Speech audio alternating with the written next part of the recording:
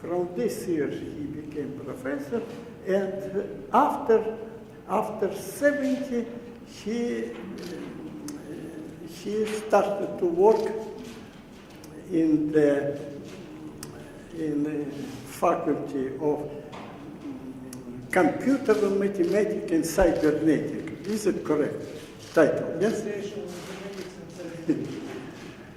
So this date, in 66, he was elected as a member correspondent, and this year he was elected as an academician.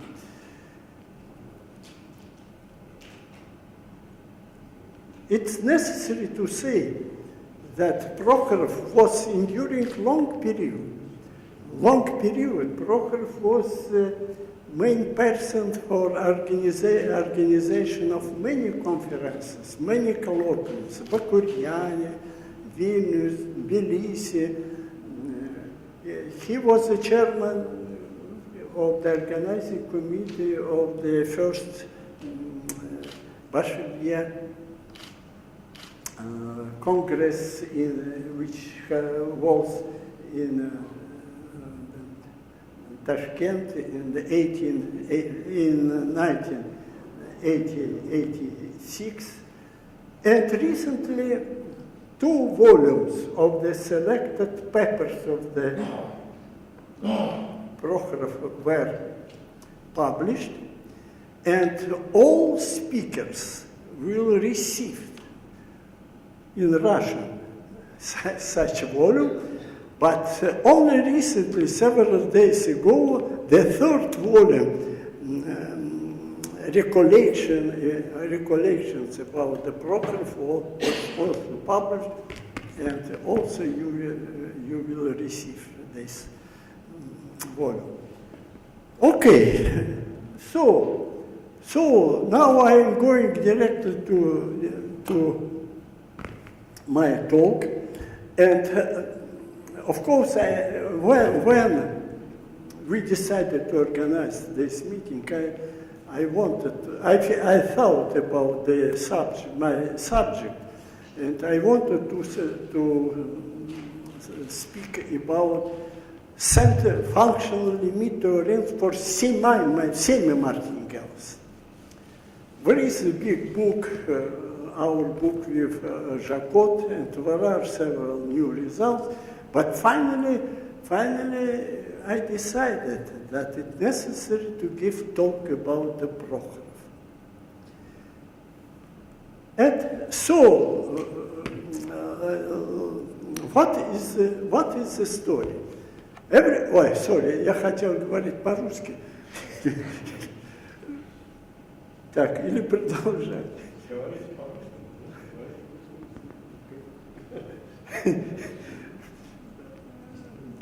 Ну, я буду тогда говорить по-русски. It will be good experience for you of Russian language. But many people, for example, Esquivel already is specialist in Russian language. So, okay, everybody knows that the first.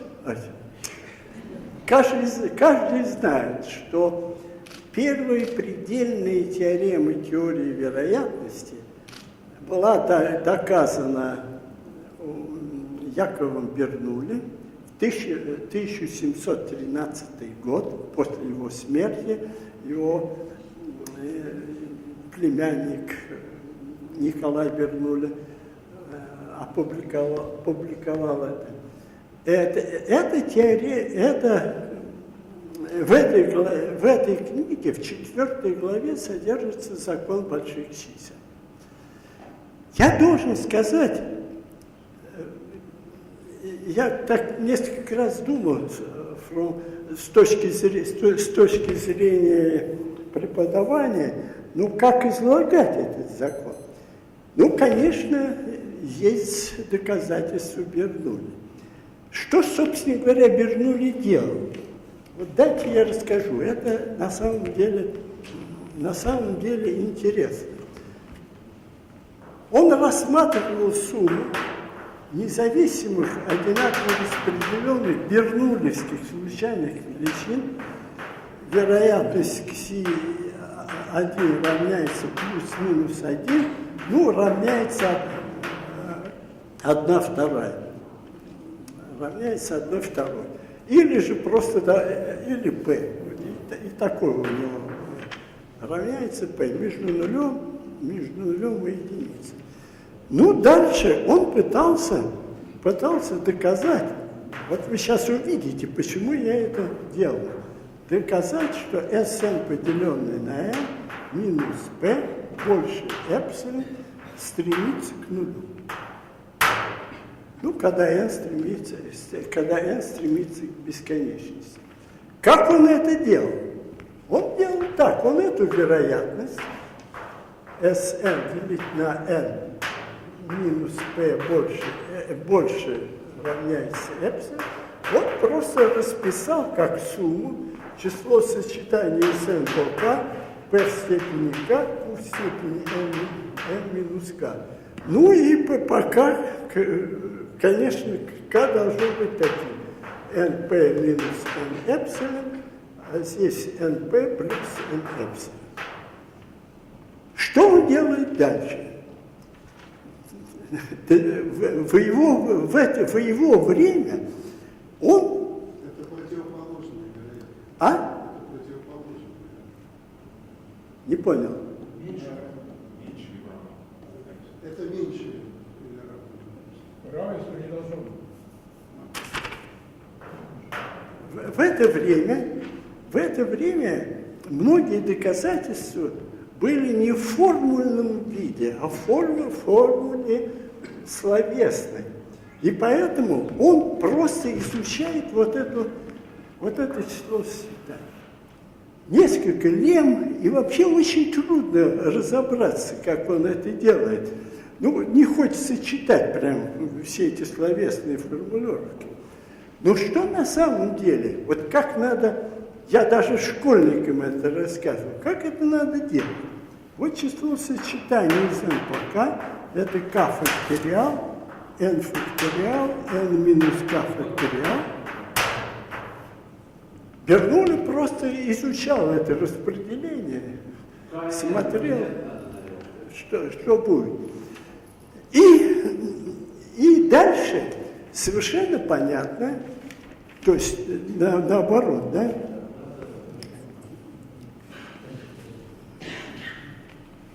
n факториал тут и здесь. И здесь k факториал. Значит, и, конечно, надо было бы изучать факториалы. Но для этого надо знать формулу Стирлинга. А Стирлинг делал это опубликовал в 1730 году. То есть после Бернулли. Хотя Бернулли написал, книжка вышла в 1713 году, но он писал, что на самом деле эту теорему он знал 20 лет назад, и эти слова есть в его переписке с Лейбницем. Ну так вот, значит, формулу Бернулли, формулу Стирлинга все мы знаем. Это вот так, корень из 2πn. 2πn. Ну, n делить на e и что там в степени n. Как доказать эту формулу? Я утверждаю следующее, что формула такого типа, порядка константы положительной, корень из n делить на e в степени n, доказывается тривиально. И сейчас я объясню, почему. Эта формула доказывается тривиально, а для доказательства закона больших чисел константа не нужна. Константа появляется из центральной предельной теоремы. Делается то же самое, вы таскаете эту формулу, а потом выясняете, что вот эта вероятность Sn минус там np делить на корень из np, npq больше а, меньше b, что она стремится к единице делить на эту константу, интеграл от а до b, ну и так далее. Ну, а если пределы взять бесконечные, это нормальный интеграл, и отсюда вытекает, что c корень из 2π. Теперь, ну как это доказать? Ну, на самом деле, это тривиальная вещь. Почему? Посмотрите. Я это рассказывал школьникам. Посмотрите, надо сделать следующую вещь. Давайте обозначим через Rn отношение n факториал и вот то, что стоит в правой части. n плюс 1/2 e в степени минус n. Ну и положу r0 равное единице. Введем такое отношение. Теперь посмотрите, тривиально, если вы будете раскладывать логарифм с двумя членами, то такое отношение r минус 1, оно порядка единицы делить на 4n в квадрате.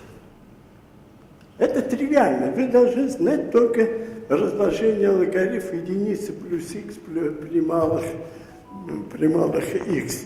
Ну, отсюда сумма логарифма Rn делить на Rn минус единица, это равняется, значит, n от единицы до бесконечности. Тут r стоит. Значит, логарифмы, они друг друга уничтожают. Ну, и это, конечно, будет предел. Это будет предел, от логарифма, то есть получится некоторое число логарифма,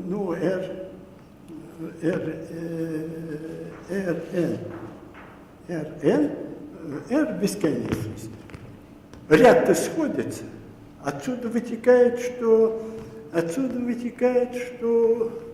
r бесконечность существует. Ну и все. Формула доказана. То есть это полезно с точки зрения образования. Конечно, мы знаем, что есть неравенство Чебышева, но это уже все позже было. Все было позже. Теперь уже сразу, раз мы будем сейчас говорить о функциональных предельных теоремах, я просто хочу сказать, что, конечно, есть и функциональный усиленный закон больших чисел. Усиленный закон больших чисел, терминология усиленная принадлежит Хинчину. Он это сделал в 1923 году, но это почти 200 лет после. Все больше, чем 200 лет. И на самом деле он доказывает такую вещь, что вот если взять СНТ, понятно, что это такое, и даже взять непрерывный вариант, вы все понимаете суммы, мы, так сказать, непрерывным образом делаем, ну тогда получится, что вероятность супремума по всем t между нулем и единицей, s с волной nt делить на сколько там, на n, здесь надо поставить модуль, что это стремится к нулю, это равняется единице. Обычно мы на лекциях это никогда не рассказывается, но это вообще надо делать. В лекциях надо усиленный закон больших чисел в функциональной форме тоже надо излагать. Итак, значит, идем дальше.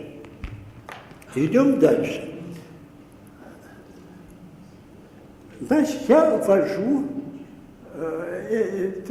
беру центральную предельную теорему в таком классическом случае, и пишу, что она сходится, ну там по распределению, не будем сейчас за этим задаваться, к B1. Это значение броуновского движения в момент времени 1. Теперь, ну можно доказать и функциональную предельную теорему, что это сходится в некотором смысле броуновскому движению. Это и есть функциональная предельная теорема. И вот здесь был очень большая работа. Очень была большая работа. Значит, я сделаю следующую вещь. Вот у меня эссе, это были это процесс был ступенчатый, так сказать, кусочный постоянно. Ну, это непрерывная модификация. Ну, удобнее, и Прохоров будет заниматься именно этим, доказывать такую вещь. Теперь, вот как развивалась история? Вот для того, чтобы понять роль Прохорова, конечно, надо все-таки посмотреть историю. История дела такова, что, конечно, решающую роль во всем сыграл результат Колмогорова, где он там, это результат Колмогорова о том, что ну, если мы обозначим через ДН, где оно ДН, обозначим отклонение эмпирической функции распределения от просто распределения, то это сходится,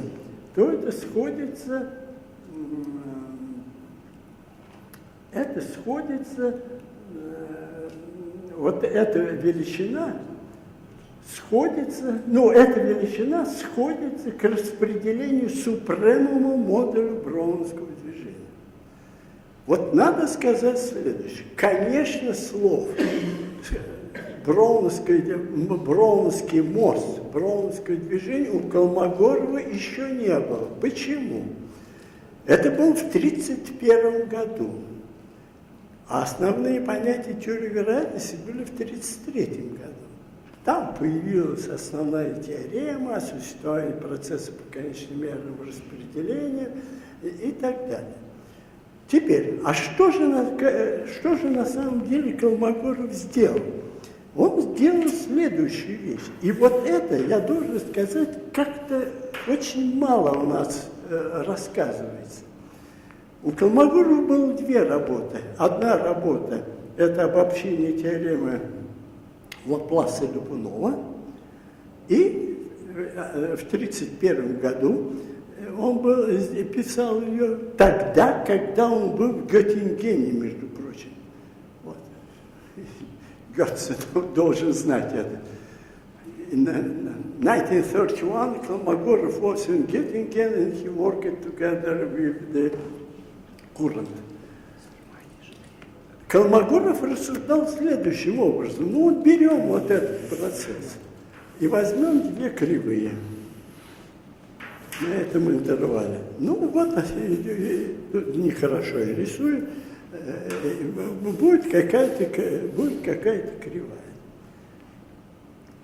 Теперь, n стремится к бесконечности, а Колмогоров интересуется вопросом, какова вероятность того, что это блуждание останется в этом коридоре.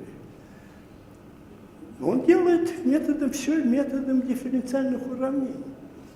И это естественно, это был период таковой, 1931 год, тогда, когда он писал аналитические методы теории вероятности. И он доказывает, что вот эта штука, она сходится к решению задачи для уравнения, там, параболического уравнения с соответствующими условиями на границах. Беда состоит в следующем. Колмогоров это только сформулировал, но доказательства не привел. Это ему присуще. Доказательства никакого не было. Теперь, но в этом смысле я советую почитать работу Колмогорова и Прохорова 1956 года. Это был доклад в Берлине. И там Колмогоров возвращается к этому и объясняет, что на самом деле сходимость в С, функциональные предельные теоремы, можно вот этот принцип, принцип инвариантности Донскера, который мы говорим, его можно излагать вот так. Но это мало делается, к сожалению. На самом деле.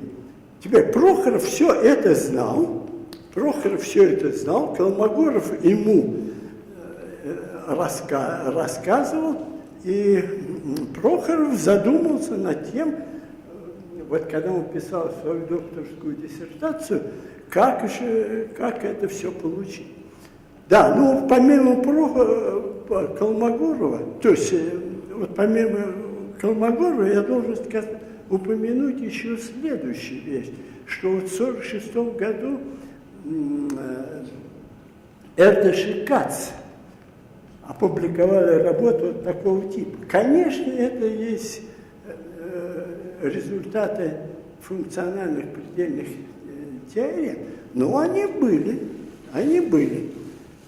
Теперь Поль Леви в 1948 году доказывает вот закон Арксинуса.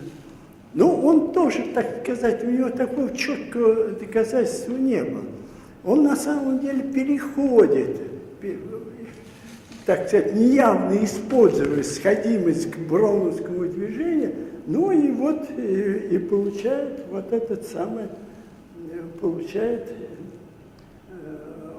вот результат, что это все равно, что вероятность того, что индикатор от броуновского движения не отрицательный на заданное время. То есть была некоторая работа, было много результатов.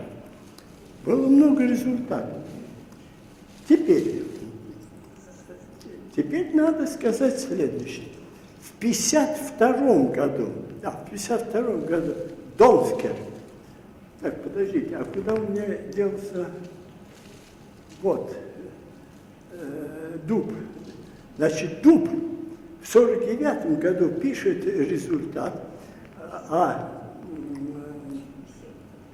эвристический подход к теореме Колмогорова-Смирнова. Ну, правда, Колмогоров, так сказать, очень скептически относился. Говорил, что это вообще все известно.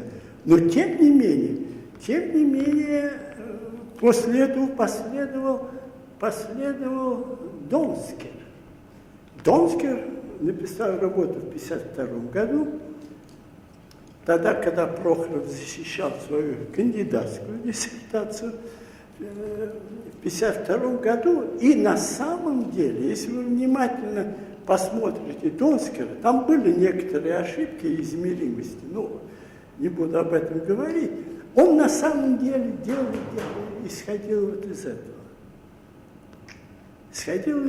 Хотя это было, так сказать, замазано по существу. Так, теперь пойдем дальше. Теперь, значит, что же сделал Прохоров в своей докторской диссертации? И с этим и связана теорема Прохорова. Значит, ситуация такая. Прохоров сразу начинает рассматривать метрические пространства. Пространство С, которое вот здесь нужно, пространство С, это есть функция непрерывных, скажем, на отрезке 0,1 с равномерной метрикой. Это типичное пространство. Ну, вот оно. Вот. Ну, Прохоров сделает такую вещь, он не ограничивается, хотя в диссертации в основном примеры идут применительно к этому пространству, он начинает работать с общим измеримым пространством. Ну, почти после этого, почти даже в это время Скороход начал работать с пространством D. пространством D. Ну, я, будет время, скажу, что тут. Ну, значит, здесь приведены, конечно, обычные метрики. Эта метрика, она псевдометрика, ну, надо функции идентифицировать. Вот. И скороход ввел, как известно, свою метрику. Но, к сожалению, если пространство С было полное сепарабельное, то относительно этой метрики оно было сепарабельное, но не полное. Теперь, почти в 1956 году Колмогоров в первом номере журнала «Теория вероятности», выпуск 4, пишет статью о топологии скорохода, где он показывает, что из общих топологических соображений, используя одну теорему Поля Александрова, можно доказать, что можно ввести такую метрику, что относительно этой метрики процесс будет, пространство будет полным. Ну и почти сразу же Прохоров это сделал. Прохоров чуть изменил первый член, так сказать, у скорохода и доказывает, что относительно этой метрики пространство уже полное. Это почему за этим гонялись за этим? Да потому что мы увидим, что все теоремы, основные теоремы Прохорова, они предполагают, что мы имеем дело с сепарабельным, полным метрическим пространством. Значит, полнота была нужна. Так что Прохоров, чтобы получать результаты из скорохода, ему нужно было действительно явно эту метрику указать. Ну, теперь давайте сделаем краткое напоминание, что вот в метрическом пространстве важным является компактность. Они проще устроены, чем открытые и закрытые множества. Ну, надо вводить в понятие компакта, вот здесь написано, относительного компакта, секвенциального компакта, ну и вполне ограниченное множество. Это такая обычная кухня, но об этом приходится говорить, потому что это все будет употребляться. Теперь, если мы поверим, что надо гоняться за компактами, то хочется получить некоторые условия, когда какое-то множество является компактом. Ну вот известная теорема, что если есть метрическое пространство, тогда вот следующее условие А, Б, С является эквивалентным.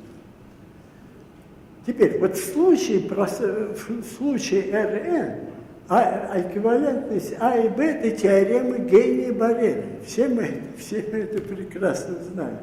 А в этом же случае условия А и С эквивалентны теорему Больцана-Вейерштрасса. Значит, Гейния-Барреля хотели все в терминах множества, а Больцана-Вейерштрасс хотели в терминах сходящих последовательностей. Ну, не будем больше об этом говорить. Ну, теперь, значит, вот что у Прохорова, так сказать, и написано. Дается определение слабой сходимости. Ну, последовательность. Если есть последовательность мер, то она сходится в какой-то мере, вот обозначается так, если для непрерывных ограниченных функций сходятся соответствующие математические ожидания. Это хорошо известное определение, и на лекциях у нас рассказываются лекции Гейния-Барреля и теорема о сходимости функций распределения и так далее. Это все известно. Теперь, конечно, абсолютно необходимо во всей науке о слабой сходимости портманту-лемма. Меня как-то студенты спрашивали, портманту из какой страны? Портманто – это не имя, это сочинение, так сказать, два французских слоя, портманто. Вот. Так что это лемма портманто. Я не знаю, кто первый придумал этот термин, может быть, Беликсон, не знаю. Вот. Ну и эта лемма говорит, дает разные условия слабой сходимости. Их много разных условий. Теперь, на самом деле, когда мы это рассказываем, мы никогда практически не говорим следующую вещь. Вот для сходимости функции распределения напрямую нам нужна сходимость каждой точки непрерывности последней. Но такое же условие можно сформулировать и здесь. Можно доказать, что если есть сходимость распределения функций, вот вероятности, что некоторые функции fn больше альфа сходятся к вероятности того, что f больше альфа, когда правая часть непрерывна, для любой функции f. И это мало рассказывается. Дело в том, что почему-то когда мы рассказываем лекции, мы обычно никогда не говорим, что вот если есть неотрицательные функции, вот здесь мы никогда не говорим, то это же, конечно, отрицательные пусть принимают конечные значения. Это можно, конечно, записать вот так. Вот так. Поэтому сходимость вот этих вещей, это все равно, что сходимость вот этих вещей. А это мы как-то никогда толком и не говорим. То есть на самом деле не надо очень думать, что вот эта лемма портманто важна и так далее. Ну, надо вот так вот на самом деле все излагать. Теперь, следующий простой критерий, что слабой сходимости мер хорошо известен, что для слабой сходимости необходимо и достаточно, чтобы из каждой последовательности можно было выделить подпоследовательность так, чтобы была эта сходимость. Это полезный критерий, практически это трудно, так сказать, использовать. Теперь, значит, вот для теорем Прохорова, конечно, очень важно понять, где миры сидят, вот где они сосредоточены. Есть, конечно, такие понятия. Есть понятие регулярные миры, на метрических пространствах. Мы говорим, что мера внутренняя регулярная, если выполнено вот это свойство, это замкнутое множество, или множество, или понятие внешней регулярности. Здесь Е это, то есть У это открытые множества. Теперь, конечно, у Прохоров привлекает компакты. С компактами проще работать. Теперь, спрашивается, когда одна мера является то, что называется плотной. То есть существует такой компакт, который можно вложить в Е, что это будет меньше эпсилон. Оказывается, был результат 1938 года Улама. Улам доказывает, что для всякой меры на метрическом, просто на метрическом пространстве, всякая мера является регулярной. Значит, запомните вот это свойство. Значит, что для заданного эпсилон можно найти такой компакт, что остаток там по вероятности меньше эпсилон. Теперь, и вот то, что сделал Прохоров, вот это главное, так сказать, достояние, состоит в следующем. Он вводит понятие равномерной плотности.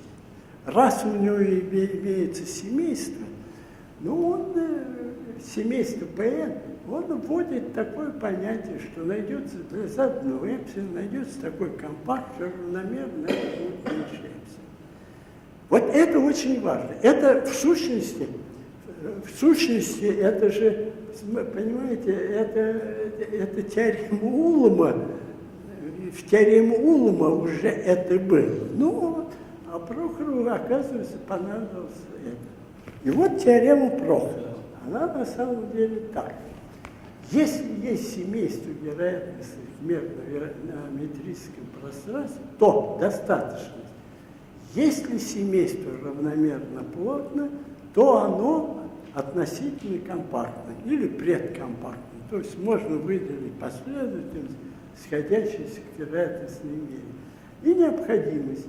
Если пространство полное и сепарабельно, и семейство мер относительно компактно, то оно является равномерно плотным. Значит, тогда, если есть полное сепарабельное метрическое пространство, то вот равномерная плотность и относительная компактность эквивалентны. Вот это и называется теоремой Прохорова. Она и есть практически во всяком случае, учебниках. Это теорема Прохорова. Вот как-то я довольно-таки давно разговаривал с Колмогоровым, и Колмогоров сказал, что у Прохорова есть результат, который останется навсегда. Это именно этот результат. Именно этот результат. Вот, поэтому сейчас и говорится об этом результате. Теперь, что делает дальше Прохоров? Ну, хорошо, он любит работать в пространстве С, вот, так сказать, вот с такими вот процессами. Ну, и там нужно давать характеризацию компакта, что непросто. Но, по счастью, в пространстве С есть критерии Асколя-Арцеля. Это два итальянских математика. Они, так сказать, полностью эту теорему свои не доказывали. Один перекрывал другого, но, тем не менее, такая теорема есть, и делается, собственно говоря, следующее. Вот этой теореме Асколя-Арцеля можем придать такую формульный вид, что если через φ обозначать функции, ввести модуль непрерывности, то вот эти условия, они достаточны для того, чтобы множество φ было компактным. Вот это и делает. Ну, здесь я просто пересказываю кое-что. Вот. Теперь, значит, Прохоров дальше делает следующую вещь. Значит, конечно, мы хорошо знаем, что когда мы рассуждаем о случайных процессах, то мы сначала говорим о конечных мерных распределениях. И вообще он даже где-то пишет, что если я говорю о случайном процессе, то под его мерой я понимаю меру совокупности конечных мерных распределений. Конечных мерных распределений. Теперь, ну, есть такие понятия. Есть классы определяющие. Это вот классы определяющие, скажем, в пространстве. Ну, во всех случаях прямой, там Rn, R бесконечность, то цилиндрические множества являются определяющими. Это хорошо известно. Теперь, но есть еще множество, есть еще понятие множество определяющее сходимость. Значит, если есть, может вполне случиться, что вот конечномерное распределение сходится, а конечномерное распределение сходится, ну, пример известен, надо взять вот такие треугольнички, которые сходятся к нулю, там конечномерное распределение сходится, а слабой сходимости нет, потому что супремум здесь единица, а в пределе 0. Вот это. Ну вот, и что, собственно говоря,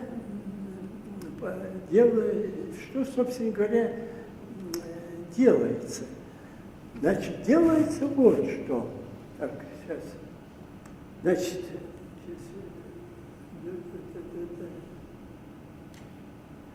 так, подождите, у меня есть.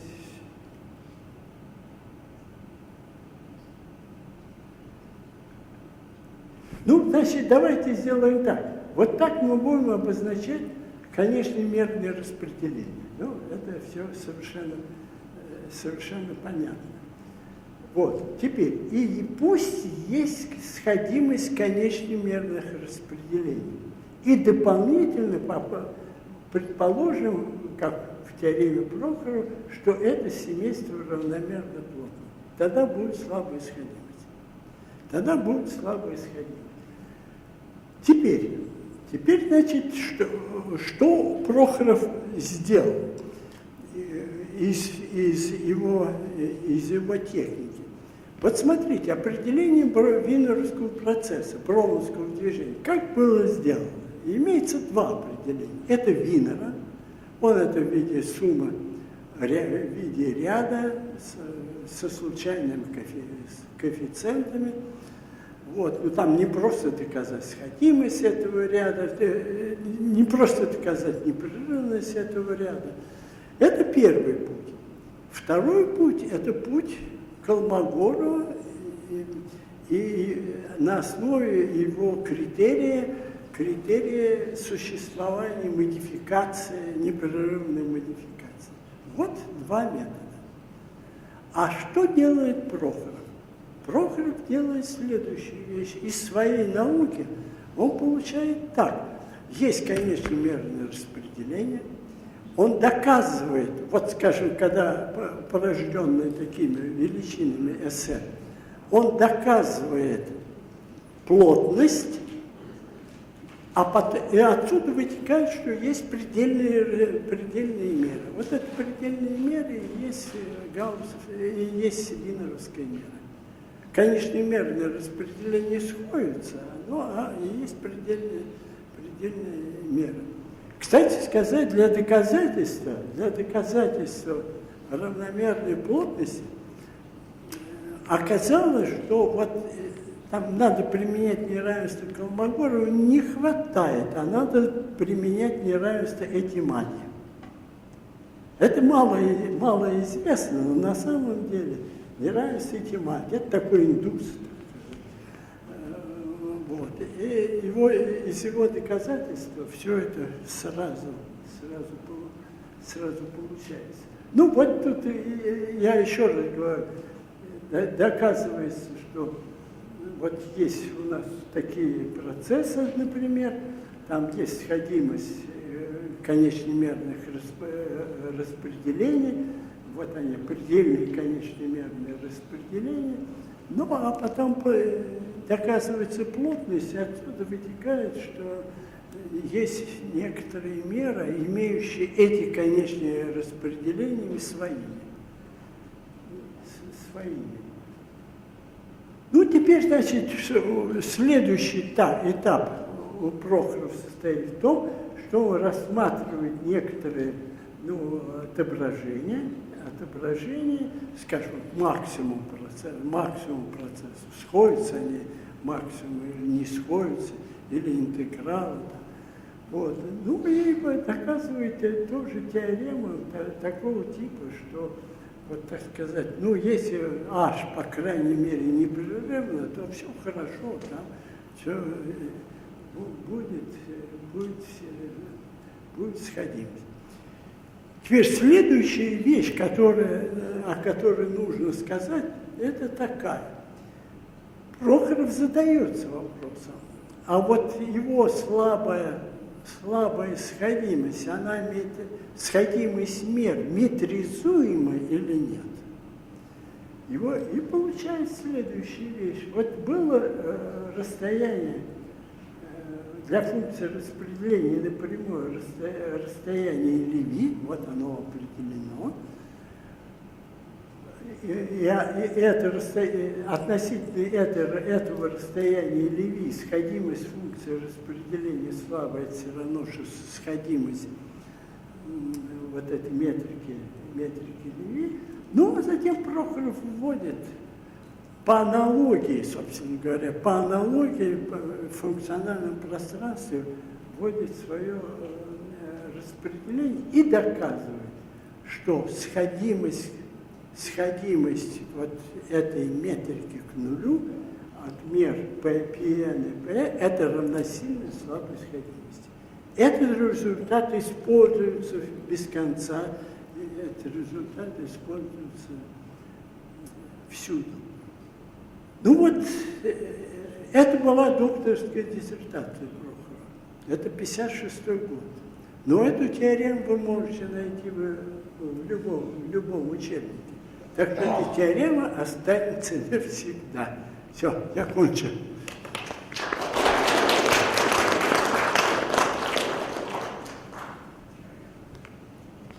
Thank you very much for such an interesting historical talk on Prokhorov theorem.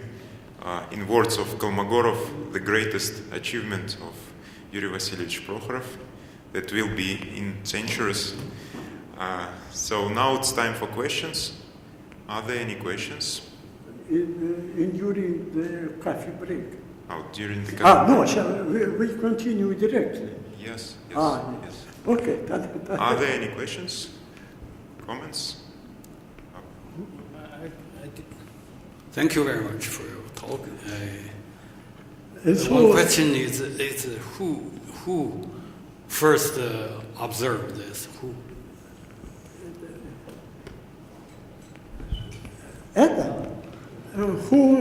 gave it? I know nonlinear case is No, but it takes Choquet for nonlinear. No, I know this from paper of Prokhorov and Kolmogorov and Prokhorov, 1956, Berlin talk in Berlin. And in fact, I have. I will give you in my office. I will give you collection of the work of Kolmogorov in theory of probability. And here there is correspondence. Yes.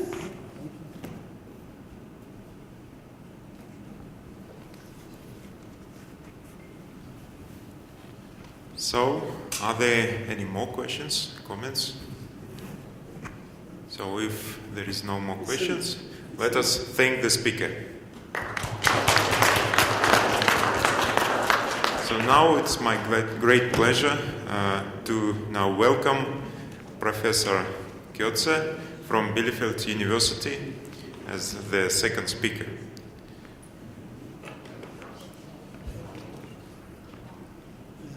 This one, and this forward, this backward.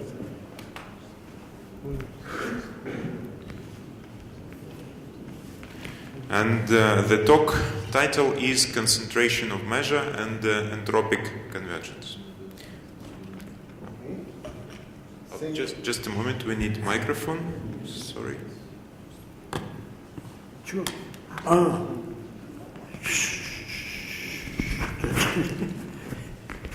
Я забыл.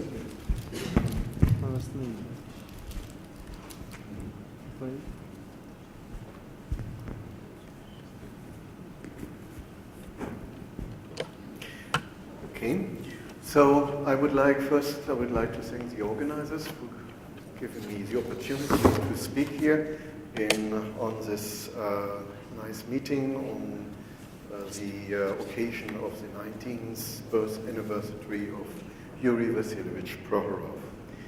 So I met Prokhorov maybe first in one of these Vilnius conferences, 1982. And later on in the Tashkent first international meeting of the Bernoulli Society, he organized, I guess that was his doing, if I understand that right, in Tashkent. So then he was visiting us in Bielefeld a number of times in the 90s, and end of 90s, we celebrated at my home his 70th birthday.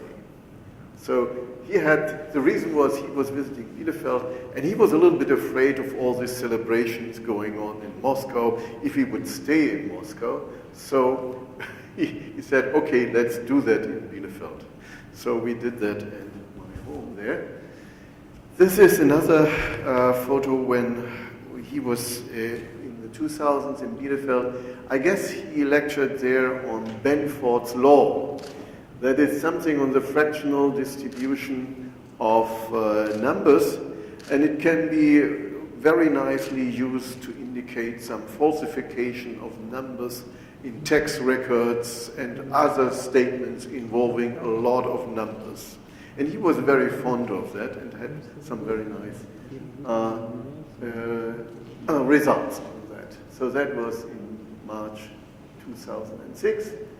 And around that time, we sat together and started with Willem van Zwet from Leiden University to collect some of Prokhorov's memories about his time as a young scientist, as we heard from Albert, when he was starting rather early at Moscow University.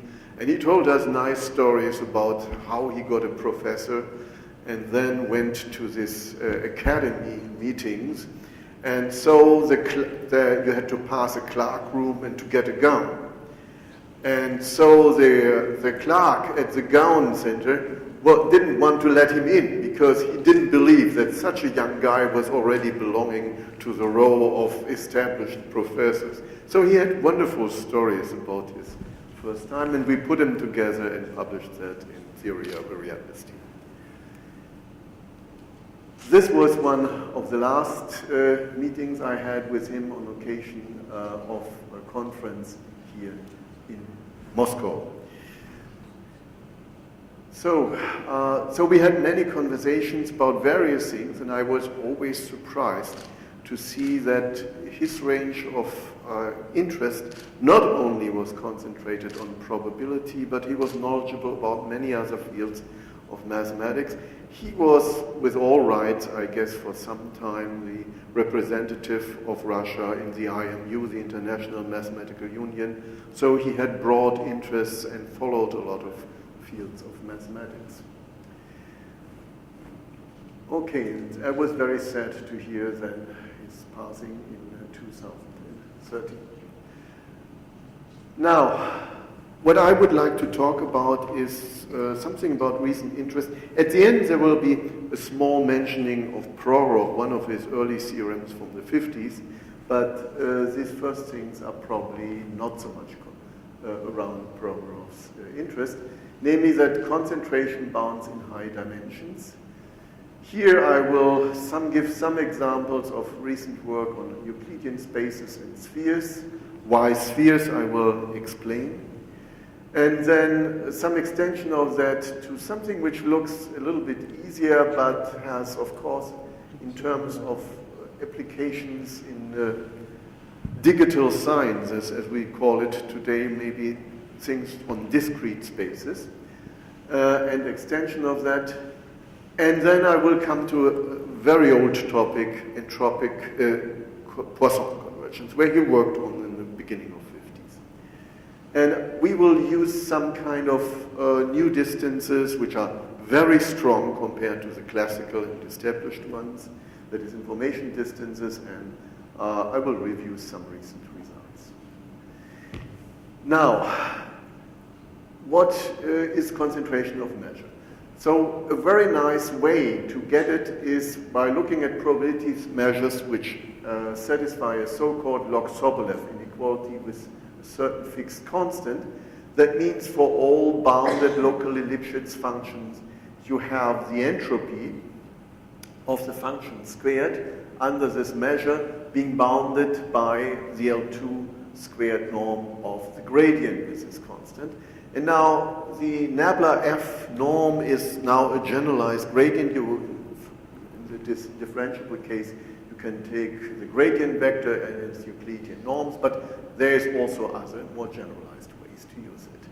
And this is a very old subject, starting with Sudakov, Millman, Schechtman, done in the 80s and 90s, Talleyrand and Ledoux, which just tells you if you have a Lipschitz function with bounded Lipschitz constants, you're going to have, by the so-called Herbst argument, exponential inequalities out of in a few lines.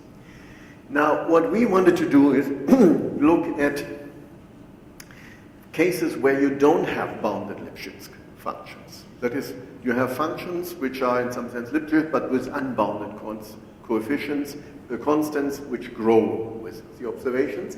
So you have something like polynomials, for instance.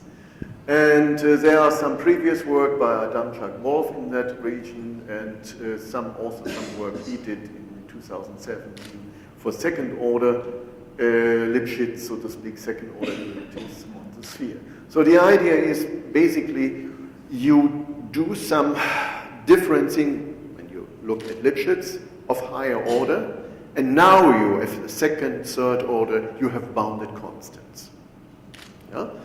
So, and the question is, what type of exponential bounds can you get by such assumptions? Is there something, a general theory you can make?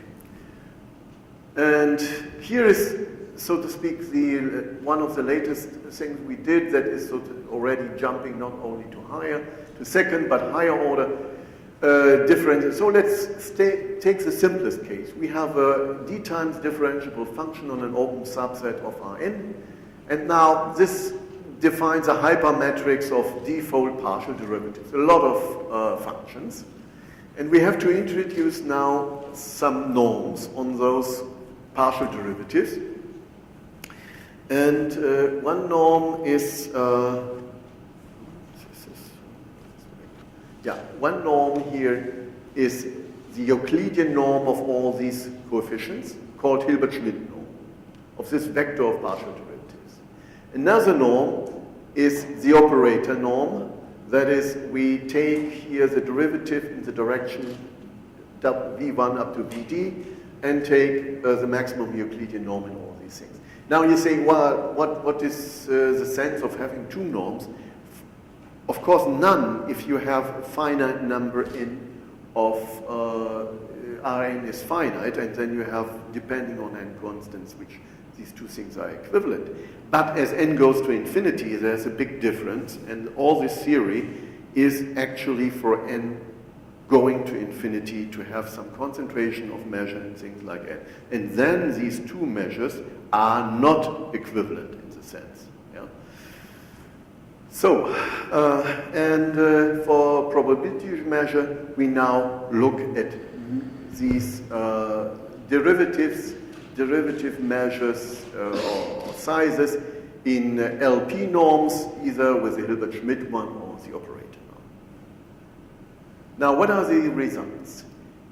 First, let's assume we have a measure, I will give some examples in a moment, which satisfy a logarithmic Sobolev inequality on this Euclidean space with coefficient sigma squared. We have a d times differentiable measure. Now, classical concentration of measures says, yes, if I have sufficiently many observations, then my function is concentrated around its mean or its median to a very good degree, namely in sub-Gaussian. Now, okay, you can assume that the function has mean 0. But here we have higher order derivatives. So what we assume is that we not only have mean 0, but we have also all derivatives mean 0. So one can weaken that a little bit, but this is, so to speak, the next natural assumption you make from mean 0 to derivatives mean 0. And up to the order d minus 1, And then we assume that the D's derivative is in Euclidean norm of the D's derivative vector is in L2 norm bounded and in operator norm bounded. Here we assume that it's uniformly bounded in its argument. It's the L infinity. And that usually is necessary to get an exponential bound. And what is the exponential bound you get here? What you do is you take f to the power 2 over d. So if f is, so to speak, a polynomial of the order d, this is something like growing like a quadratic form, this power. So it's like if I write a quadratic form there, and this is uniformly bounded thanks to the uniform boundedness of the D's order. Without that, you won't get that this exponential bound, or you can state that in an exponential tail estimate of this form with the power 2 over d. So if d would be 1, so we would have no derivatives, I would take just a Lipschitz function with mean 0, then I would have the usual Gaussian upper bound, tail bound. Okay, so this is the bound we came up with. Now, you can extend this. This is somewhat a little bit awkward that all the derivatives have to be mean 0. You can, in order to get to this thing, you can just work like with Lipschitz function, that you take instead of the function minus its mean. And here you would take the function minus some kind of Taylor polynomial in its derivatives. Yeah, so correct it, not only by mean, but by a Taylor polynomial with coefficients coming from the derivatives. And then you are at this result.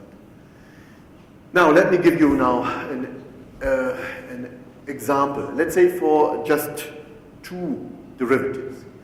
We take a Hermitian n by n matrix with IID entries, mean 0, and look at the vector of its spectral values.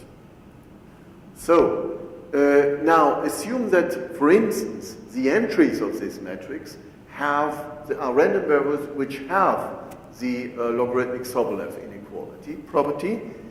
Then this vector of coefficient, this vector of eigenvalues also has a logarithmic Sobolev inequality. So it transfers from the entries to the matrix to its spectral values.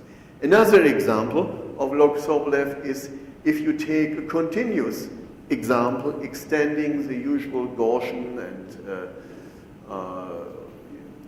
complex Gaussian, the real Gaussian, and the quaternionic Gaussian ensembles, as they are called. You take the following Hamiltonian. It is the sum of potentials in the eigenvalues, strictly convex potential. For instance, it's a square. And here you take something like the log Vandermonde or the logarithmic interaction between those. Now, the consequence of the assumption that V is strictly convex potential, and this I have the logarithmic interaction here, is that this Hamiltonian is also convex. The second derivative is strictly convex, is bounded by a multiple of the identity, uniformly in lambda L, and this is called the logarithmic Sobolev inequality, as stated, for instance, and used by Bakri and Emery. And the constant, the logarithmic Sobolev constant, is 1 over n in this case. So this is an example, just to give you one example for things with a few examples like this. Now, we want to study now some functionals, and the simplest thing you could study, and that has been done, are functions, sums of these eigenvalues. Now, this behaves a little bit different than the classical central limit theorems we have seen in the first talk, because you won't see a normalization here. The point is that if you order these eigenvalues, they come at very small distance. They are really orderly packed. They don't have much variation from the j's to the j's plus 1's eigenvalue. So they are more or less at their quantile places. That's very different to the sum of random variables. Yeah? So there is only a little bit of randomness if you order them. And because there is so few randomness, you don't need an ordering. It's so-called self-normalizing. And you have, nevertheless, the sum converges to some normal distribution, assuming that you have integrable derivative. There's a little bit less stringent conditions. You need only H1 or something like that. Now, if you assume now not only that this is going back to Pasteur, Johansen, and the measure concentration to Leonie and Zaituni in the 2000. Now, if you now assume that you have a second derivative uniformly bounded, can you somehow go make an example out of this second order thing? Yes, of course. You take the sum, the first sum, and now you do what I told you. You take the recentered eigenvalues and multiply by the expectation of the function, derivative of the function at those eigenvalue points. Now you have recentered the whole thing, so to speak, to have the mean next derivative to be 0. And thanks to that, this has now, and you see now you have a factor square root of n here, whereas in the original central limit theorem you had no normalizing factor, so it's of the next order. It's small of the next order what you get if you recenter. And you have still you have still an exponential inequality of this time. So this is a concrete example how you apply these general theorems.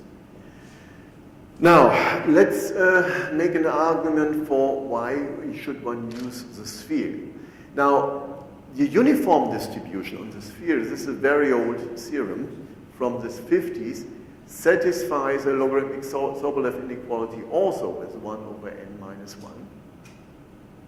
And if you now study d times differentiable smooth function on an open neighborhood of the sphere, now in order to avoid going really into intrinsic notions of covariant differentiation, etc., on the sphere, which are cumbersome, I just take the liberty to embed the sphere in the Euclidean space and taking notions of differentiation in the embedding Euclidean space, which makes life much, much easier, right? So in that, we embed that in the neighborhood of Sn minus 1, and then we say, okay, we have mean 0, and now let's say relax a little bit. We take the operator norm and bound the case operator norm and take the mean of it, and this should be rather small. Should not be vanishing, but rather small. Then the D's operator norm is uniformly bounded on the sphere, and out comes now with a factor n minus 1. So this is small of order 1 over n, so to speak, exponential concentration result on the sphere for this differentiable function. Okay, now I will give you a few examples. Now this sounds like a rather theoretical, yeah, who needs the sphere? Must be very expensive. But let's see. First example, take weighted sums of coordinates on the sphere. Yeah. So we have the Q's power of coordinates with some coefficients. Let's say the mean, the sample mean of the coefficients is 1. And then you have automatically from this result, let's say for the third power, you have a nice exponential bound with exponent 2/3. If you subtract now, again, from, let's say, the fourth power, its mean, and then you see this is small of order n to the minus 3/2 already, and you have exponential bound. If you don't do that, you see you get an additional factor square root of n here. And if the maximum of coefficients are so you can really look at these polynomials on the sphere and make exponential estimates for them. So, applications.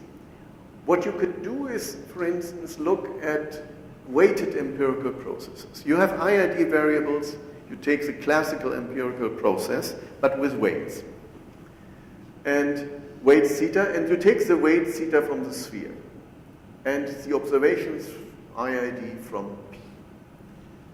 Then you can look at functions of the weighted empirical process, differentiable functions, and consider it as a function of the weights. This is now, under the IID assumption, a symmetric function.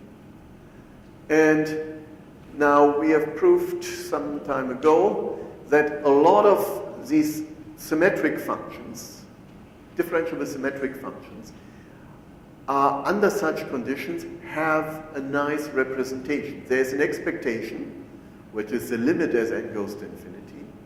There is some quantity with derivatives, which is also as the limit goes to infinity of such things, with a third power, and then there is an error term with a fourth power. So as soon as you have symmetric functions on the sphere with spherical, you have this structure. So the sums of powers are not so special, they are rather generous once you have symmetric functions. And of course, you have a concentration measure result here that this is of order 1 over n exponentially. Now, another one about spheres.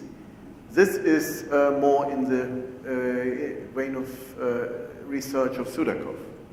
You take sums of random vector elements and take arbitrary coefficients, but you normalize the coefficients to be from the sphere. And the question is, under what conditions can I say something about the limit distribution of that if I take the coefficients generically, for instance, from the sphere? And so there is a nice theorem which does that to a very high precision. If you say I have a vector of x1 up to xn, which is isotropic, has, so to speak, mean 0, covariance 1, identity, its distribution is log concave, and it's coordinate-wise symmetric in its entries, which means that if you take these linear combinations, it's actually a linear combination of the absolute values of x1 up to xn times some Rademacher, which are independent of the absolute value. So intrinsically, this is a non-IID Rademacher sum with all these random values in there, random sizes in there. So there is some strong independence in the sum, although it's not so formulated. But now, looking at the dependence now on these weights is a nice estimate of this distribution of this term in the Kolmogorov distance to the normal one.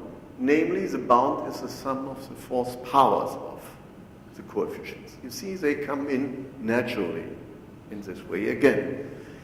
And in particular, we have the expectation of this Kolmogorov distance is of order 1 over n, and we have a large deviation of this Kolmogorov distance depending on the weights around the normal with order 1 over n. This is a very nice result. Now, it still depends on this coordinate-wise symmetric, which is somehow, as I outlined, some independence of Rademachers, which is hidden there. Now, can you do it more general? Can you do this Sudakov type thing, concentration of measures, more general? And here we came up with a condition which says, well, isotropic means covariance of the random components is identity. What we're going a little bit further, we say we take a second order correlation condition. And what this means is we take a quadratic form in the coefficients, and the variance of this quadratic form is bounded by the L2 norm of the coefficient squared. Now, what does it mean, these conditions?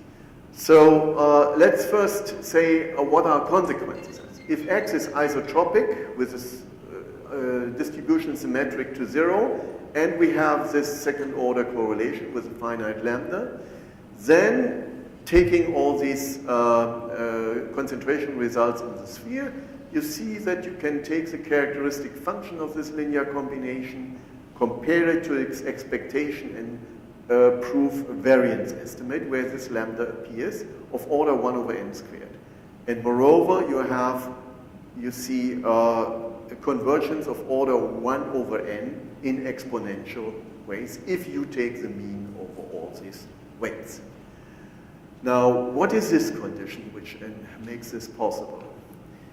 So if I have a fourth moment, then this lambda, there is a finite lambda already for this thing. And lambda of x can be seen if you take the vector with n squared components of xi, xj, minus its expectation, and take the covariance matrix of this n squared vector, and take the maximal eigenvalue of that. That is, so to speak, a minimal lambda. So we're going, so to speak, to products of eigenvalues rather than eigenvalues in correlation. And if we have that, then we get, similar as in Klartak's theorem, that the mean Kolmogorov distance to normal is now bounded by log n over n times this lambda. This log n is best possible in this case. Now, we can estimate this, and so raises the question, what is this lambda? Okay, this is one interpretation. A second interpretation for a bound would be it's the smaller than the reciprocal of a spectral gap in the Poincaré inequality for this vector x. So this has a Poincaré inequality, and lambda of x can be bounded like that. Now, if we go to the same class of distributions of x as in the previous lemma, then there is a famous conjecture by Kanan, Lovas, Simonovitz that this lambda 1 is uniformly bounded below, uniformly in n, for all isotropic log concave p measures. So if we go to this class, then everything is fine once we assume that this conjecture, this independence on dimension is true. Okay, so this is a result where you see how weights on the sphere can be interesting and linear combinations, and you have some kind of generic Gaussianity here. Now, as I said, in the digital age are also functions of discrete spaces are interesting. And here we take just finite functions. And so everything is bounded. Now, what's the interest of exponential bounds for bounded functions? There, the interest is in the dependence on n. Everything is bounded, but in which sense does it depend on bounded in n? Yeah? And in order to do that, you define a rather brutal difference notion. You take just the variation in the i's component.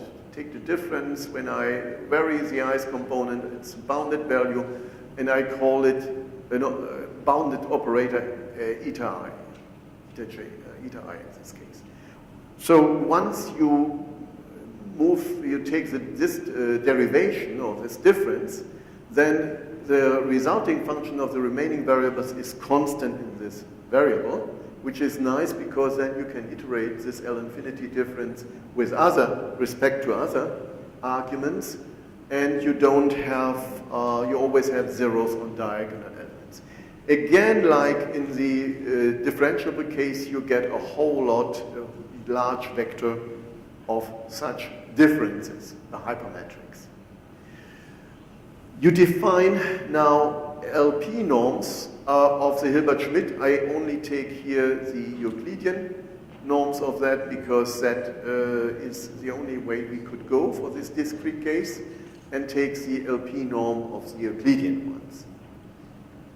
And now let's start with the simplest case, namely the independent random variables. So I have discrete independent random variables, or non-discrete, and I can modify now log Sobolev. in this way by replacing the gradient norm by this difference, the norm of the difference components, okay, which is always defined. And what I have is, I have always, with respect to this brutal differencing, I have always a finite log Sobolev inequality with a finite constant. It's trivial in this case. So I don't have to worry about this in this case. But the more interesting cases is if I can do such a conditional bound instead of this one here, what calls this tensorization with conditional distributions given xi, then I can drop maybe the assumption of independence in the vector. And that's what we were going to do. We go for such sub-exponential bounds. Again, we take a function, bounded function, mean 0. Now we take the Euclidean norms of all the differences up to order d minus 1 and bound it by 1. Which means that since there are a whole lot, each one of them is very small. Each one of them is very small. And then we take a uniform bound, not a mean bound, not in the mean squared bound, a uniform bound on the highest derivative. And out comes with absolute constant, again, an exponential bound. Yeah? So you have an exponential bound, in this case with fixed constant, and this is improving previous results by Boucheron, Bousquet, Bouzin, Massin, and you can now work with these exponential bounds in this case. What are examples? Now, one of the classical examples is, of course, bounded Höfting kernel. So I have an expansion, an L2 orthogonal decomposition of a function into functions of 1, 2 more variables which are orthogonal in L2, and I call this coefficients F0, F1, etc. And this is an orthogonal composition, and if this Fi, for instance, is an ith order polynomial, then in the previous case, this last conditions implies the previous ones. And special cases are, of course, Rademacher variables here, and there is sufficient, this condition for the highest derivatives are sufficient for this exponential bound. Now you can extend this now in many cases to polynomial chaos and suprema. So this is, you take a sum of products of this plus minus 1 variables, for instance, called Rademacher chaos, with some appropriate conditions depending on the coordinates you take a multiple of. And for instance, if you have degree 2 here, then it's a quadratic form. You take the supremum over these quadratic forms for coefficients in a compact set, and you take a quantity which is the operator norm of this coefficient matrix over this compact set. Now you can extend that in a very complicated way by taking operator norms about partial arguments here, which is VWK, which I won't really say. But then in terms of these these quantities, you get the following. First of all, you can estimate the P norm of F minus expectation of F in terms of these quantities WK. And you get a concentration result which is, so to speak, multi-time. It involves a minimum over exponent t squared divided by 2, t squared divided by 3, up to t squared divided by d with these coefficients involved. So it takes a minimum of that. Now, in this case, we don't subtract anything. We take the full unprepared functions without subtracting lower order terms. So the exponential result is now multi-type. Depending on the size of t, I get either sub-Gaussian or I get here on the size of these quantities, I get sub-Gaussian or I get exponent 2 over t. So in that way, we can treat rather general bounds. One application is for spin variables.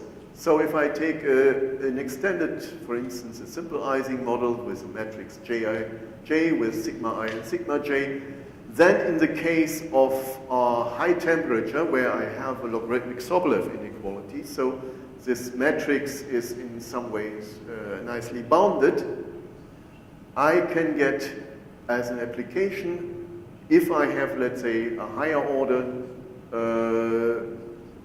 matrix here or tensor of the spins, and I have these bounds, I get a bound for this, under this, for this dependent model, this with the Boltzmann factories here. I have also for the dependent model, I can get concentration bound. So there is something, an argument done by Martin behind that in order to, and the approximate tensorization property I mentioned before to get into this. And of course, classical applications can be also done, like U statistics, which have been done by Genet and de la Peña in the 90s. And Peter is probably also an expert in investigating these things of these phase functionals here. But they all come out in the right order, this extension of Oefting's bound. Good. So how much time do I have? How much? A lot, okay.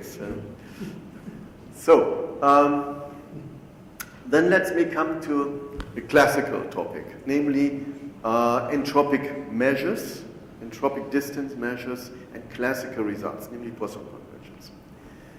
So setup is as usual. You have non-identical Bernoulli, independent but non-identical Bernoullis.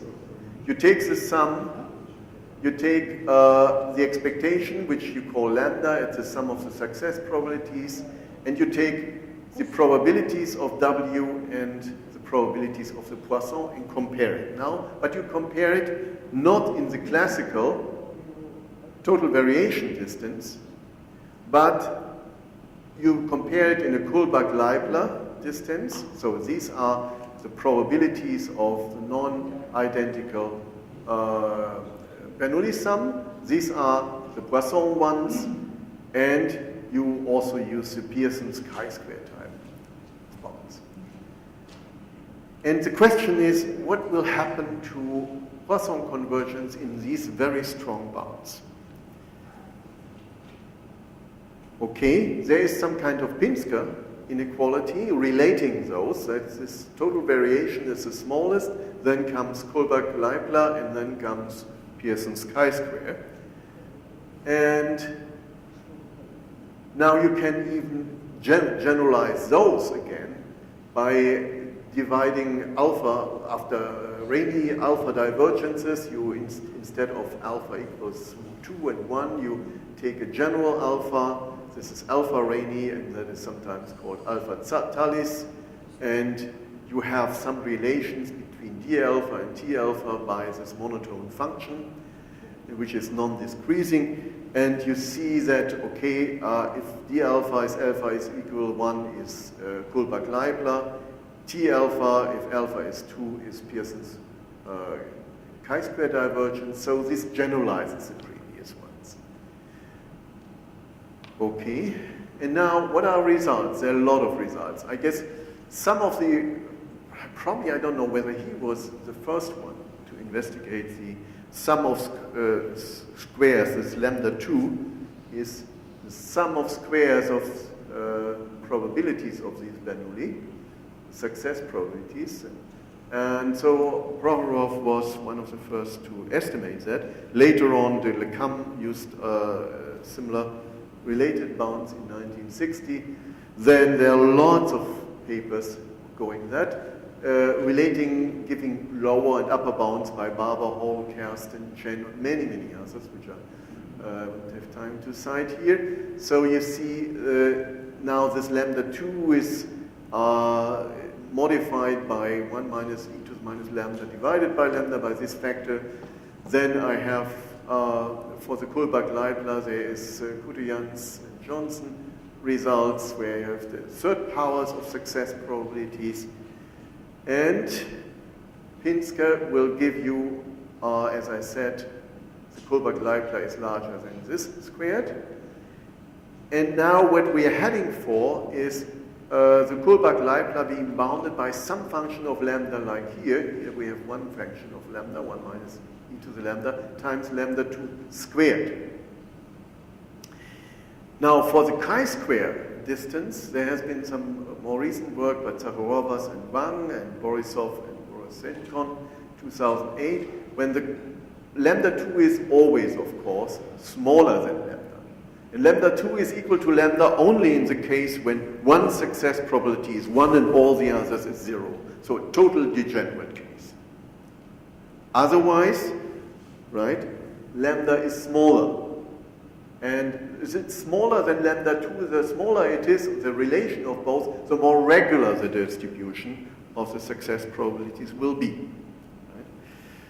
So, and here if we have lambda 2 divided by lambda smaller 1/4, we see this lambda 2 over lambda squared as bound. And what we did, we took now things a little bit to the extreme in this way, that we wanted to have also extreme cases of distribution of success probabilities covered by some bounds. And so we use here lower and upper bounds on probability measures with some given absolute constants. And the result is the following. We introduce now a certain function of lambda and lambda 2, which is more or less, if lambda is smaller than 1, lambda over lambda 2, lambda minus lambda 2, this f. And then we have an equivalence, lower and upper bounds with constant, of lambda 2 over lambda squared for Kullback-Leibler with 1 plus log f. And for this Zallis, which is a chi-square for alpha equals 2, with f to some power alpha. Now this now covers, you see I've made no assumptions about lambda or lambda 2 and their relation. So it covers all the, including all the extreme cases. And if I now do applications of that, let's say for lambda smaller than 10 and lambda 2 divided by lambda smaller than some constant c, or for instance maximum of these things smaller than 1/2, then I get to an equivalence, and all these conditions I get an equivalence of Kullback-Leibler chi-square to lambda 2 over lambda squared, which is in this case. Now, what we do is a little bit different in many techniques. There's a Stein-Chen technique, there is coupling techniques. Lots of things can be done for these discrete probabilities. We use complex analysis to really contour integrals to try to cover the extreme cases. And so here on the lower bounds from Barber Hall, you see this is 1 over lambda squared. It's certainly something you get as lower bound. And if you go to extreme cases for lambda and lambda 2, then you see if you get this log factors coming in. In this case for D, and here this for chi-square, you get this type of factor. Now, there is one way which is rather recent to go to another even entropy difference, is by just looking at the Shannon entropies. The Shannon entropies of the distribution of a sum of non-identical distributed Bernoullis, and the Shannon entropy of the Poisson with the same mean.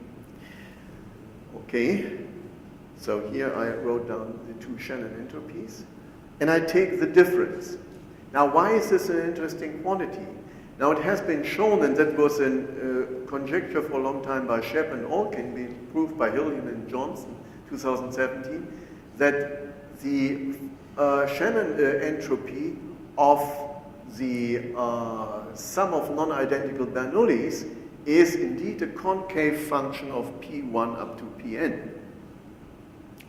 So you can take P1 up to Pn equal, and whichever you end up with a Poisson case, and so you have a positive difference, which you then can interpret as a kind of entropical distance between both. And, well, we could apply our methods, so this positive difference is an informational distance, and you can apply that and get lambda 2 over lambda with a factor c lambda, and if we don't have two extreme cases, this c lambda is of some kind of logarithmic dependence of lambda with an absolute constant. So you see, if you go to different distances, stronger distances than the classical total variation, you can, even in these classical theorems, get some interesting new ones, which also cover more extreme cases. And with this, I would like to thank you for your attention. Thank you very much for this very interesting talk with many, many nice examples. So it is time for questions. Are there any questions? So, just a moment. Prokhorov and legal. Yeah. But you say that the Prokhorov 53, it was 52. 52 even. Okay. No, because in fact it was his dissertation. Aha. It was candidate dissertation. I'm saying this simply because the meeting, Prokhorov meeting, and also in this connection I want to say the following. No, definitively, Kolmogorov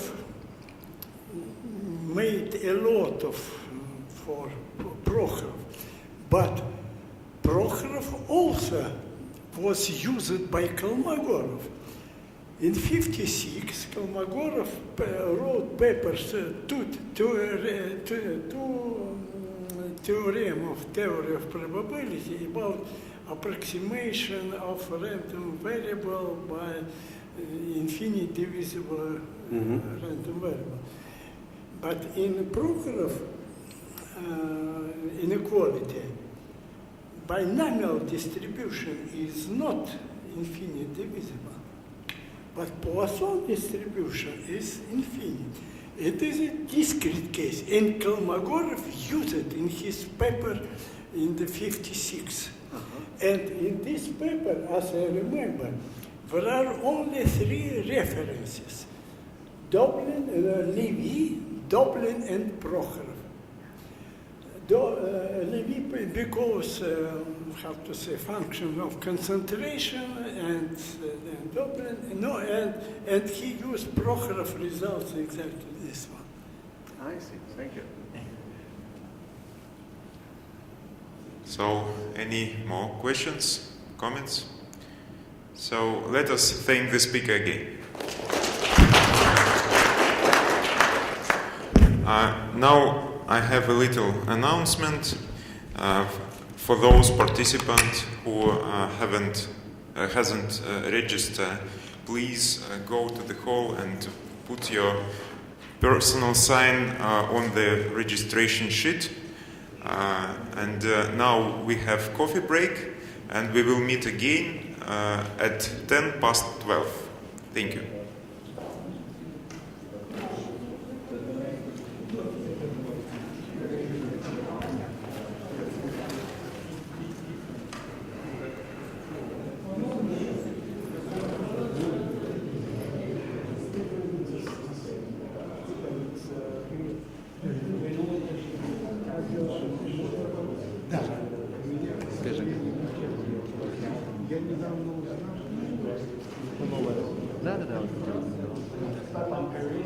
Это поменяем уже записи. Там надо пускать что-то. Забирает его? Ну, непонятно. Это так шарфано, что...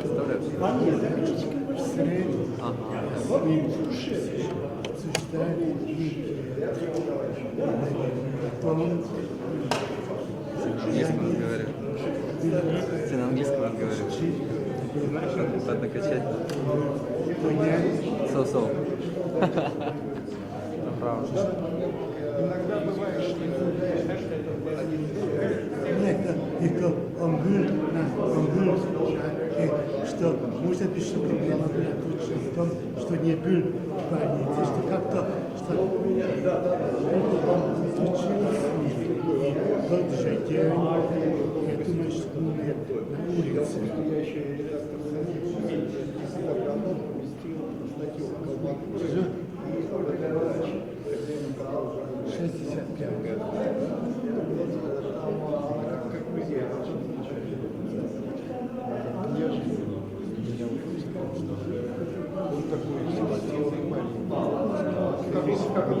Смотрите в записи.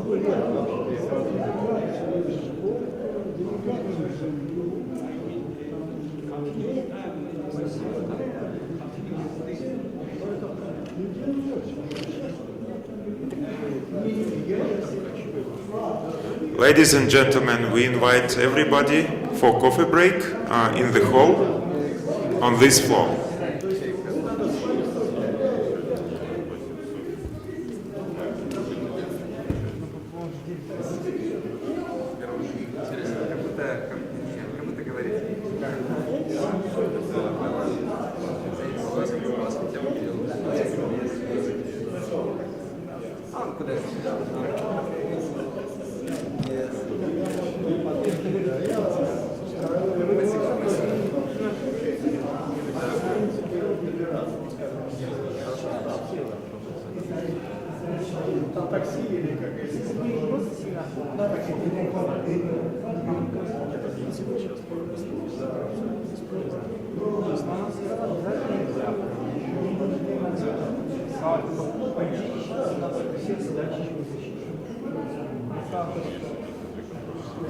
Я сказал, что нет. Ну, наверное, может, я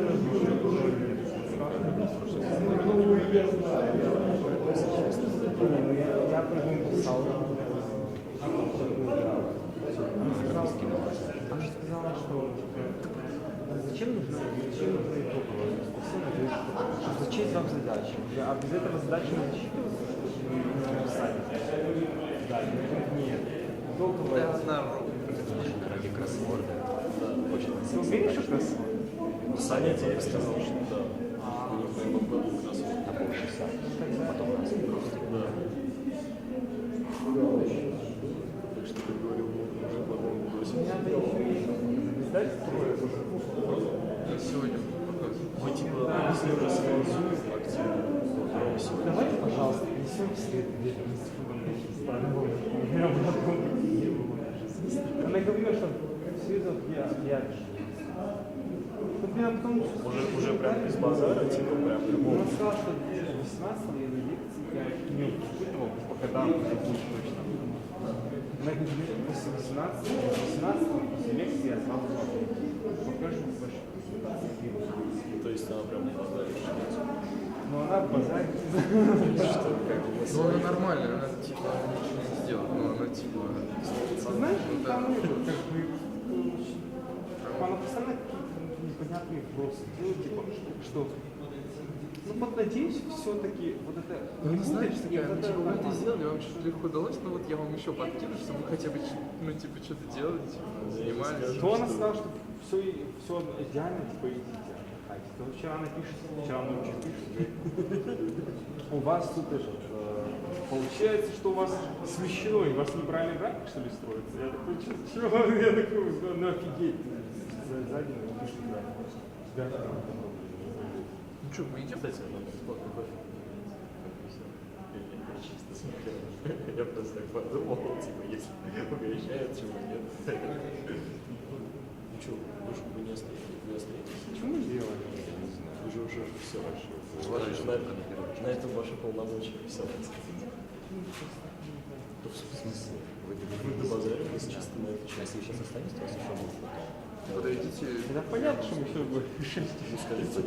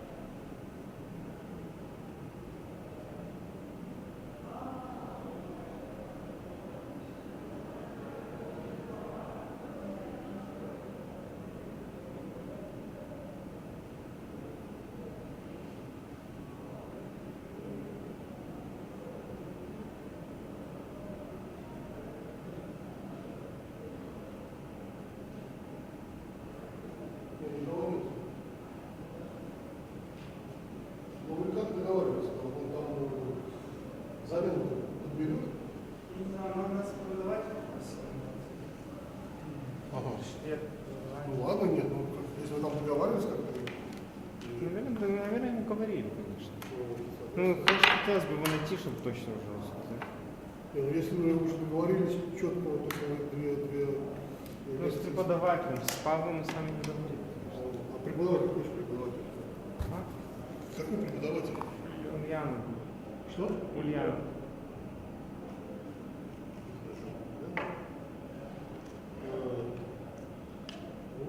Ладно, идите, наверное, я не знаю, мне сложится.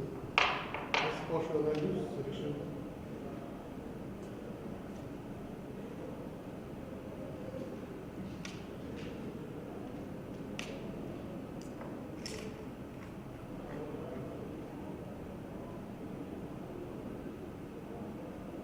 Раз, два.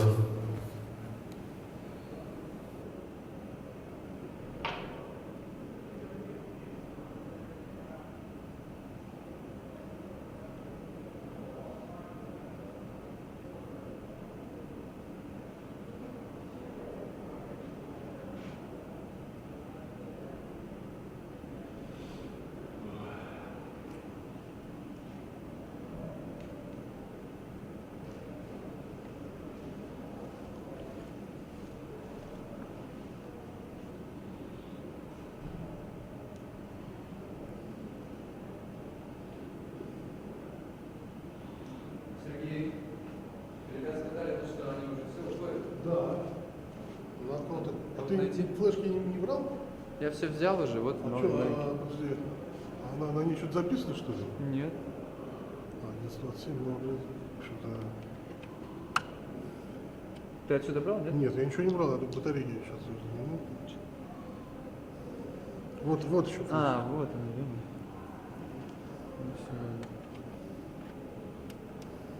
Все чисто. Ну, подожди, надо посмотреть, что она чистая, не чистая.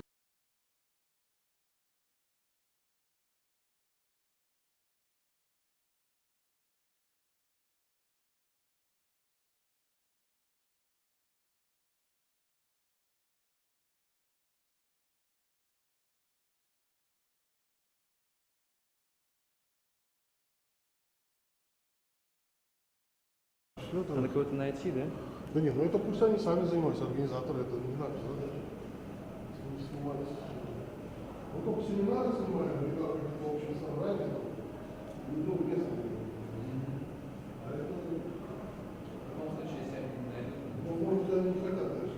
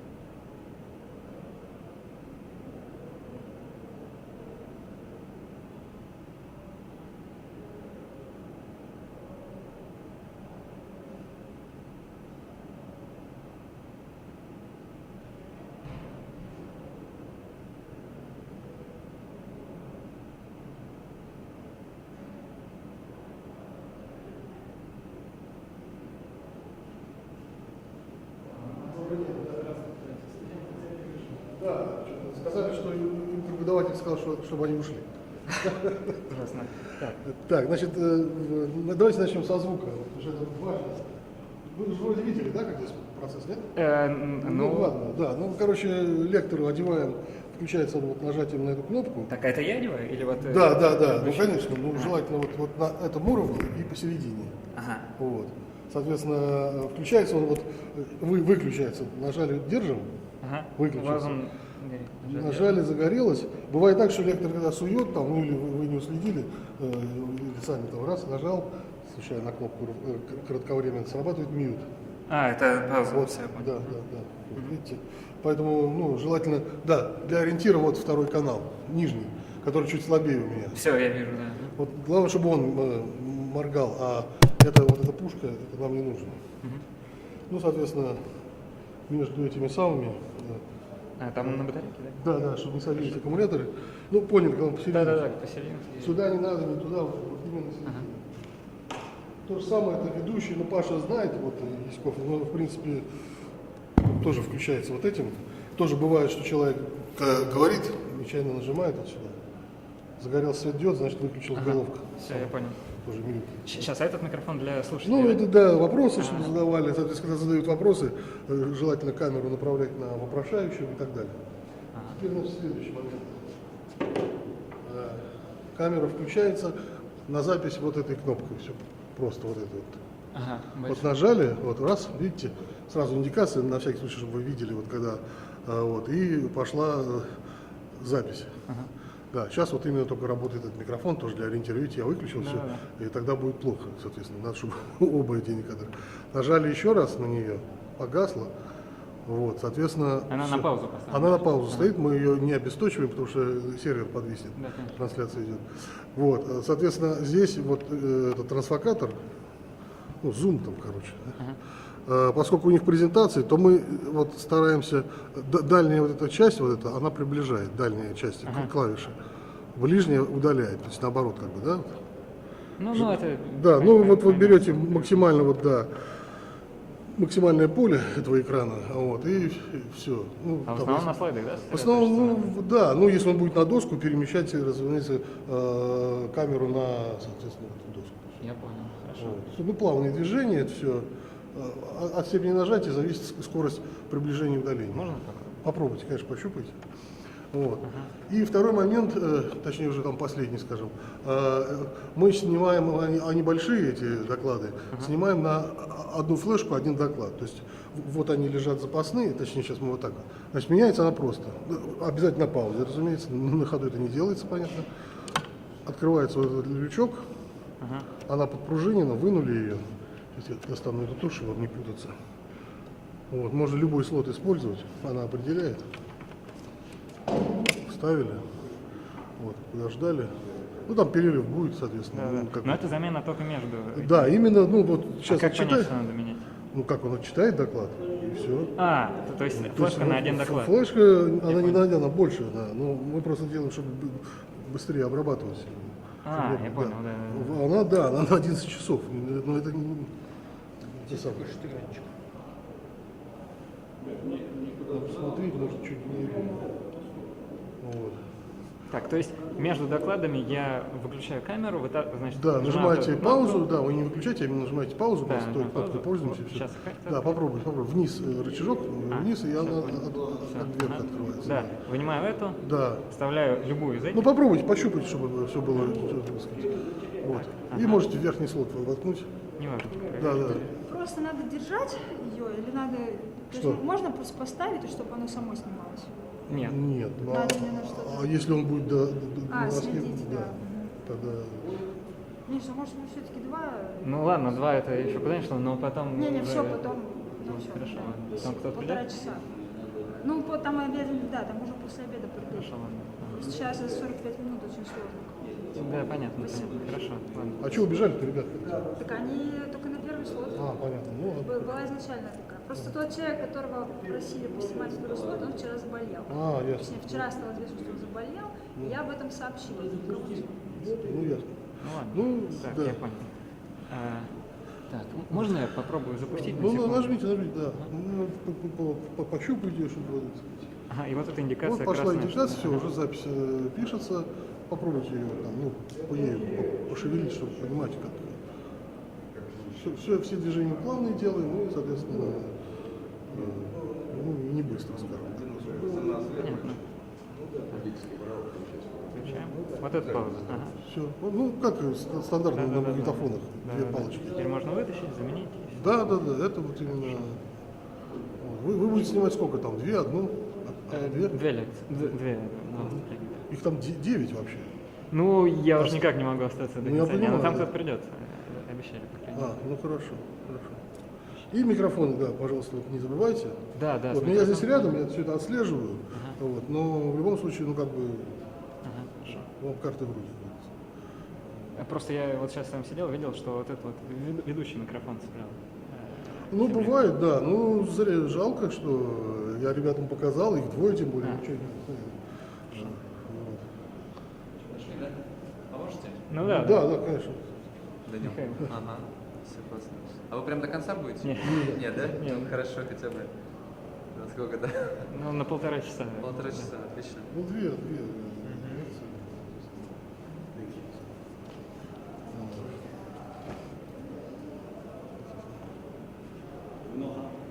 Я хотел.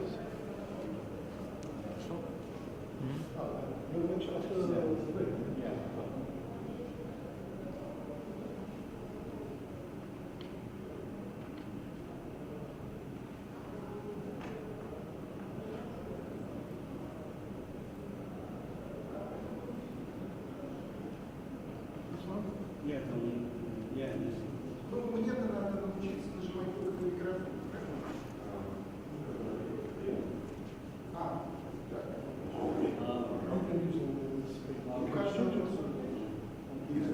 По программке, да, по 45. Ну, хорошо. По программке.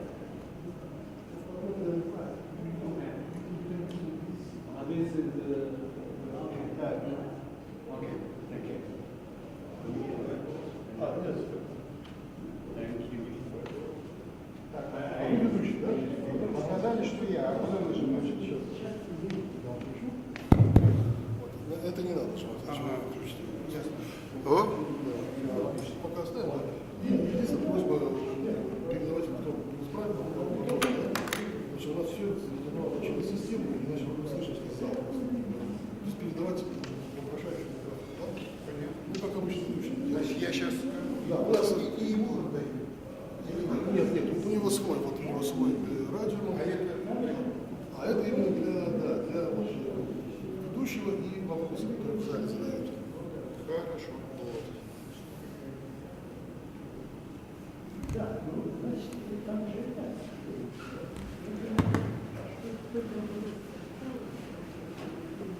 Я здесь пока поближе, я такого начинается, да. 10 минут, он сказал, 10 минут. Это вот. Да, он сказал. Сейчас вперед, тогда я сразу микрофон цеплю. Да, это я даже сейчас сделаю. Хорошо, да. Да. Хорошо, спасибо. Главное, вот сейчас ведущего, ну ладно, просто он будет сейчас все время, ладно, бог с ним, пусть будет включен. А вот это уже на мат-нет, да, идет? Я как-то видел вот прямую трансляцию, тут прям здорово. Дома сидел, смотрел, что у нас не получилось. Ну это в YouTube. Да, в YouTube.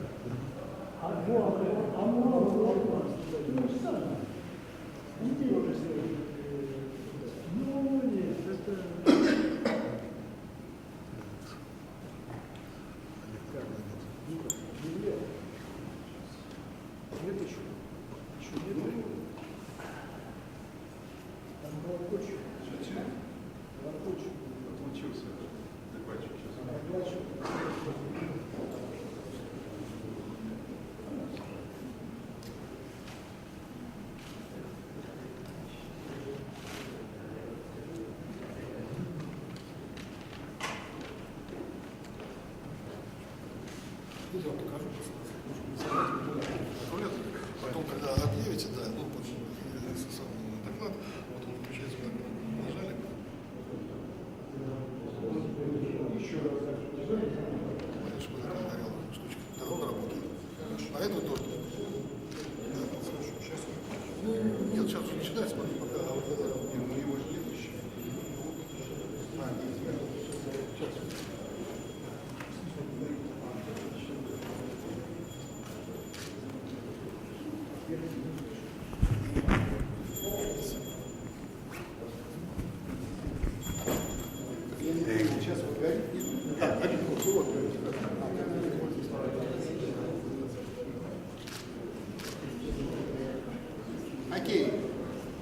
continue our Поближе.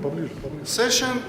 The next speaker is Shige Peng from China, our colleague, and the title here. Thank you.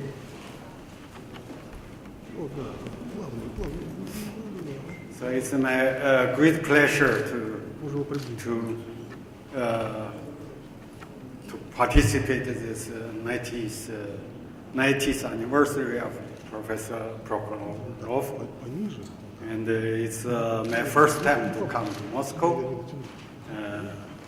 Yesterday we see a lot of night in Moscow, very wonderful. So thank you for Professor Sheayev and Ulyanov for this invitation. So the talk is the law of large number and the central limit theory in case of uncertainty of probability. So it's this is the economist who firstly initiated this kind of probability and distribution uncertainty. They don't believe that in economics, in finance, they don't believe that this can be true, that people can find the probability and the distribution. Especially it's Frank Knight. He is the first who read book, proposed to this, and then many statisticians like Huber and economists like Gilbert, Smith, and many people. Just take one. So for us, there are another modification is just because there is a risk measure. We know risk measure. The coherent risk measure and the convex risk measure means that we cannot find the probability. It's we need to take and for us we have a special point of view because I will mention that we begin to study expectation in the case where we have a G expectation, which is introduced by backward Stochastic differential equation. So that gives us a totally different point of view to see what happened and to see how we can introduce a new notion of Brownian motion in uncertainty and lower the normal distribution, the nonlinear normal distribution, nonlinear Brownian motion.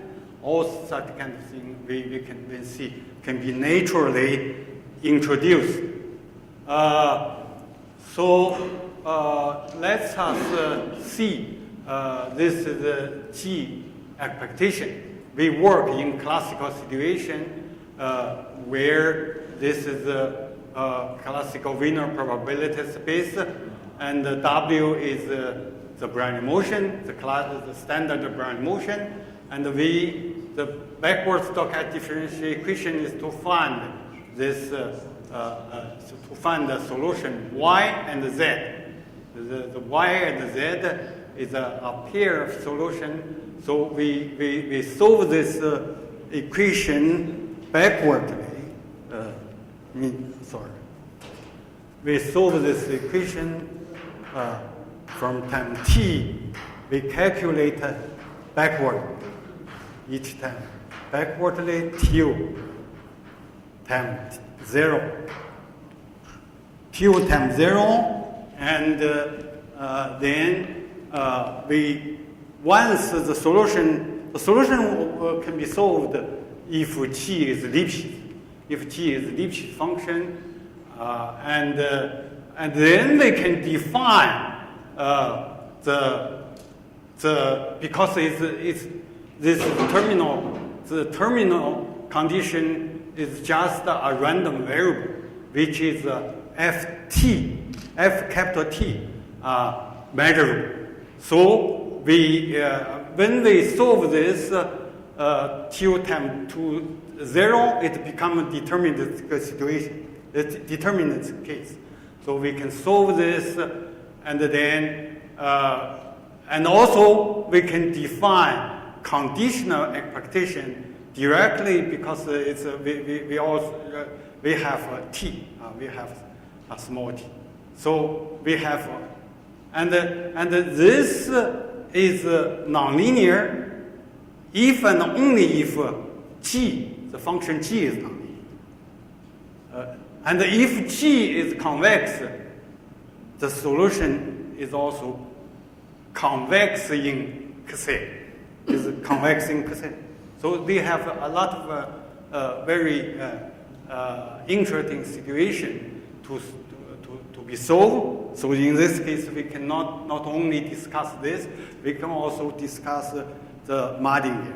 Okay, the martingale, because we have conditional expectation, nonlinear martingale called G martingale, and also we can we can say that if we have an arbitrary conditional expectation, arbitrary nonlinear expectation, if we have this, if it satisfies certain condition like this, like the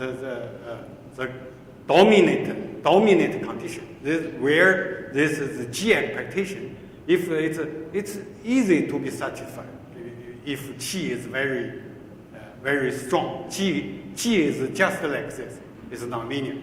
In this case, then there exists a unique function T, a G, which is depends on Z, and which is Lipschitz in Z, and which is so there is it can be represented by this G expectation. So this gives us many hint to work in general situation. Why we need to work in general is because this is just an example that which cannot work with uncertainty of volatility. Just because volatility is the case of volatility involves the probability, unknown probability, which is singular from each other. We cannot just work in one probability space. It's not enough.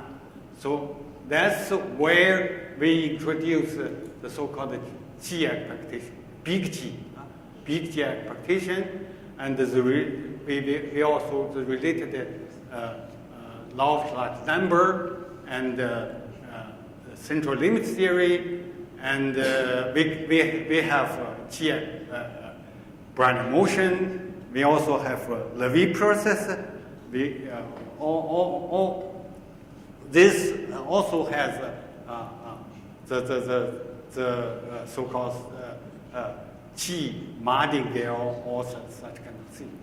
And we will in this talk. I will talk about how to explain how statistically we can fix this kind of distribution in nonlinear situation. So we began to talk about the nonlinear expectation. So nonlinear expectation, the typical situation is that we are not sure about the probability, which probability we have. So there is a subset of uncertainty probability. With this uncertainty, we can take a worst case scenario that for example, if x is our loss, our expected loss is E P theta, is with the expectation with respect to theta. So we just take the maximum expected value. Okay. So this makes x to be nonlinear. Of course, it's just a sublinear case. And we can also take the superlinear case. It depends in which side we are, in which side we are working. The question, of course, it's easy to do this. Question is the basic question: can we find a dynamical, consistent nonlinear expectation? This is hard. This is quite hard so there are a lot of work in this, but for this we begin. We begin at very beginning the axiomatic formulation of our nonlinear expectation. This is so we just work in a nonlinear expectation space, which is omega is classical omega, but H is a random variable, is space of random variable, is linear space of random variable, satisfying that if x1 to xn in this is in this space, then phi of x1 xn also in this space. Okay. So it's quite simple. This already defines the nonlinear expectation space. The random variables in this space. And then we now define sublinear expectation, which is mapping which send each random variable to be expected value, to be a real value. So it satisfies monotonicity, meaning that if x is bigger than y, then the expected value, expected x is bigger than expected y. And also keeping constant, and also sublinear expectation. If this becomes equality, it becomes linear expectation. If I also assume that there's a downward continuity, meaning that if the random variable converge to zero downwardly, then this is downwardly to zero. We also use this occasionally. Here we have immediately generalized Daniel-Stone theorem, telling us that if it satisfies the previous condition, the condition of previous slides, then there exists a family of P theta of probability defined on this measurable space, which is this is the smallest algebra, such that it's just this sublinear expectation is just the same like maximum expectation. But there's a lot of advantage of using the left-hand side.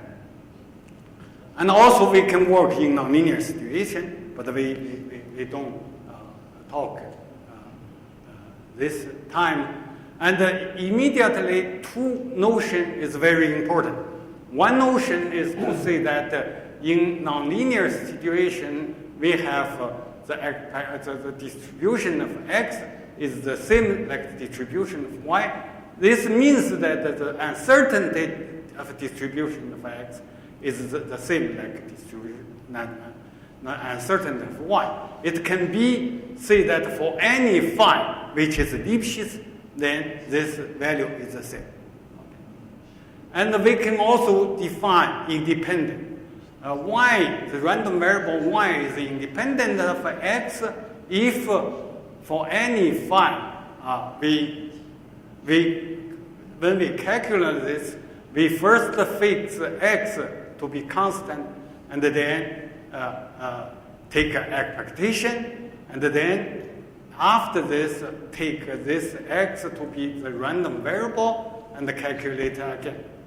So I will telling you that this kind of ID can give us many cases, in many situations, can give us correct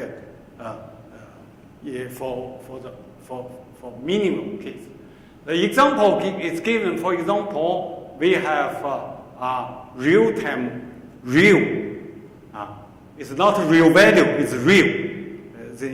But think of the things like the index of daily return of SP 500.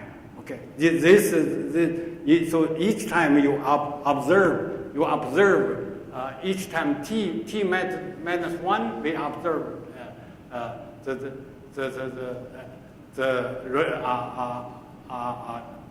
a number, okay, a random number is equal to xi. So in this case, for example, if I already have the many data, then I in this case I cannot fix my probability distribution. I only know that it's in subset. So this case gave us that each number I have, I don't know which one, but I can of course suppose that the distribution uncertainty is the same, because I just have one another, so I don't change. So in this case, of course, we can calculate if we have, for example, a loss function, which is a function of x1 to xk.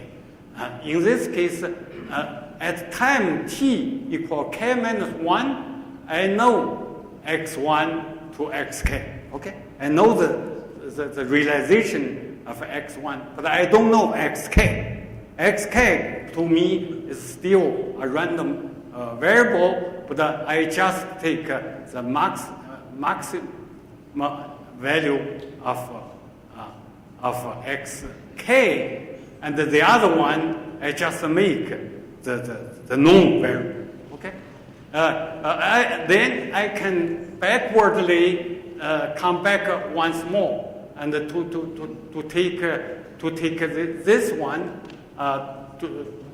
this phi xk and calculate again. This is what I see in time t minus 2. Okay, so I can do this backward. This is just a classical backward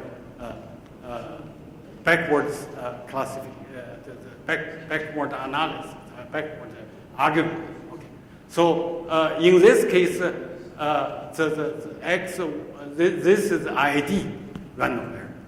This just gives me ID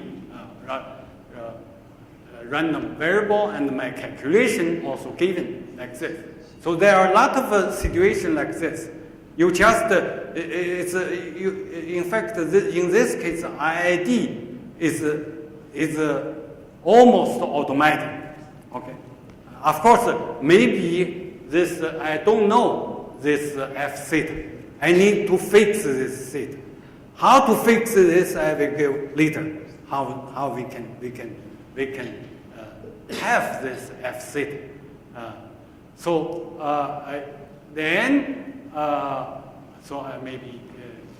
Then there are two nonlinear expectation, nonlinear distribution, sublinear distribution, which is very important.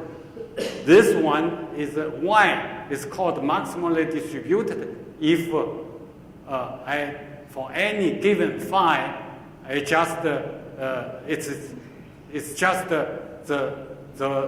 maximal number between lower mu, upper mu. I have two parameters. In this case, I have two parameters. Upper mu and the lower mu. I just can calculate like this. Okay. C, in this case, is very interesting to see that in fact there is some nonlinear PDE hidden behind. I just define UTX, okay, to be the expected value of phi x plus t minus phi. So we can check that this u is the solution of this equation. Okay, y g is just defined like this. We can check. It's not difficult to see. This is nonlinear. This is nonlinear with respect to phi. Okay, this u depends nonlinearly with respect to phi. It becomes linear if and only if this mu lower bound equal mu upper bound. So in this case, it becomes trivial. Another important distribution is the normal distribution. The normal distribution is defined like this. I just define the expectation, the phi, the same phi. But here I put the square root of t. And then I have a deterministic function which is of t and x. Then I can define, I can check that this u satisfy this equation. Compare this and this. Okay. This g, this is big G. The big G is involve second order PDE. And if G is linear, this is just the classical Haight equation. This is just the classical Haight equation. And with this Haight equation, there is normal hidden behind, or there is normal distribution behind this. But in nonlinear situation, we may not have a normal. It's easy to prove that this is give us nonlinear expectation. The situation is if G is just a line, it's come back to classical situation. But if we just have a little difference between this and this, in this case, we have nonlinear expectation. We have nonlinear normal distribution. So why this two is important? Let us see about the two limit theory. The first one is the law of large number. If we assume that y is the IID, we know that it's very easy to prove that we have a lot of real LID, which is not the classical thing, which may not real the classical sense of IID, okay, which is in this sense we can have.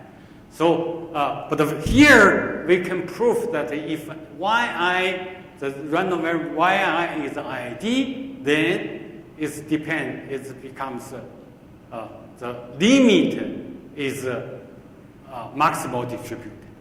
Okay, maximal. If it becomes linear, then it's lower mu equal to upper mu equal to the expected value of y. Okay. In this case, it's become classical. And also very interesting, if lower mu equal to upper mu is strictly smaller than upper mu, the convergence cannot be strong. It must be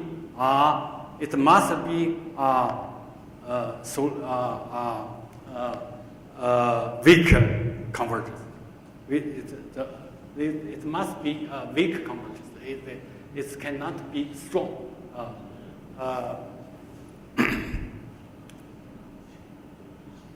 So similarly, we have central limits. We also assume this. Of course, we can improve this. And we can also assume that the x1 expectation of x1 equal to 0 because the expected of minus 1 equal to 0.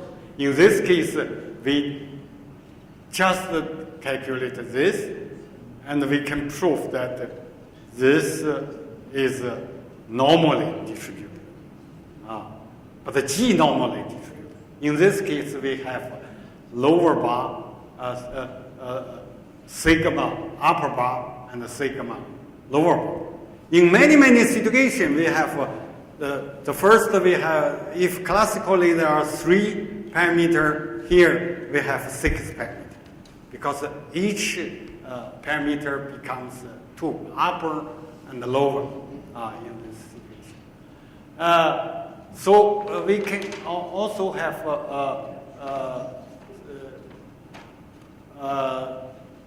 how the question how we can get the distribution, okay, the upper bar and the lower bar.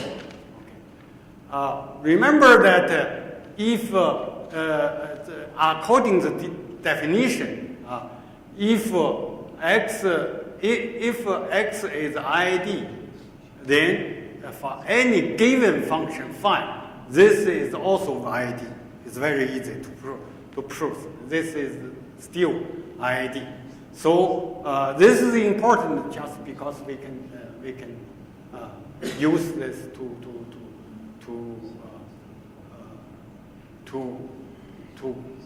get the how to, if for example, if we have a data which is assumed to be ID, then we can group this to M group. Okay. I put this phi because we want to calculate this E phi x. We just put this, and then this according to law of large number, this approximately converges to maximal distribution. And also for this, And also this still are ID. You got this number is still ID. So the estimate of this value is nothing but just it's just y, the maximum of y1 and y m n. We just define this like E. The is phi.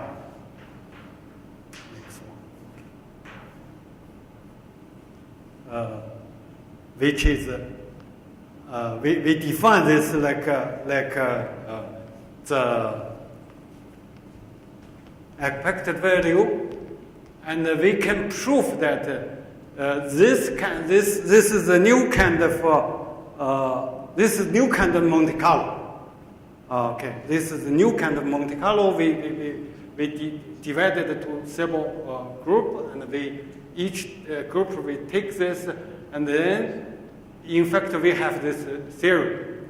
The theorem telling us that if y1 to ym be ID and maximally distributed, because this in this case then the yi must be also the same maximally distributed.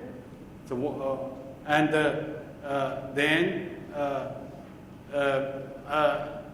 mu and upper mu is two unknown parameters. We need, how do we decide this upper mu and upper mu? Upper mu is defined like this, okay. Just here. We just define upper mu estimate is a kind of estimation.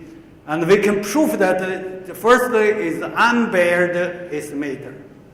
The secondly, it's this estimator is the best one.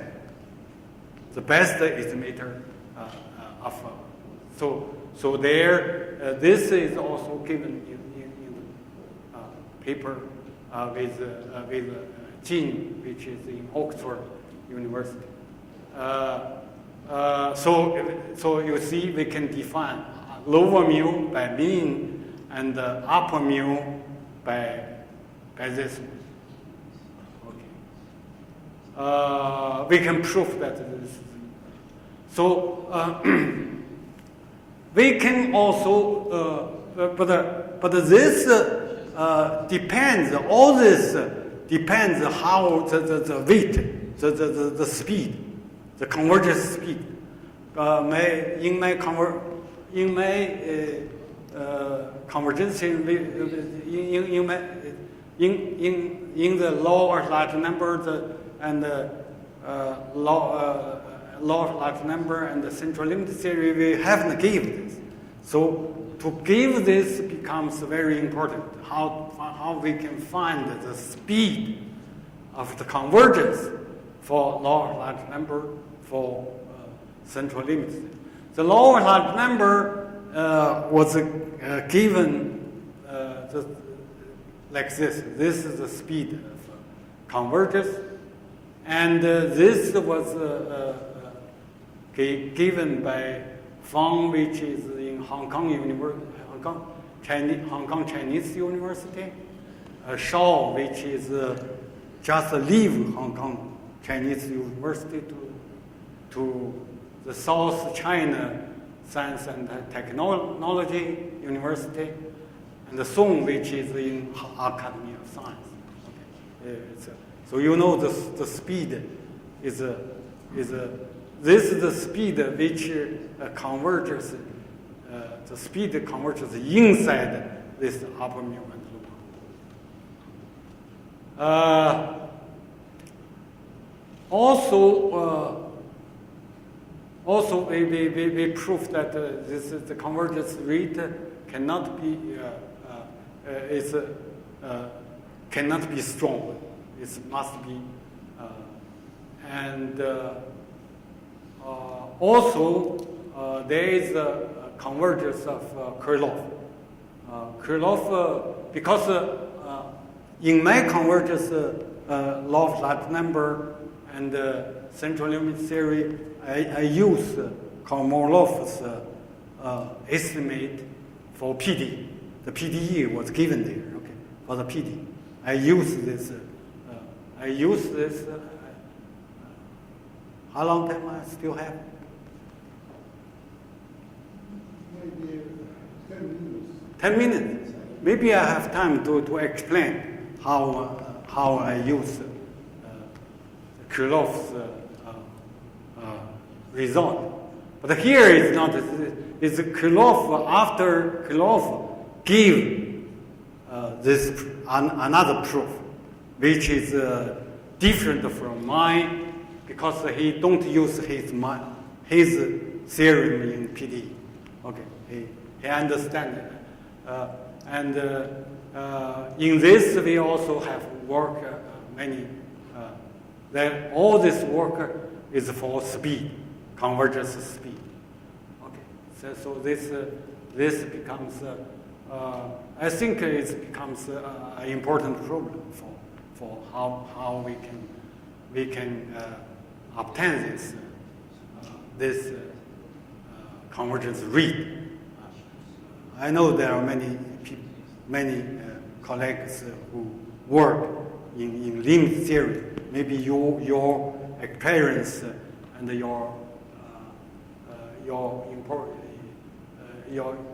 you can give quite a different proof, just like Krylov. He really give quite a different. I will explain this also, and also for this is economist. Economists also give some other. I have no time to show how we use to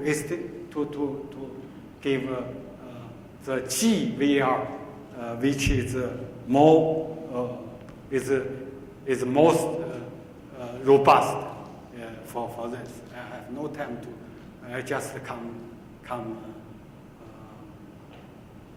And also, we can work in continuous time. And the continuous time, we can define omega HE, in which is the generalized Wiener space. The Wiener space is in probability. This is in sublinear expectation. We can prove the existence, existence by the method. I think Professor Shiayev explained this morning, but I cannot understand. It's the main idea is still due to Prokhorov, consistent, but we just use expectation language, but which is nonlinear expectation. We can prove this.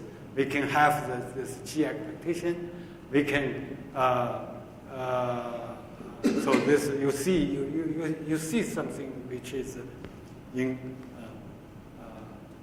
is for us. And also we can define the interval, EDOS interval, and the EDOS analysis.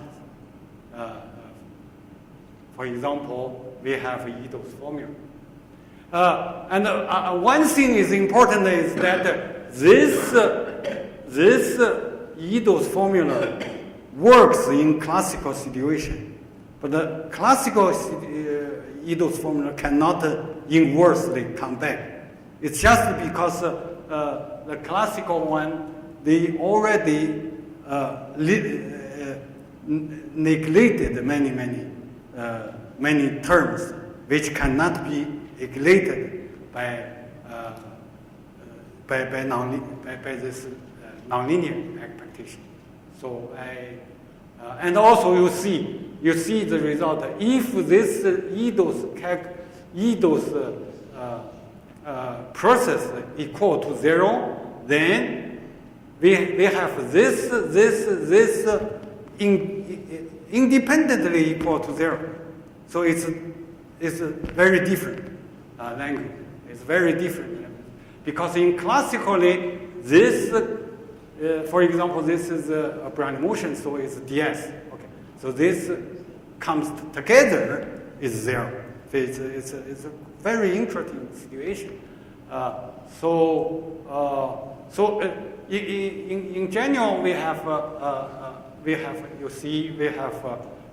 almost all correspondence. Sometimes two correspondence. Okay, to this one, and then we sorry. Oh no. Now let us explain how the independence how long time do I have? Sorry? Maybe 3 minutes. 3 minutes. 3 minutes. Oh, it's not enough.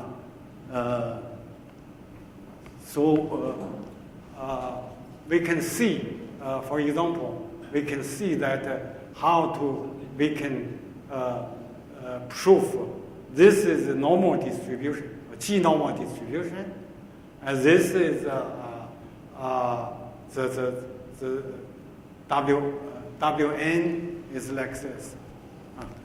Wn is n squared, which is x1 plus xn. And then I can link this to the situation u, t. I can use this. This is I know that u 0, 0 is nothing of 5. X is normally distributed, and then I can use u 0, 0 minus u. No, I use u. Sorry, actually, it's too short time. So I just explained that we have we can use STEM method to improve this to improve this. The STEM method is not classical. It's not classical. The STEM method we spend 2 years to understand this STEM, how to it works. Only how it works. We spend 2 years. Okay, I think that's what I talk. Thank you very much. I'm sorry.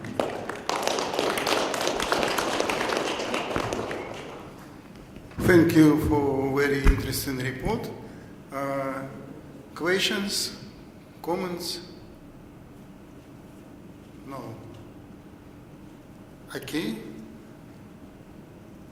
And now the next speaker is Igor Borisov, our colleague from Sobolev Institute of Mathematics.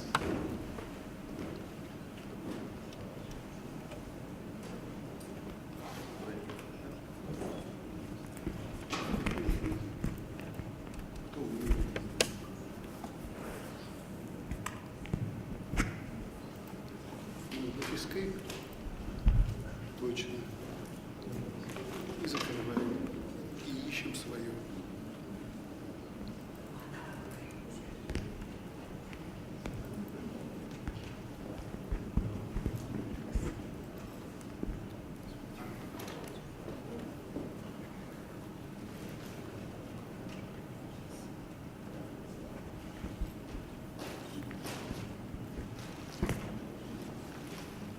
Хватает. Please. Good morning, ladies and gentlemen. First of all, I would like to thank the organizer for kind invitation to visit this beautiful conference.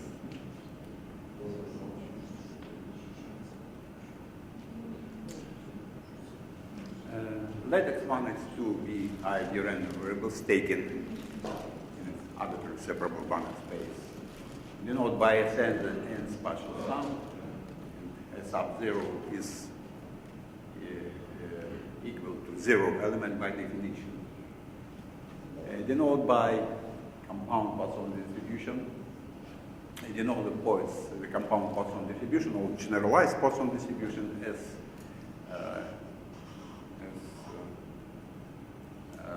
this operator series where mu to the power star chi is standard convolution power.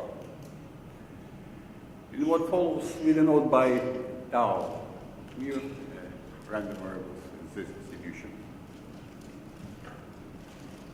Compound Poisson distribution is when we measure mu equal to n distribution of the sum on x1 is called the accompanying Poisson law or accompanying infinity divisible law for the distribution of Sn.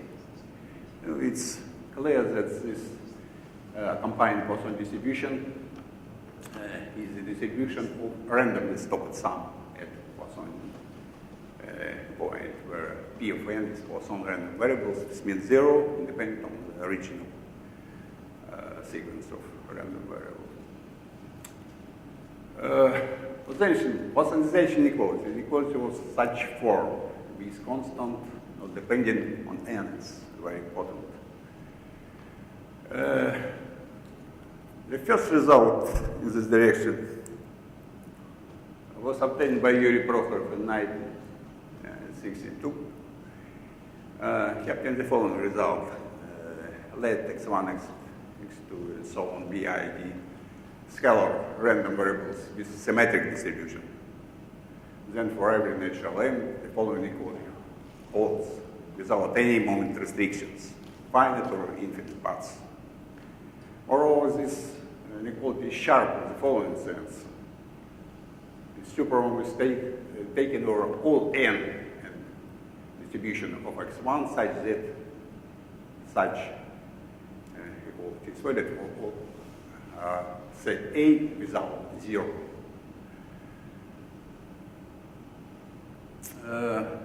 As a consequence, Prokhorov noted that this assertion is valid also for the exploitation of hyperbolic cosine, since the tailored function of this function of hyperbolic cosine consists of even degree power function only. It's clear this result can be generalized in such a way. For the entire function, for any entire function with non-negative coefficient with even subscripts in the corresponding power series, under such moment restriction, of course. In 1958, Sergei Udiev obtained the following generalization of Prokhorov's result. Let x1, x2 be ID random variables taken with separable Banach space, with mean 0, not necessarily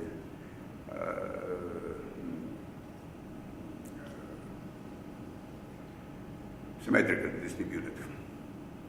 Let f be smooth functional on this separable Banach space such that f is twice continuously differentiable in the Frechet sense, and the second Frechet derivative, or second Frechet differential, is convex functional in x for all fixed direction h. Under some minor distinction on this functional would have proved poissonization inequality. This is a serious generalization of Prokhorov's result. I would like to note that the original proof by Sergei extends a few pages. He used the Kemperman's technique for obtaining low bounds for moments of sums of independent center and random variables here. Next, denote by G and such expectation.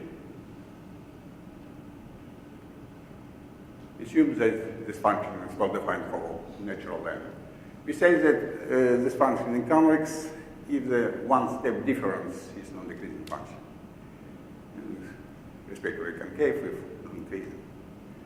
It was noted that poissonization inequality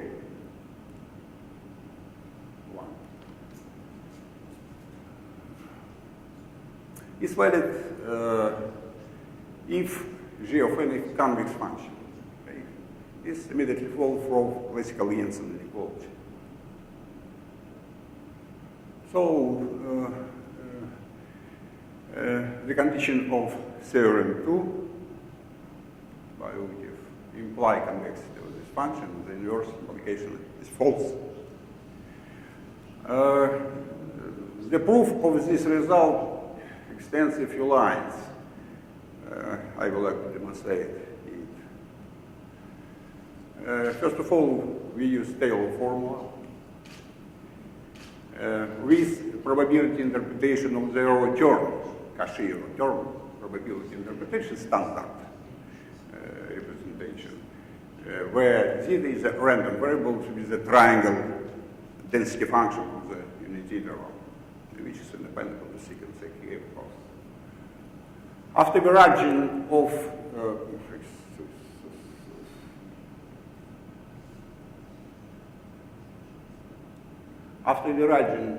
both sides of this inequality, the first term vanishes, this continuous function of central random variables. Okay? And we have this equality. We replace the summand with the subscript n plus 1, while the summand with subscript n plus 2 with the same distribution. And use Jensen inequality, we add xn plus 1 here by Jensen inequality, centered sum. Okay? That's all. So we have personalization inequality under this condition.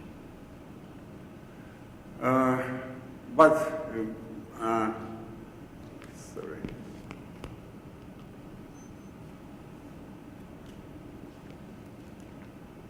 That converse application is false. Counterexample. Let xi be I real valued random variables with mean 0 a finite fifth moment. We can see that power function for the phi. In this case, the second derivative is not convex on the whole real line. On the other hand, the function can be represented as quadratic trinomial with respect to integral value of that. So if the third moment is non-negative, this parabola is convex, otherwise it's concave. In other words, we have up and low personalization inequalities independent of the sign of the third moment in this example. Now we can see the so-called Poissonian setting, where the summand is equal 0 with positive probability. For every non-negative measurable function of f, the following inequality whole, personalization inequality. No, I would like to know that this result is very simple. It follows immediately from two facts. The first one is the so-called Hinchian representation of the sum distribution. In the Poissonian setting, we introduce auxiliary sequence of random variables with such distribution. And Hinchian proved for real valued case, of course, the following representation. The original sum is, has distribution coinciding with the distribution of randomly stopped partial sum as 0, and this random variable has the binomial distribution with parameters n and p. And a similar representation is valid for the companion Poisson law. I would like to note that this representation is valid for any measurable abelian group, not necessarily linear spaces only, not necessarily real valued case as by in Hinchian's paper. And the second result is the upper bound for Radon-Nikodym derivative of the binomial distribution with respect to accompanying Poisson law. There are many upper bounds, but I prefer the first one, since in the real Poissonian setting, this value p is sufficiently small. From these two results, we deduce this inequality without any problems. The students' exercise.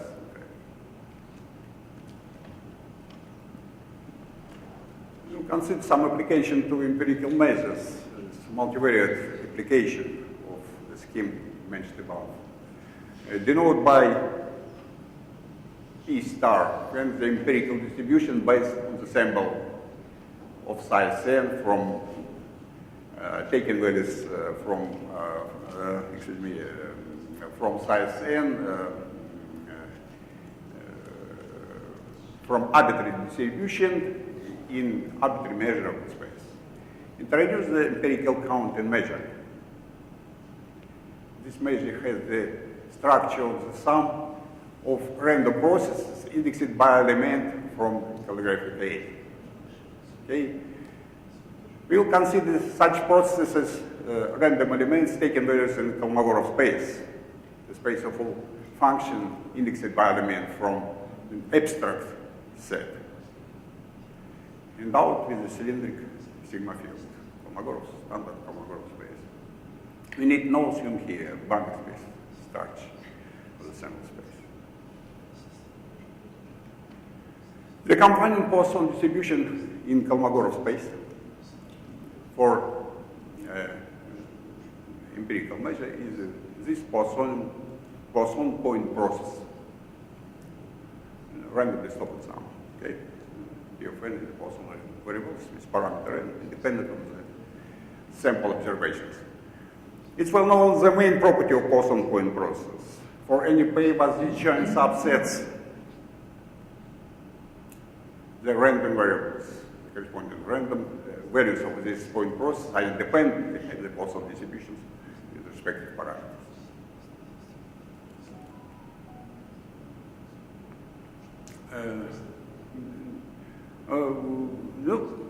For empirical measures, we can study Poissonian setting as well, the so-called scheme of restricted empirical measures. Let I 0 is an arbitrary measurable set with positive probability, less than 1, of course. Consider the restriction of this random point processes to the family of all measurable subsets of this measurable set is 0. In this case, we deal with the random processes indexed by element from this new restricted family with, under some consideration, probability this random element is equal to 0 element in Kolmogorov space with positive probability. So we can use Hinshin representation and random Nicodim derivatives, upper bound for random Nicodim derivatives. We obtained following inequalities and for expectation of non-negative measurable function as well. A few words about coupling. What does it mean, coupling? If two random variables defining common probabilities coincide with probability, non-zero probability, maybe close to 1, we say about coupling.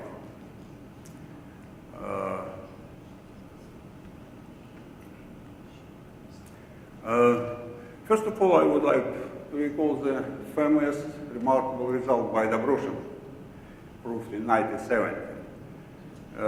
Any random variables taken values in separable metric space, one can construct, can be constructed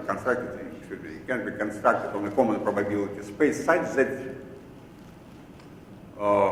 probability of their known coincidence is equal to total variation distance between the distributions. This result is, in fact, complete solution to the famous Kantorovich mode problem for the indicator metric. Indicator metric is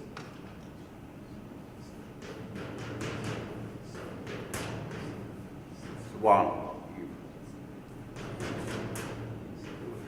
0, the opposite case. So this probability is the expectation of such distance. This result, during theorem for conservation mode problem, in this particular case was proved by Strassen in 1976. And Dobrushin constructed explicit form of this optimal point, of optimal couple. Explicit algorithm to construct these optimal points.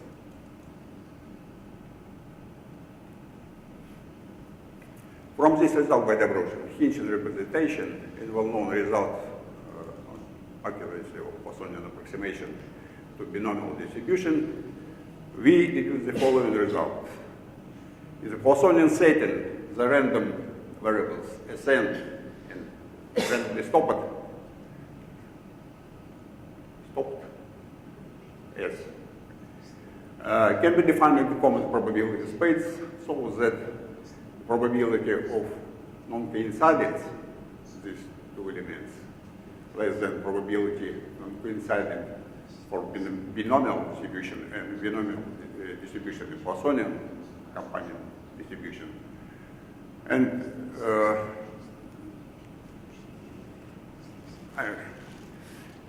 Hinchian representation S0 binomial distributed random variables. Analogous representation is very for. And this event implies the event.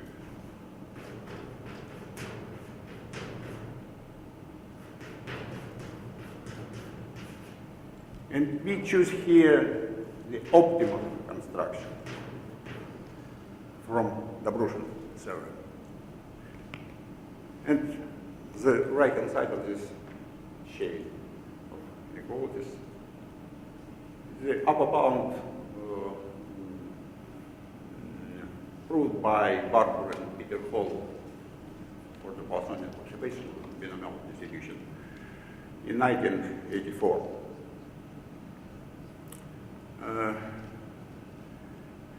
Correlated to the alpha zero restricted point processes, nu and E Poisson point process can be defined in common probability space with this probability of non-coincidence.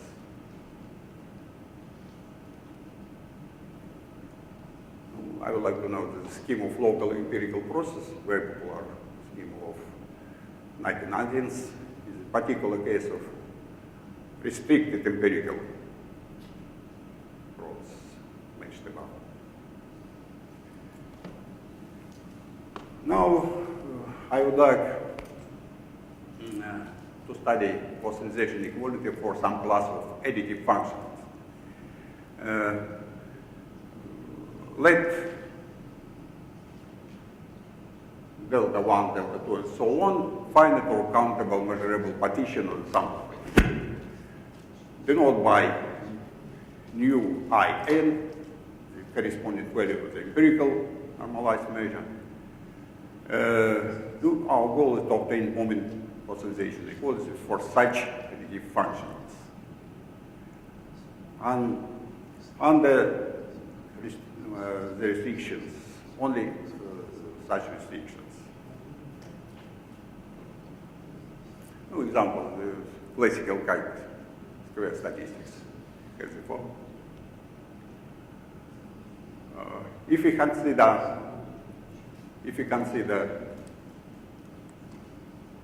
indicator type processes, we deal with such functions. The number of cells, each of them contains a number of sample points from the range defined by the set A. This popular model sees the peer-reviewed paper by Bahadur.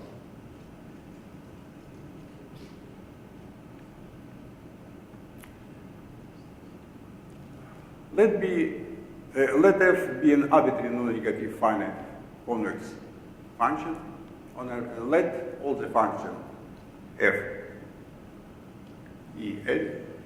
I n be non-decreasing, or all of them are non-increasing. Then the following authorization inequality follows, where by in independent Poisson random variables with the same mean as the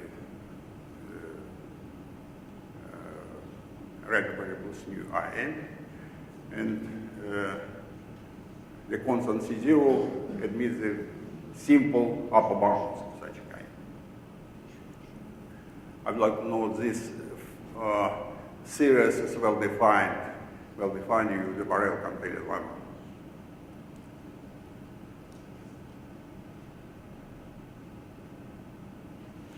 If the function have bound variation on all finite intervals, then each of them can be represented as sum of monotone function, and we can reduce the problem of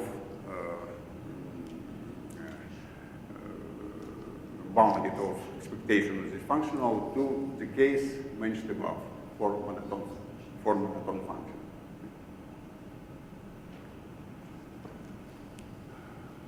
Now, in particular case, f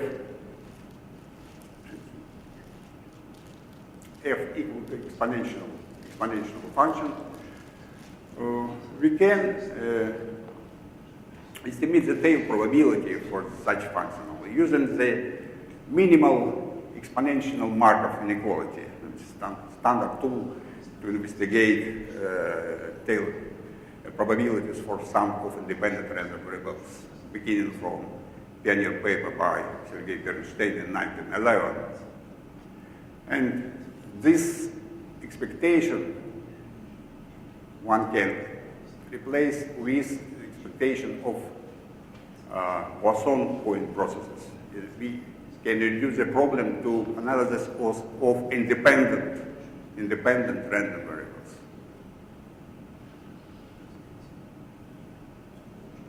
Now, as an example, consider the additive function with the following non-decreasing function. In other words, nkn is the number of cells containing at least k plus 1 particles after n tosses.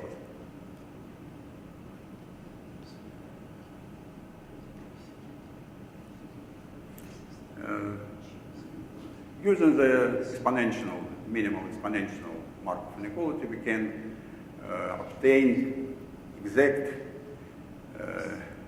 upper bound for probability of such kind with implicit constant.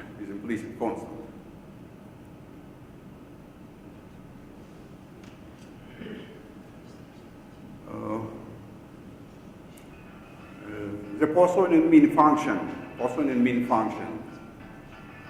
MKM, admits the simple representation as the sum of in terms of gamma function. In particular, for such distribution of heating the cells, we have this asymptotic for this mean function in terms of integral of gamma function. And now we can substitute this asymptotic to the right hand side of this inequality. Okay? And choose sufficiently small r tending to 0 in accordance to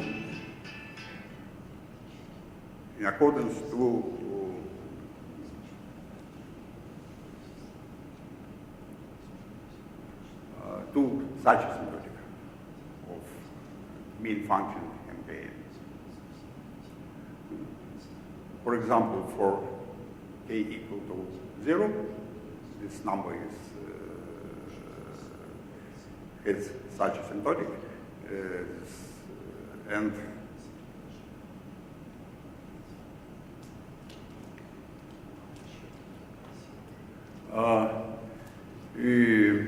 we can obtain the tail probability for number of occupied cells in this multinomial scheme.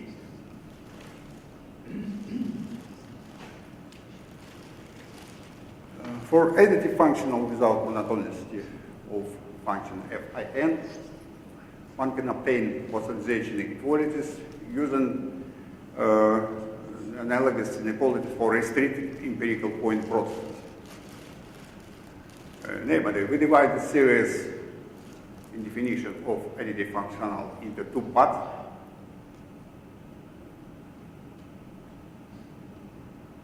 For each of two sums,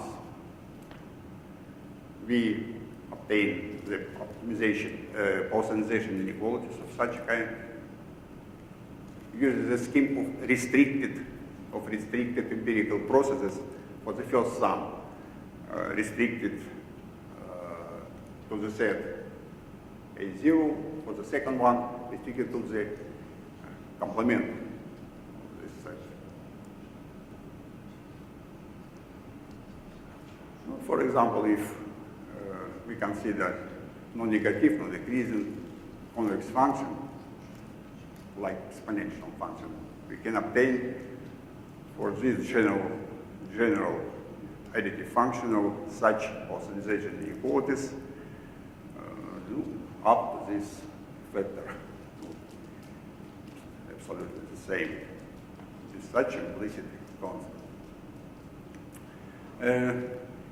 In conclusion, I note that post-realization technique is popular to analyze empirical process, local empirical process,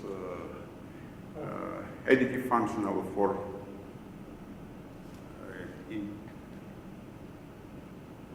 the indicated up functions.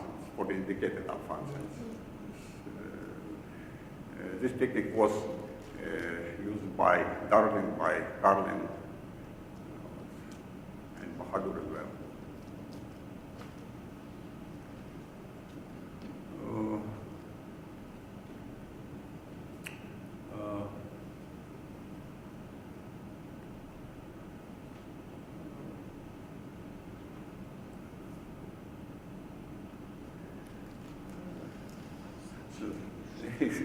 That's all. Thank you very much.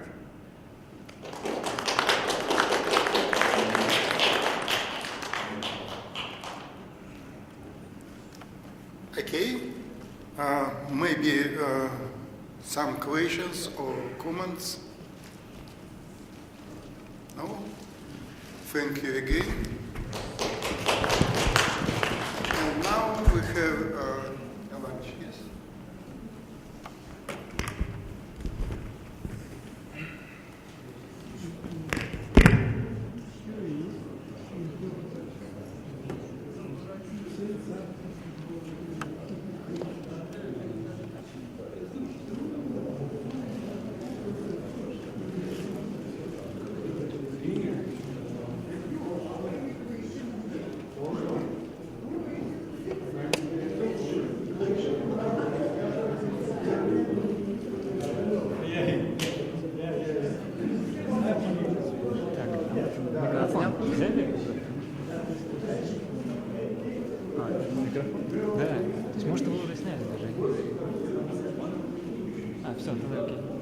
Ты уже на две флешки снял, да? Да, вот это новый и вставил туда чистую. Ну как чистую? А, да, вот обе, да, получается? Вот эти, да, да. Все, там чистая, да? Ну, не знаю, насколько она чистая, но...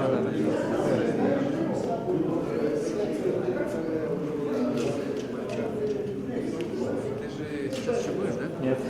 Все уже уходишь? А, сейчас. Придут студенты, Владимир Васильевич, они, ну, к сожалению, им тоже придется будет все рассказывать. Ну, нет, не вопрос.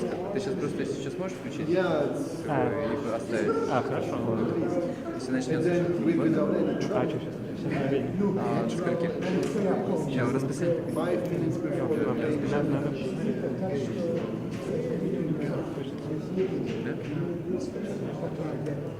Надо посмотреть. Да? А давай это у нас был Фенк, Борисов. 15:00, да? А, ну то есть все, хорошо, ладно. Как вы пишете?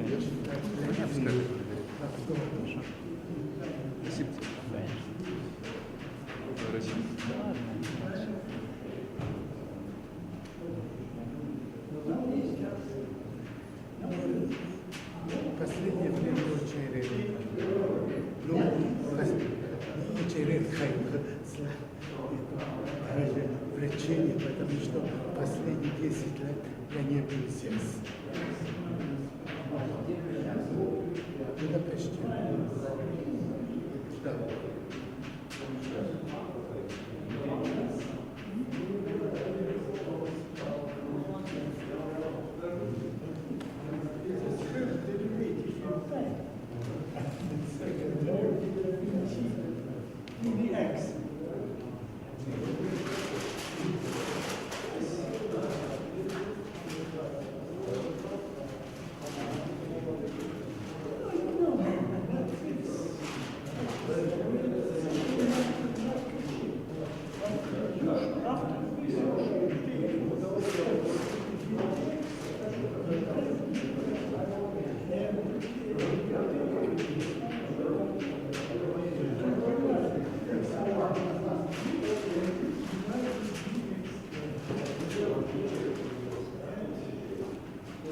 Миша, пойдем. Я хотел спросить еще кое-что.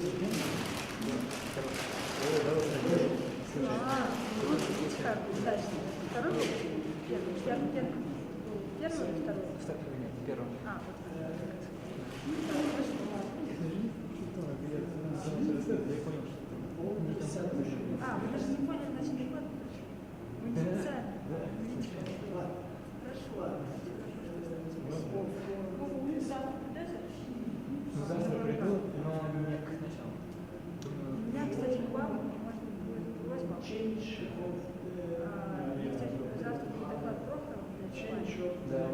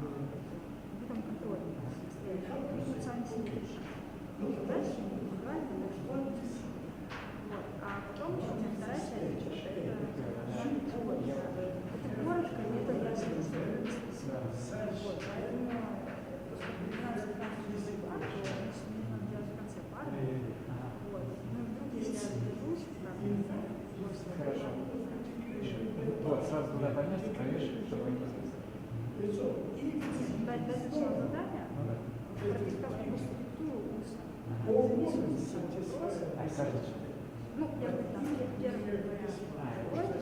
Я думаю, там у меня немного будет, какой-то написал Один вариант, да.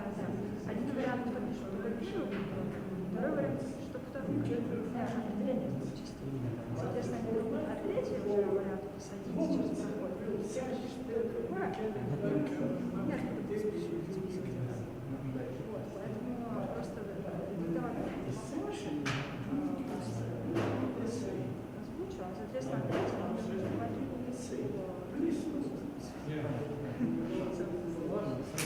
потом засечь, ну там, 15-20, потом там они скорее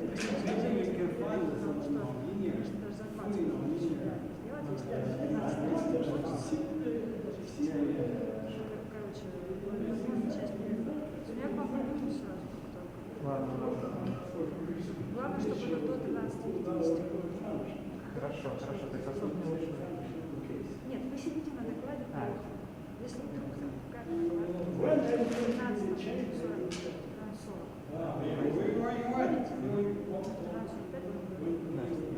и вот, соответственно, задерживаемся тогда частично даете, ну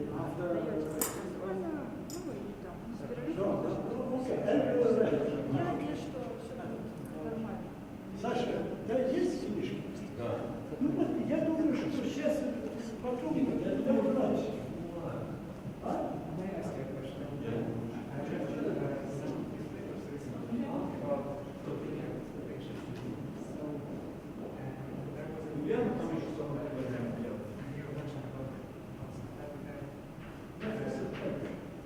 Wow, thank you. This is Prokhorov. Oh, stand your Okay. Сейчас я себе возьму. Yeah. А? Себе возьмешь? Себе-то я могу взять? А у тебя же я тебе дал. Чего? Третий том я тебе дал. А ты еще хочешь? Нет, я тебе потом. Ну ладно. Нет, у тебя первый есть. Нет, сам не могу. Сейчас. Мне надо.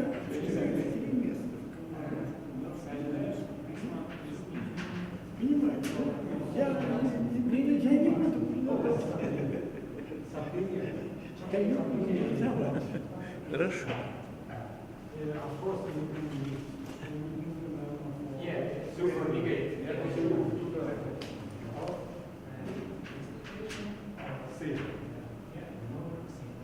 So the question is, can you guarantee that all of these functions are real probabilities? As far as I know, if we assume V x tends to 0 if xi or eta tends to 0 point-wise, then it's a problem. But in general case, it's only a unit indicator. Okay, just one minute. Let's go. Yeah. Okay. So in general case, it's. I go with you? Yes. Okay. One word. Yeah. Okay. So sorry. Maybe it's a problem. You still here?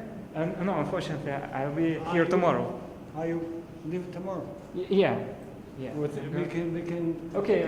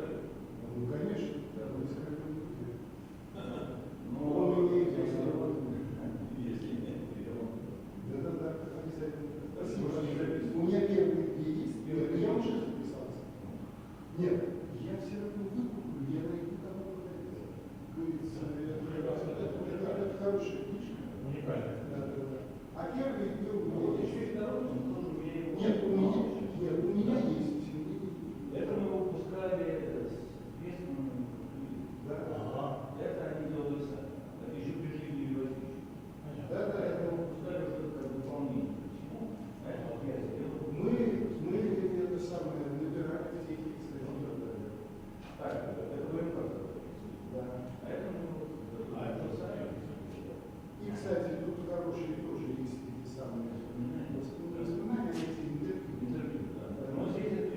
Нет, у меня они были, и откуда-то я их скачал из интернета. Здесь, в смысле, интервью, мы добавили еще кое-что. И мы добавили, я добавил еще. У меня тоже были такие фотографии, маленькие фильмы были. Я предлагал это у него, он как-то слабо отреагировал.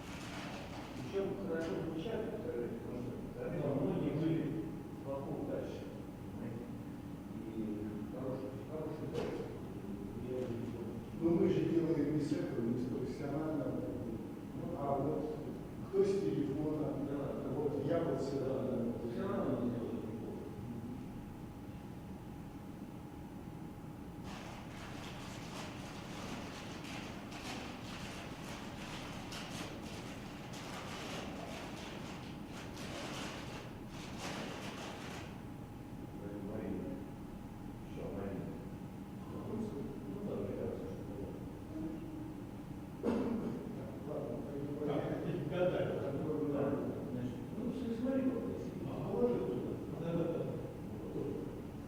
А второй, значит, свет это звук. А второй это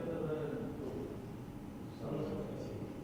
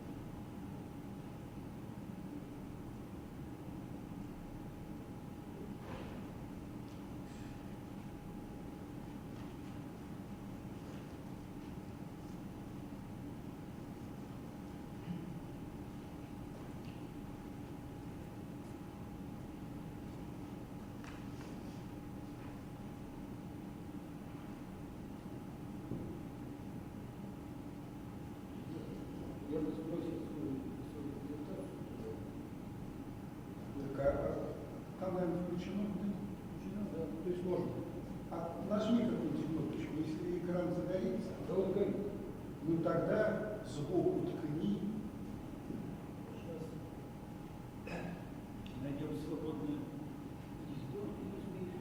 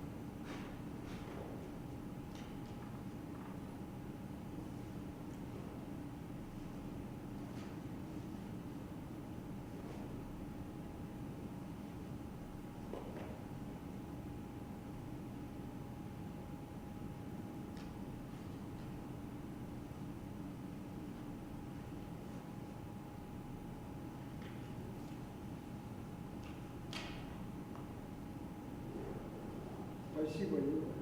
Да не правда.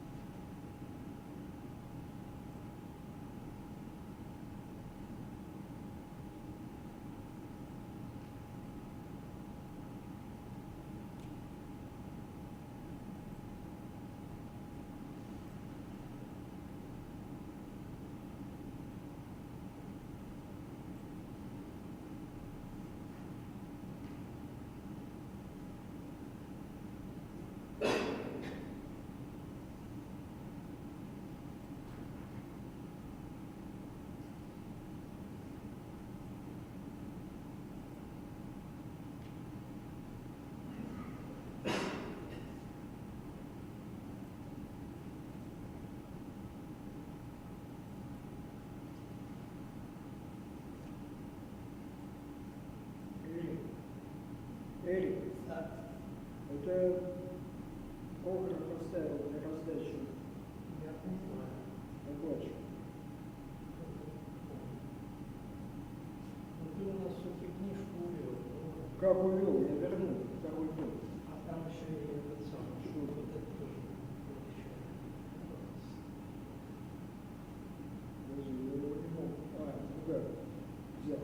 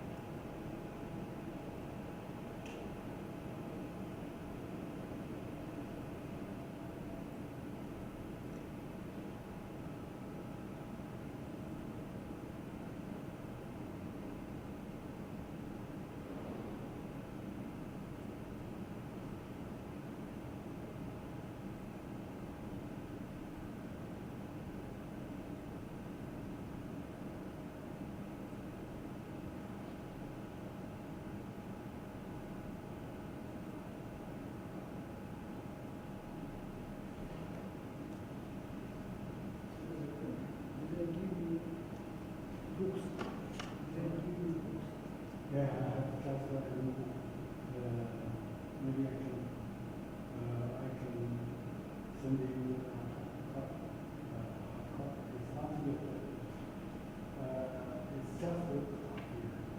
You will do.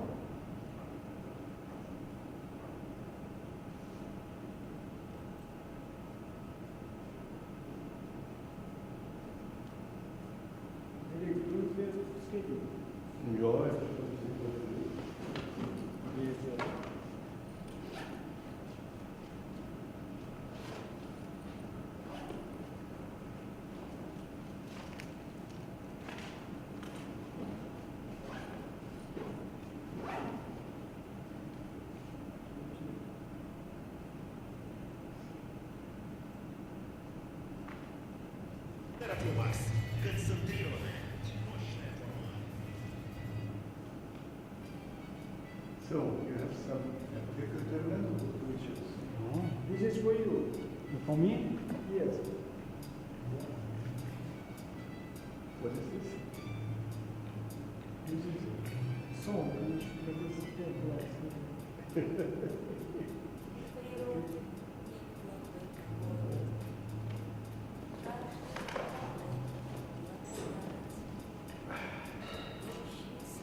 With a movie? I mean the movie. Yeah, are you fond of this movie? Ah, this is not a movie.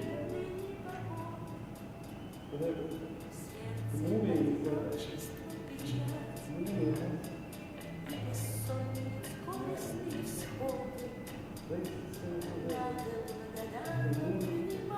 the movie is younger. Woman is younger. No, this is not younger. Not younger. This is exactly how the idea Not the original.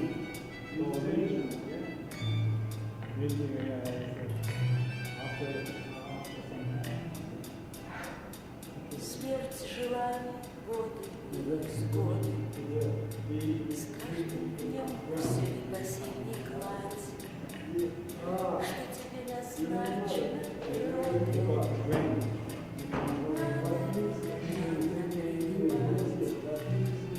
Снегу лет закаты и восходы.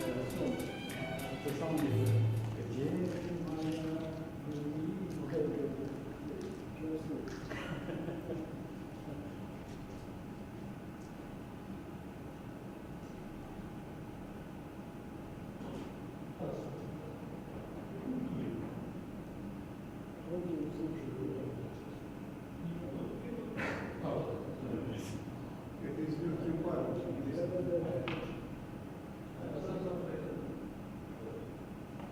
Yeah, this is much.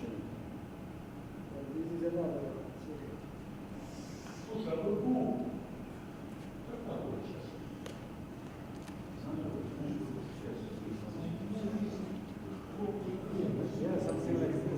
Я спросил у Яси, где моя любимая? Яси не ответил мне, качая головой. Я спросил у тополя, где моя любимая? Тополь забросал меня осеннюю листвой. Я спросил у осени, где моя любимая? Осень не ответила проливным дождем. У дождя я спрашивал, где моя любимая? А долго дождик слезы лил за моим окном. Я спросил у месяца, где моя любимая? Месяц скрылся в облаке. Я ответил мне. Я спросил у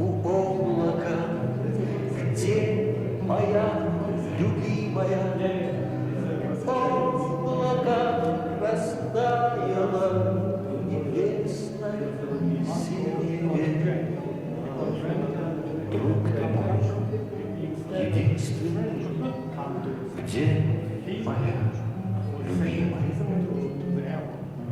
Ты скажи, где скрылась? Знаешь, где она? Друг ответил преданный, друг ответил искренне. Было тебе, любимая, была тебе, любимая, была тебе, любимая, а стала мне жена.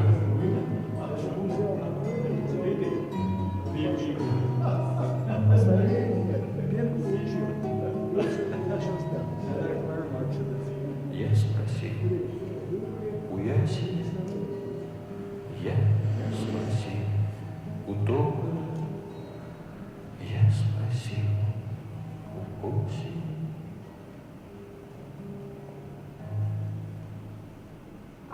That was this version. This is the third volume or so.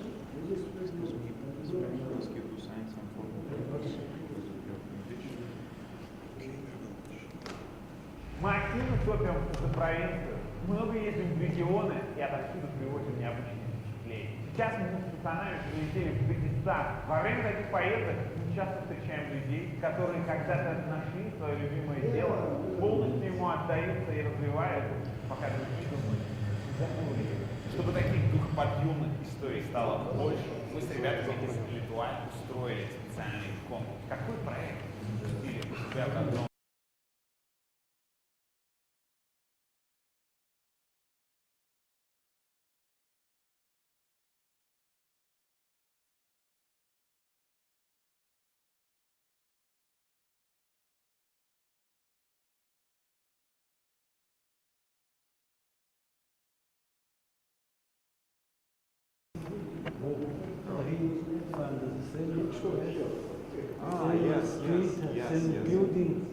Ирония судьбы.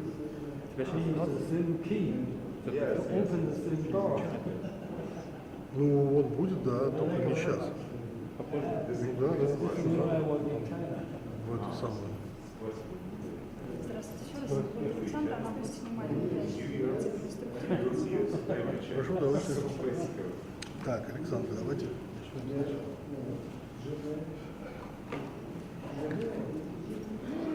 Две будете, да, снимать? Обязательно две, да, лекции?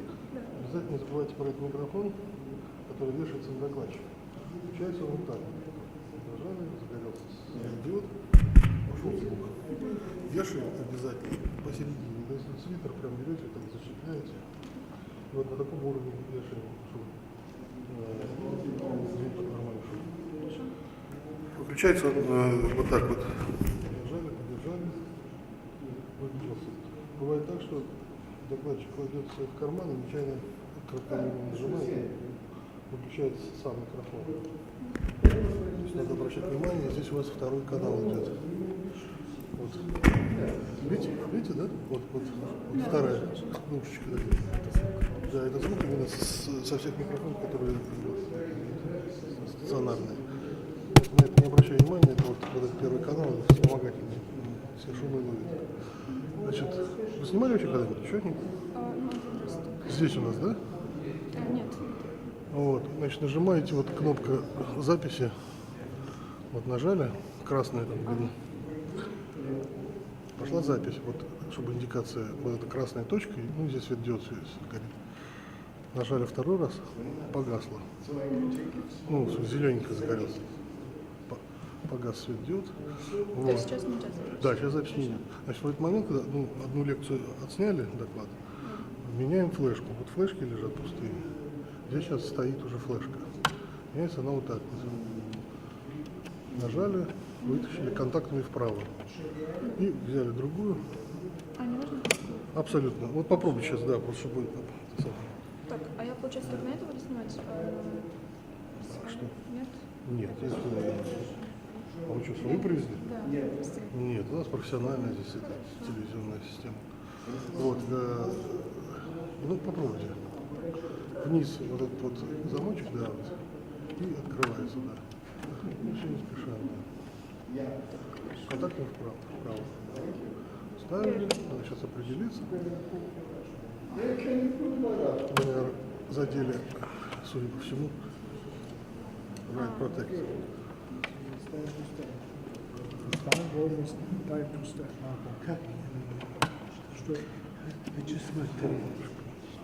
Так, там он-офф я не вижу просто даже в очках. Ну, короче, попробуй сейчас по положению. А так, ну вот сюда бок. Да, все, да, ты прав.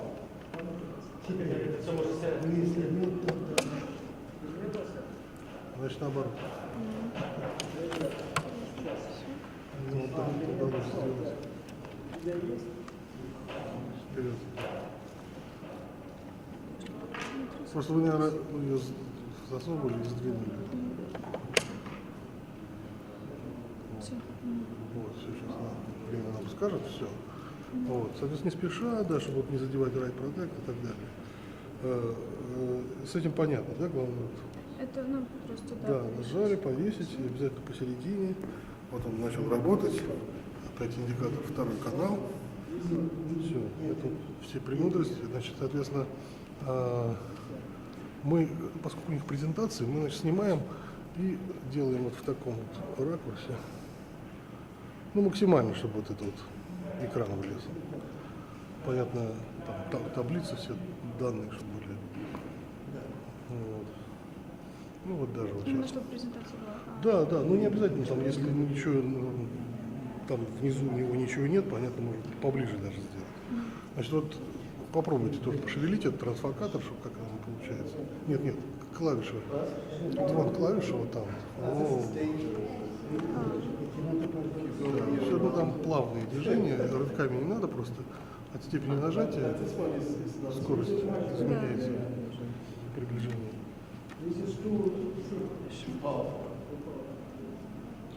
Ой. То есть, чтобы в кадр только презентация попадала? Чтобы в кадр только презентация, да? Ну да, ну вот, чтобы вот все влезало, где вектор самофакшнс, там вот все, чтобы было влезало, вот оно внизу совсем записано. Значит, это вот второй микрофон для вопросов и для ведущего.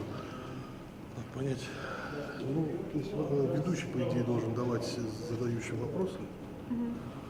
Вот, соответственно, вы направляете на вопрошающего, чтобы было понятно, что кто говорит. Понятно, да? Вот. Ну вот и все. Здесь, значит, запись включили, отсняли первую лекцию, там, доклад, поменяли. Все, микрофон главное. И главное, не надо его вешать ни сюда, в общем, это важно. А тут ограничения во времени нет? Не надо? 11 часов. Ну, да, ну просто чтобы это написали нормально, ну, в смысле, обрабатывали. А когда сам человек говорит, его снимать? Ну, вначале можно, да, но чтобы было понятно, кто там чего. Вот.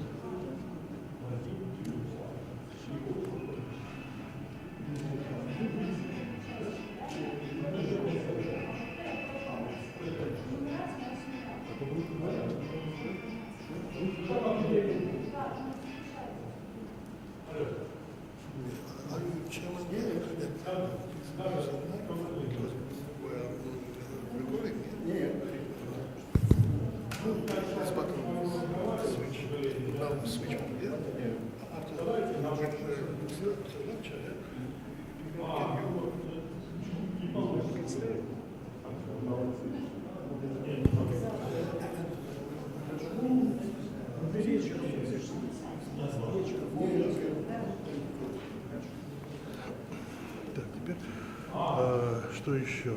Все. Так, получается, меняется два раза? Ну, вы две, вот одна, да, ну, конечно. Это отсняли, вот придет этот самый мальчик, который молодой, заберет, а вы, соответственно, ставите любую, какая вам понравится.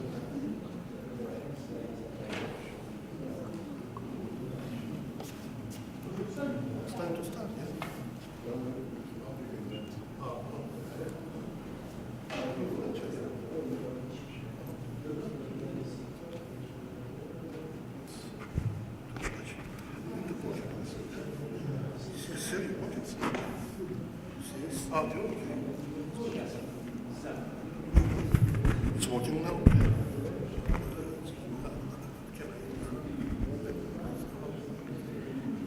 Так хорошо работает.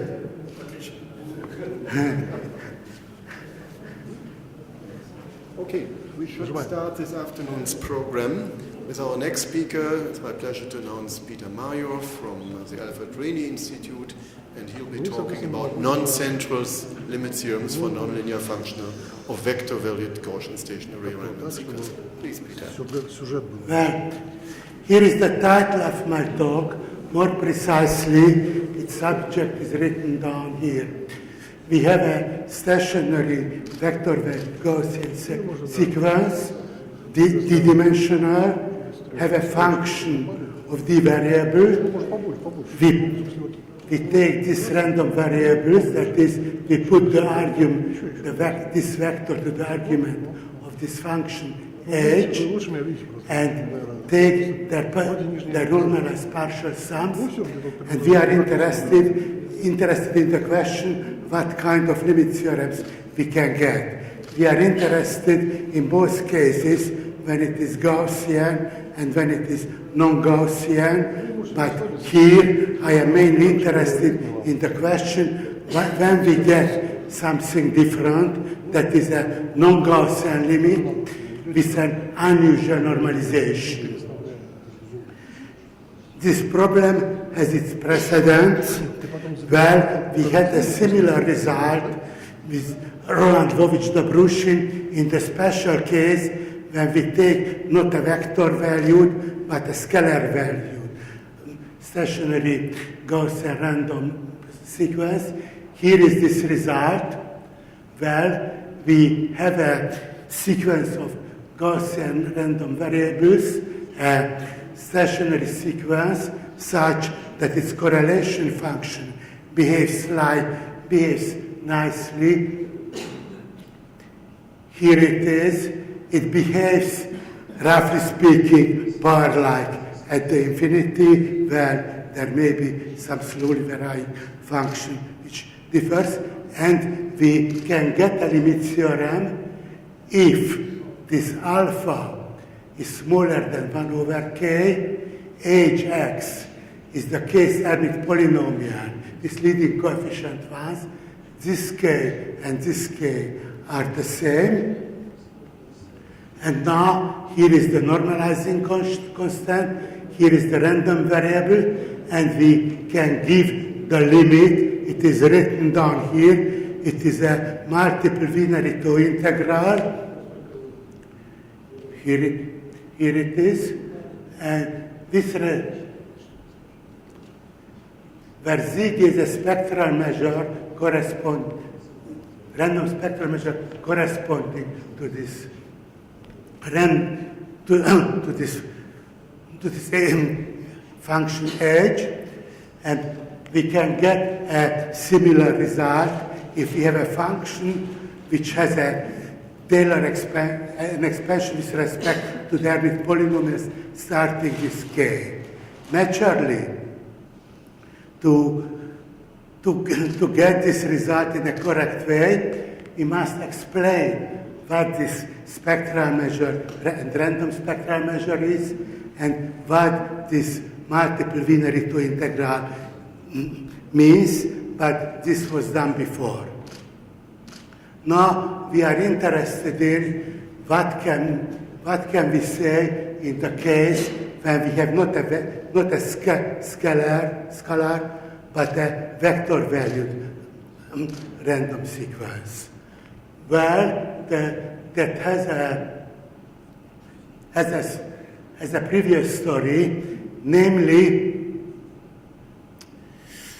Arcones formulated a result where he claimed that he proved this result, but there was a serious problem with it. Namely, I told that to formulate this result, we have to construct, to define all the objects which appear in its formulation, and the same is true if you consider the vector-valued case. But this was not done, so actually what Arcones did, it was that he formulated a result with the help of formulas which were not defined. And now, instead of it, we want to give a correct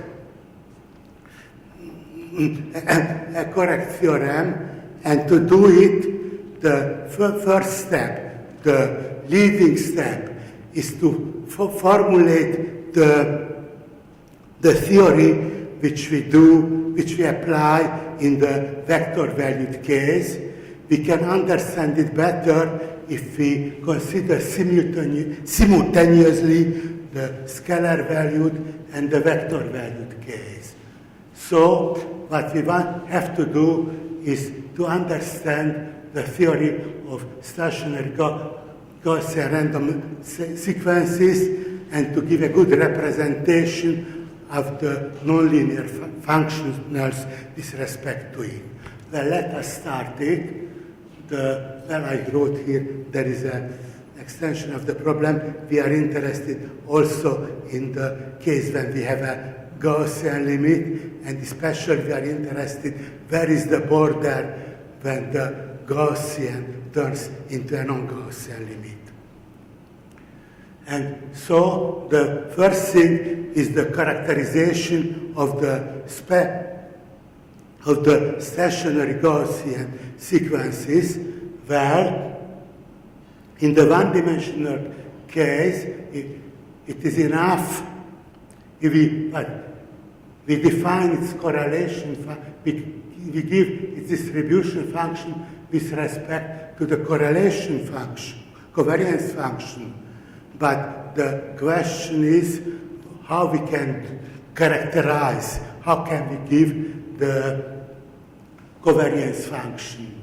The multidimensional version is here, that here we RJKN, that is the random variables with index 0 and index 2, and here is the J's coordinate, and here is the K's coordinate, and we want to give a good characterization of these sequences. In the scalar valued case, it is a classical result that this function Rn can be given as the Fourier transform of the so-called spectral measure, which has the following. Here is its property. It is a measure on minus pp, positive, finite, and it is as it is written down, and it defines explicitly the spectral measure defines explicitly the covariance function. In the multidimensional case, it is true that for all gk we can express it as a Fourier transform, but here this jk, it's a vector, it is a complex valued measure, and now we put together this vector, this complex measure GAK, and we want to characterize this matrix, and here is the result. It is very similar to the one-dimensional case, where it is complex number. It is the matrix GAK for all sets A is a positive semi-definite matrix. It corresponds to the fact that in the one-dimensional case the measure is positive. It has finite total variation. It corresponds to the fact that in the one-dimensional case it is finite, and here it is symmetric. But we do not stop at, so in such a way we gave a representation of the covariance function. But we do not stop here. What we want to do is to give a characterization not only of the covariance function, but of the process itself, we want to define a random measure, these nice properties, and to show that the process we have can be presented as a random Fourier transform with respect to this random. This is called random spectral measure with respect to which we take the integral. Here first I represent the result in the one-dimensional case. There is a random spectral measure, ZG for all measurable set A, such that it is complex valued. The real and the imaginary part together, they are Gaussian. Here we gave the expectation 0. Here we gave the covariance, and here this condition 5. This is needed because we are in a complex case, so we have an additional condition to define its distribution. Well, I wrote down this condition 4, although it is consequence of the remaining conditions, and then we can define with respect to it a random integral, and yes, and here xjn can be expressed as the random Fourier transform of this measure. And now we are looking for its vector valued case. Here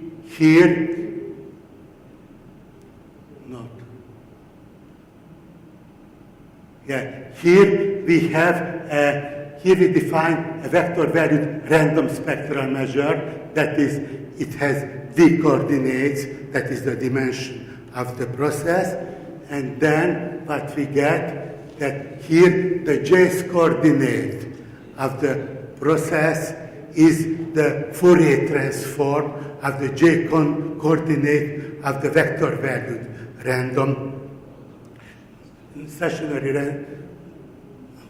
random measure. Its conditions are very similar. Here is it written down, and at this page, as you see, the condition 3 is written in red. It is because if you consider a fixed coordinate, it behaves like a one-dimensional random stationary sequence, and this condition 3, this is what gives the relation between the different coordinates, and a similar result holds as in the scalar valued case. In the next step of my discussion, I make a digression, namely, I consider generalized random fields, Gaussian stationary random fields, and consider their spectral measure and random spectral measure. Well, I think that the first question, what would you ask with respect to it, is whether you have to torment us with it. My answer is that we cannot get, if we want to answer our questions, we have to deal with it. Namely, they behave similarly as in the scalar, as in the usual way, but they are more general. We get a more general class of spectral measures and random spectral measures, and in the limit theorems, we are formulating, we need this more general class. So let us start with the definition of generalized random fields. First, I start the philosophy, so that But if we have a random, a Gauss, random sequence with parameter under continuous time, then if it is nice and we have a nice class of functions, then we can define all these integrals, and these integrals, if this class of functions is big enough, then it determines the process itself. But generally, the trajectory of a random process looks very bad. Namely, as Dobrushin said, it looks so bad that it simply does not exist. So this integral, there are cases when this integral we cannot define, but we can extend this integral to as a random generalized process, and what we get in such a way, that is what we call generalized random field. Well, we have to define the class of test functions. Here it is the so-called Schwarz space. I wrote down its definition. It consists of the functions which go very fast at infinity with all of their derivatives. Well, in a complete definition, I still have to define the topology in it. For the sake of simplicity, I simply omitted it. And now, here is the definition of vector-valued generalized random field. Well, like in the integrals, it is a linear functionals, and some if the test functions are close to each other, then the corresponding random variables are also close to each other. So that is a generalized random field, and we can define the stationarity and the Gaussian property in the natural K way. It is stationary. That means that if we shift the test functions, then the distribution does not change. And Gaussian, if all test function phi, the corresponding random vector is Gaussian. And now we want to characterize the Gaussian generalized random fields, and here again we can do it with the help of their characteristic, of their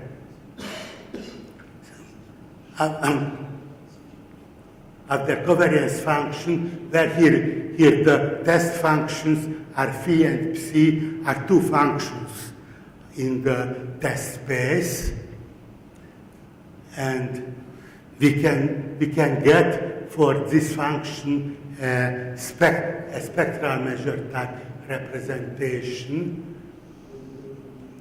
Namely, we can define generalized random fields in such a way as it is written down, where this formula here, that corresponds to the fact that in the non-generalized case, it was a Fourier transform of a measure, where this being the Fourier transform of a measure, this means such as things, and for all j and k, the coordinates of the random vector, we integrate with respect to this gjk, and we have to characterize what kind of gjk will appear here. And here is at the next space. It is very similar to the usual way in the non-generalized case, we have this GA is positive semi-definite, where it has locally finite total variation, so the finiteness does not hold. It is symmetric, and here it is the very important property which is in red, that instead of finiteness of the measure, we need this property. Well, in some sense, it is very natural. Naturally, we have to define the spectral measure in such a way that all measures, that all integrals we write up is meaningful, is convergent. And now, here we integrate test function from the space S, the Fourier transform of a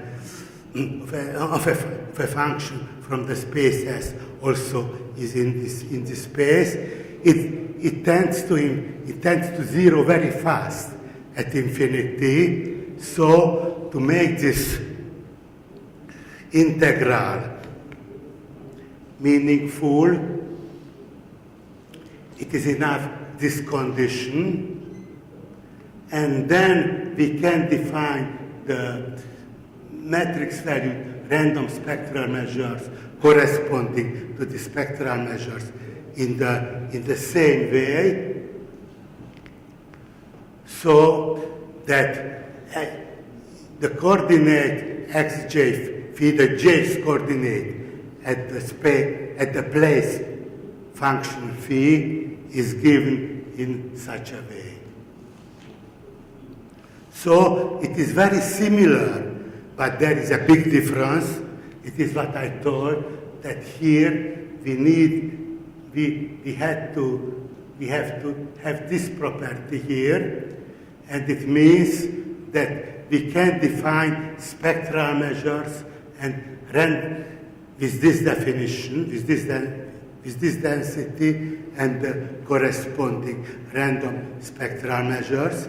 And let me recall that in the result with the Dobruschin, which I mentioned, exactly this spectral measure and the random spectral measure corresponding to it appear. So it means that to formulate that result, we needed this object. In the next step, I consider the definition of the multiple Wien-Rito integrals, where at this point I will be even more concise. What I shall concentrate on is to explain what we want to do and why. What is this good for? Our main object is the following, that we consider the Hilbert space H here, which consists of the square integrable random variables which are measurable with respect to the original random sequence, and we want to give a good characterization of their elements, so we have to explain how to do it, and also it demands an explanation why this new representation is good for us. Well, first we consider the subspace H1, which consists of the linear combination of the coordinates of the original random vectors. And then here we can define them as one-dimensional random integral. This is the spectral measure which I spoke about it in the. Here is the scalar valued case. In the vector valued case, here is your J, and here in the multidimensional case, we have such a finite sum which describes the space H. H1, but we want to define one multiple Wiener-Ito integral, which defines the elements of the larger space H. And for this case, we define multiple Wiener-Ito integrals for functions. Here in the scalar values case, here is Zj, the same scalar valued random spectral measure, and in the vector valued case, here is an index in all coordinates has its own index. Here we define all these things, and in such a way we can, here we can do it in the usual way. Because of lack of time, I omit this point, but I want to say that to define this integral, we have this finiteness property, and this is a very important point, whether it holds or not. And here is still another condition where it may look a bit strange. It corresponds to the fact that the Hilbert space H is a real Hilbert space. So we want to define a real Hilbert space, and this is which guarantees that the Hilbert space we have is a real Hilbert space. It is not so unnatural, as you would think at the first time. Heuristically, it means that these functions behave like the Fourier transform of real valued functions. And then there is a theorem that all random variables from H can be written down as a sum, as a finite, as a sum of such random integrals, and it is not simply an existence theorem, but we can calculate it explicitly. Here is an important formula of Ito. I wrote down its most important case. It is somewhat more general. If we have such a random variable, expectation 0 of x, then the case-Hermite polynomial has such a form. And that is in the one-dimensional, that is the scalar valued case, and we have to prove its multidimensional case. The first question, why it is good for us? Well, here comes a very important point.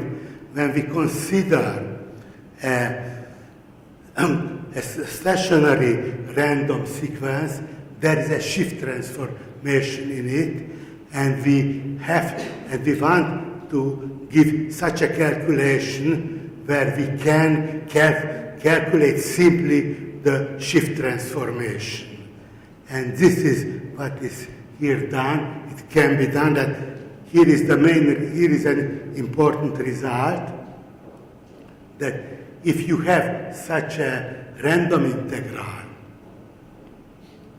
then its shift with tk, that is, here I wrote down the definition of the shift. It is simply you multiply this function with this function. Well, it is very similar to the deterministic case that you can calculate the shift transformation where with the help of the Fourier transform, and in the case of stationary random processes, this property remains valid. And now here I can explain how we get, with its help, our result is the Bruschian. Namely, the main point is that we want to write down the random variables we are studying in a form that we can understand better. Namely, here we apply this Ito formula. We can write down here in such a way so the kernel function is identically 1.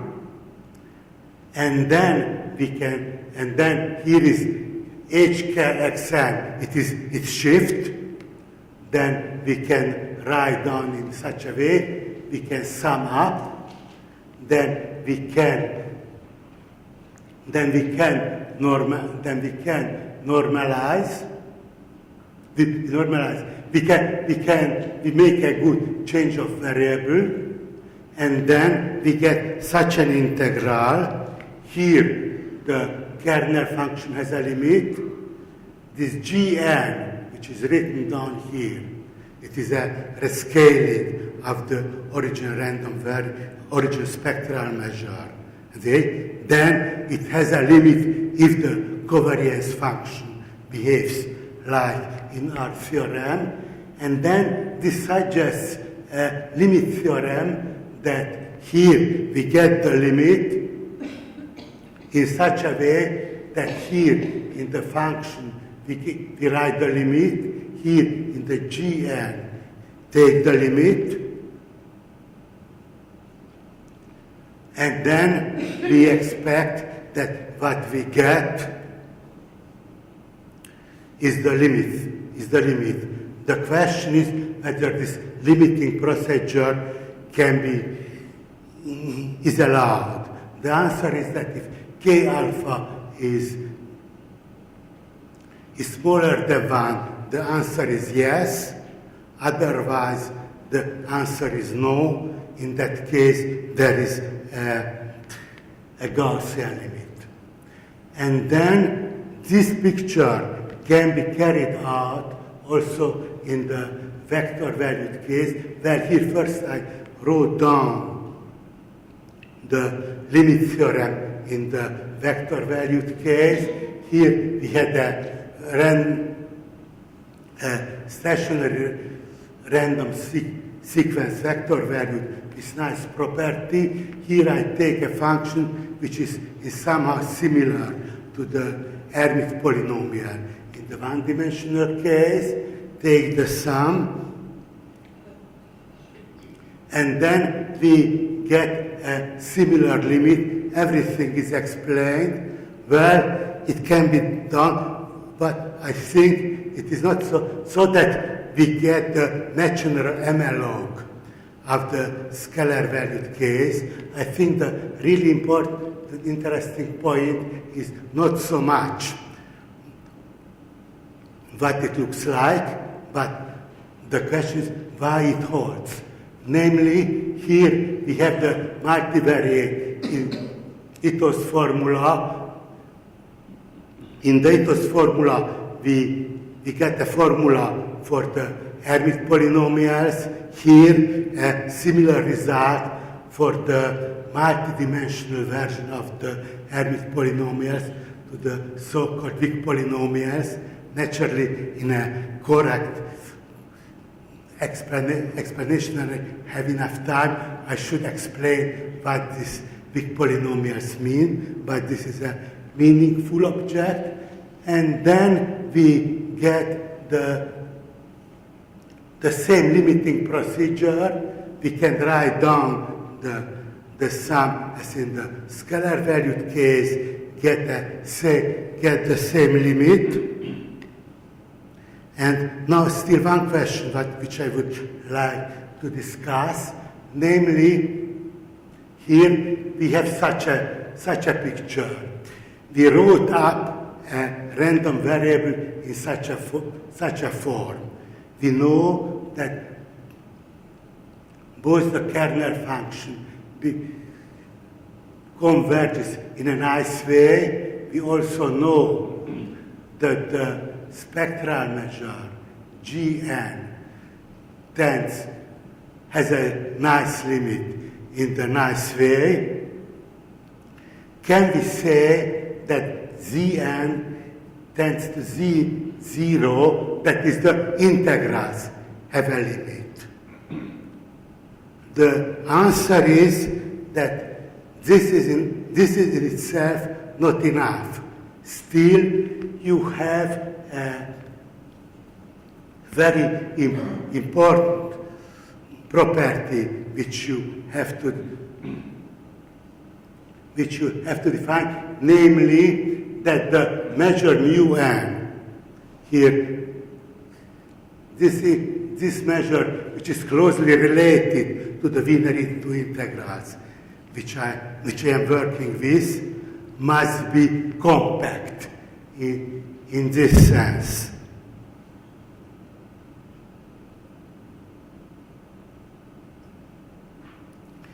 So if this measure actually remains in a compact set, the main part, then you can make this limit, and if this is not the case, then you cannot do when this mass flows out to the infinity. That is the case when you have a Gaussian limit. So Professor Shiryaev spoke about the importance of the compactness of this measure in the limit theorems. Well, here I presented a new example for the importance of this property. Well, thank you.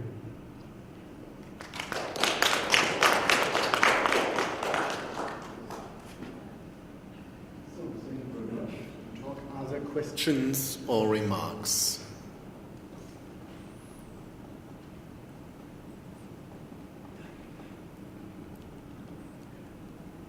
So the problem you're specifying here is one of the shift which you do on the spectral side, right? The shift you do on the spectral side was the shift of the random variables, and this I express it is the help of random integral with respect to random spectral measure. Yeah.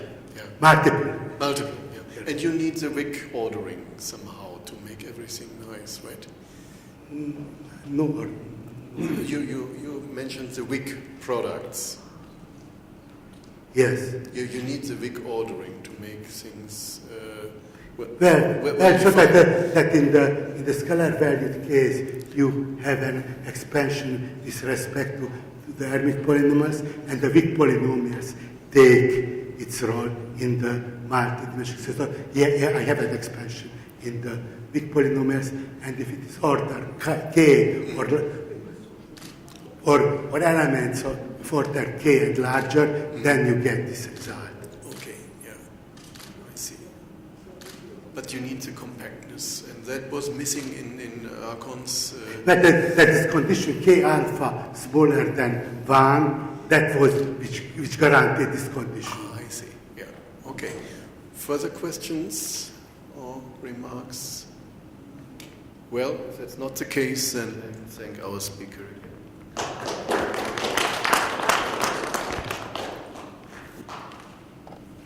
So, we have time for 5 minutes break till the next talk.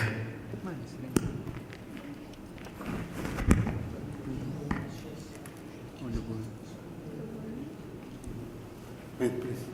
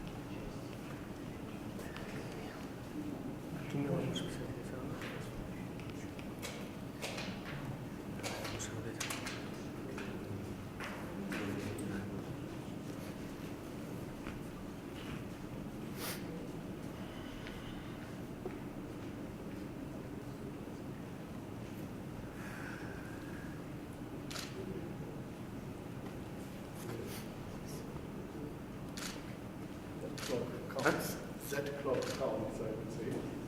Okay, so let's continue this afternoon's program with our next speaker, Dmitry Zavorozhets from the St. Petersburg Department of Steklov Institute. And he'll be talking about approximations of sums of random vectors by infinitely divisible distributions. Please, Dima. Okay, thank you, Frederick, for the introduction. And first of all, I, of course, would like to thank the organizer for giving me an opportunity to give a talk here. It is a big honor for me to participate. And today I will speak about some topic which is a little bit new for me, but I think it fits this conference much more than my other interests. So I'll speak about joint result with Friedrich Götze, who just introduced me, and Andrei Zaitsev. Unfortunately, he couldn't participate because now he's in Bielefeld visiting Friedrich. Okay, and let me begin. The main object is, let us fix some n natural, and I will speak about non-asymptotic results, so it's convenient to think that n is fixed. And consider random variables xi1, xin from R1. And all I assume is that they are independent. And I even do not assume that they are identically distributed. And it is well-known result due to Kolmogorov in 1956. Roughly speaking, he showed that the sum of these independent random variables, in some sense, it is close to infinitely divisible class of the infinitely divisible distributions. To be more precise, let me first recall you some notations. First of all, for a random variable xi, denoted by q and some tau, positive tau, denoted by q psi tau, the concentration function of xi given by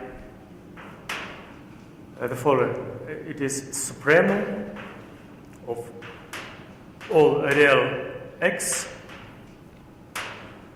of the probability that psi lies in the interval x plus tau.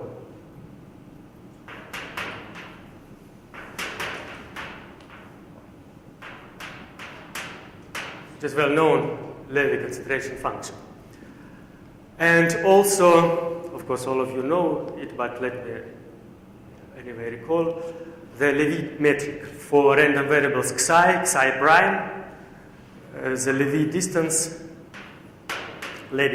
between xi and psi prime is defined by infimum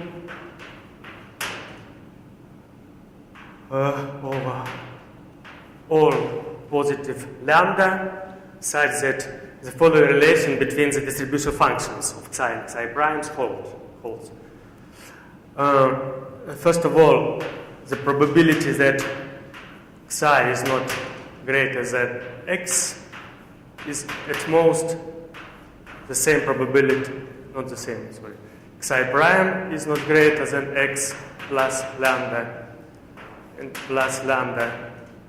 And vice versa, the same xi prime here, xi here, do like this. And that is for all real x. That is the classical Levy distance. And let us denote by pi j. Okay, j is from 1 to n. Pi j, it is just 1 minus q of psi j tau. It is the infimum of the probability that psi j does not hit the interval of the length tau. And p is just the maximum among all p1 and so on pn. Okay, that is essentially all notations we need. Okay, and Kolmogorov in 1956 he proved the following thing. And the last notation is, let us denote by capital D. It is a class of all infinitely divisible random variables. Infinitely divisible random variables. Okay, and as I said, he showed that the sum in some sense close to this class. What does it mean? It means that for some absolute constant c, the following inequality holds. Infimum over all eta from this class, over all infinitely divisible eta,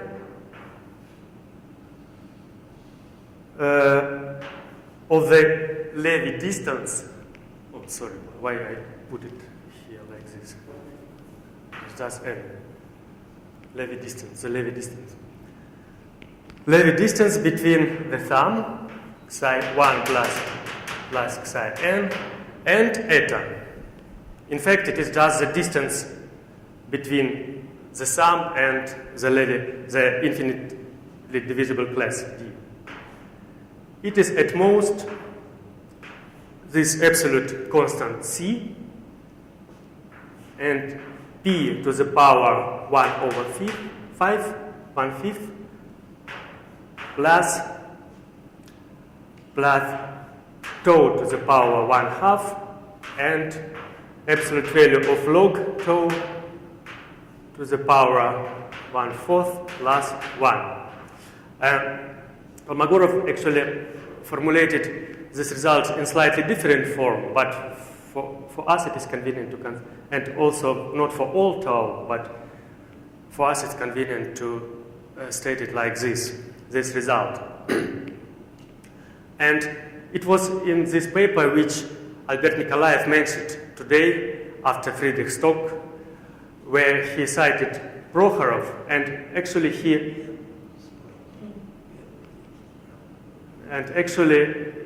proved two theorems. And, yes?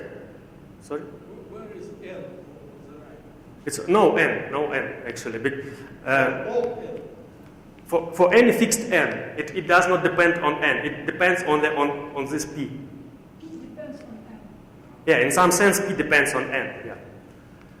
And okay, actually, it was the second theorem, and from this paper, and the first, maybe it is more famous, and maybe it was saying some words about it because it is connected with the activity of Yuri Vasilyevich Prokhorov. The first theorem was about identically distributed random variables, and he showed that in this case it is at most c and n to the power minus 1 over 5. It was his result,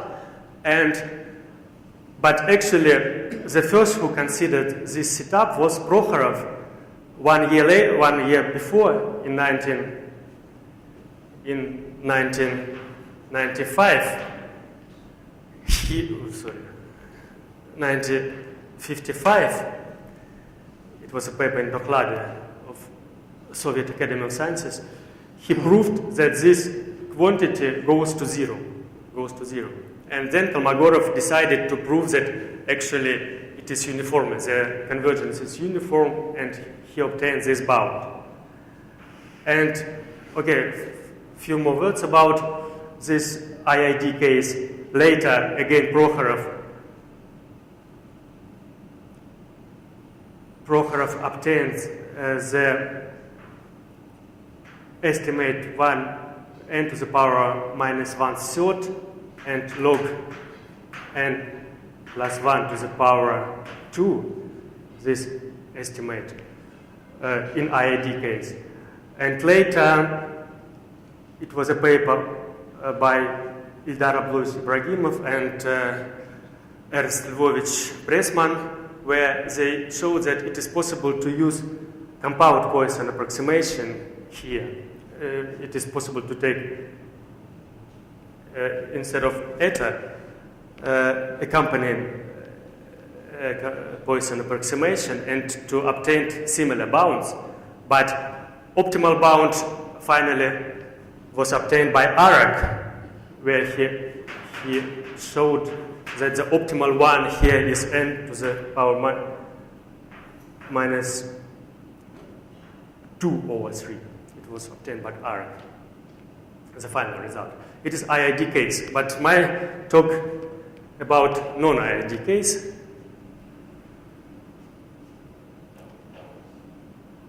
And it also may be useful to mention that the technique the methods which was used in Kolmogorov paper, in this Kolmogorov paper, who also, as Albert Nikolaevich, which said that he used Prokhorov's methods, and these methods, along with the Sperner combinatorial lemma, later was used by Rogozin, who proved the following inequality. Q, consideration function of the sum under the same condition, just independent random variables, no more assumptions, plus psi n is at most some absolute constant over square root of p1 plus pn, or square. Oh, no, it's not sphere, sorry. It is very famous Kolmogorov-Rogozin inequality. Now it is known as Kolmogorov-Rogozin inequality. Okay. And later, this bounds, the right bounds, was improved by several mathematicians. First of all, by Kolmogorov himself. About 6 years later, he put here 1/13 instead of 1/5. Again by Ibragimov and Pressman. And finally, the optimal bound was obtained in 1984 again by Arak, and also jointly with Andrei Zaitsev. And they showed that under the same assumptions, the right bound is where we have no exponents here. So they proved the following inequality.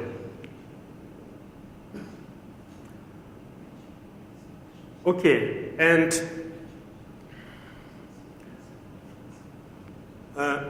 now let us notice that this setup can be naturally extended into higher dimensions. But first of all, sorry, I forgot to mention another result of Arag and Zaitsev in this paper. Besides this inequality, they also considered the Prokhorov-Levy metric. And again, let me recall you what it is. Okay, D, it is infinite dimensional. And Prokhorov-Levy metric, it is, okay, maybe here.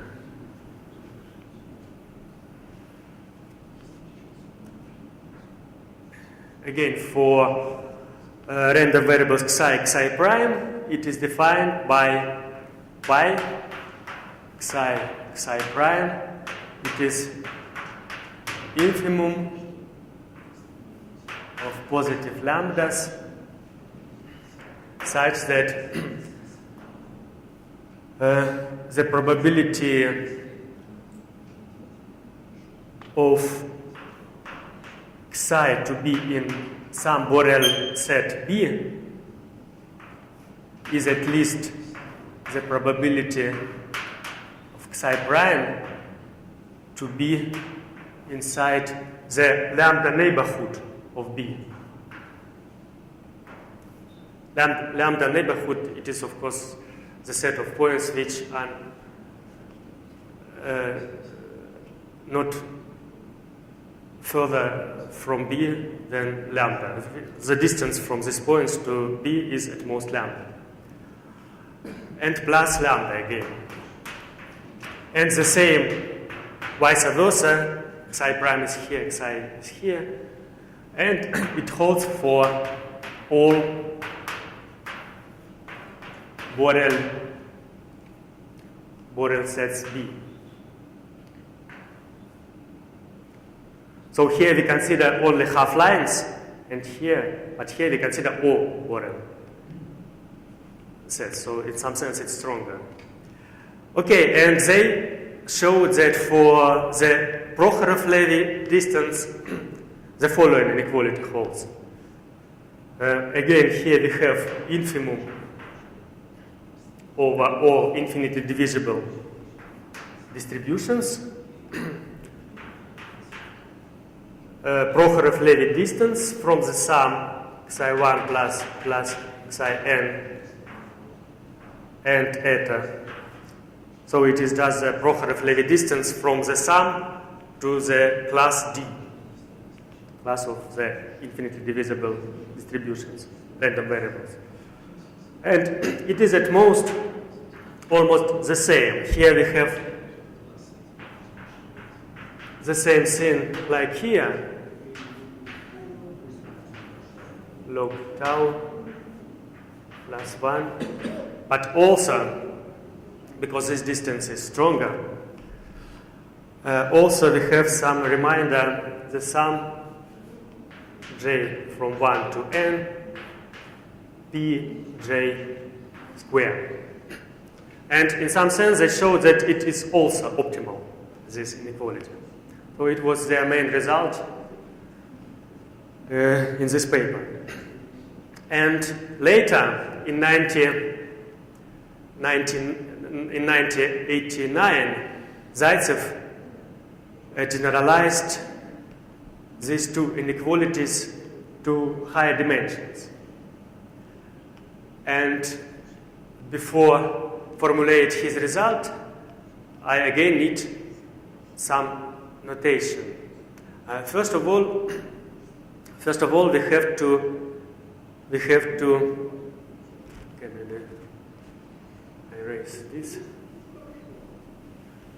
First of all, we have to generalize the Prokhorov-Levy metrics to higher dimension, but literally the definition stays the same. Nothing changed in higher dimensions here. Just Borel sets in RD.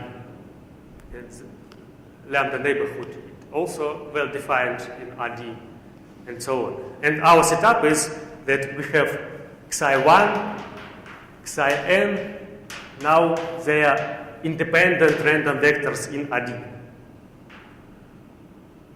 Dependent. That is our setup. The only assumption is independence. So Levy-Prokhorov matrix is the same. But the situation with the Levy metric is a little bit more subtle. How to generalize it to high dimension. Zaitsev suggested the following generalization.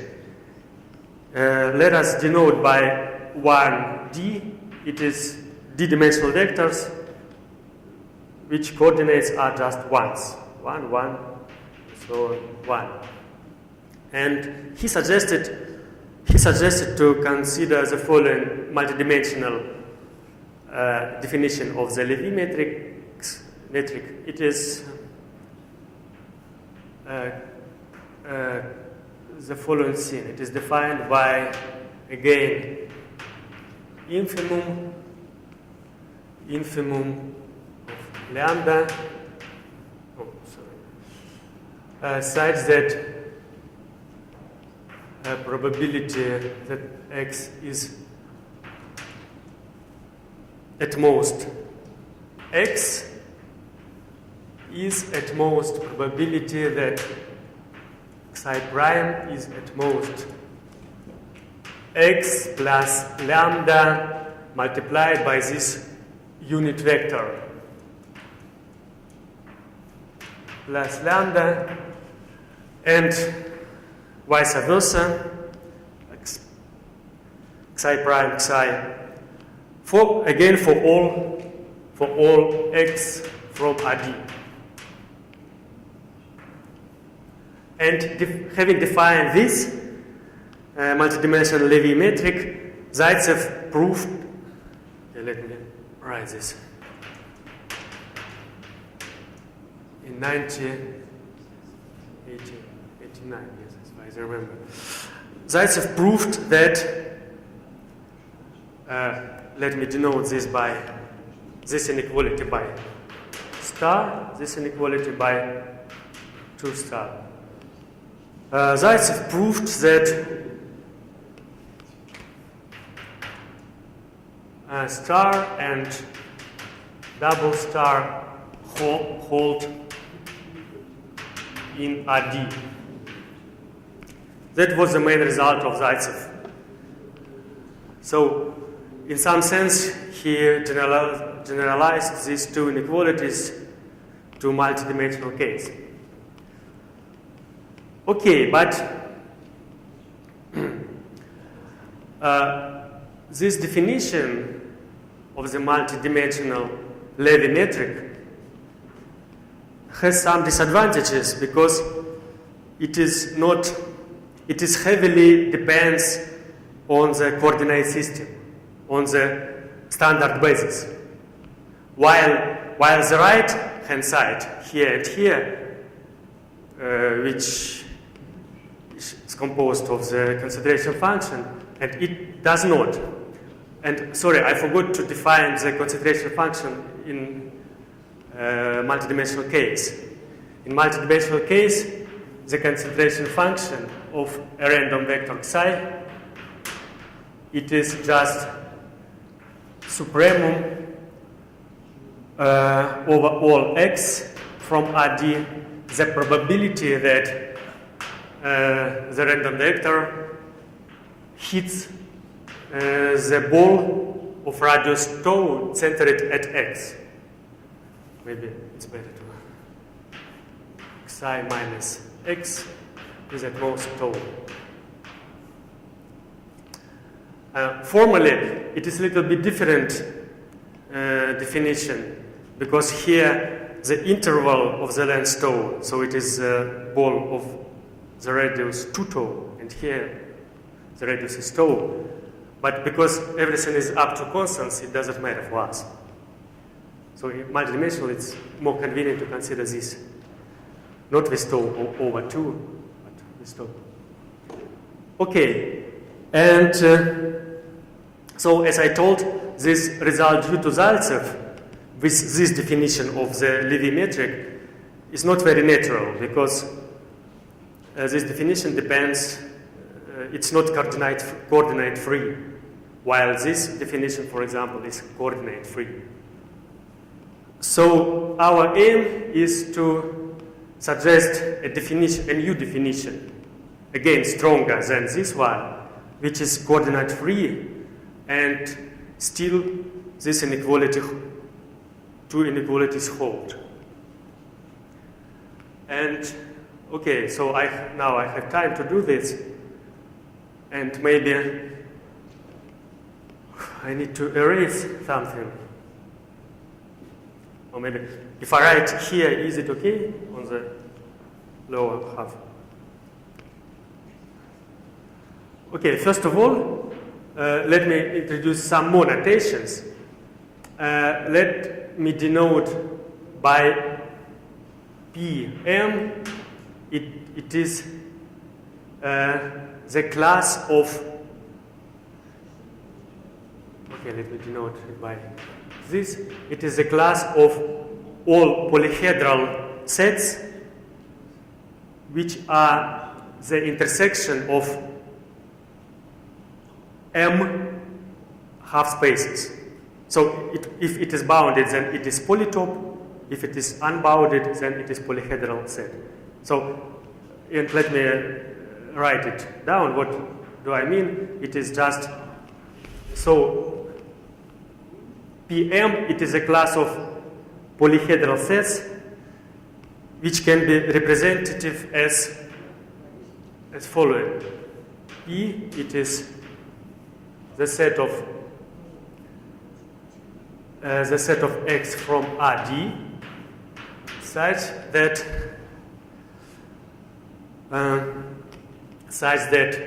scalar product of X Tj is at most Bj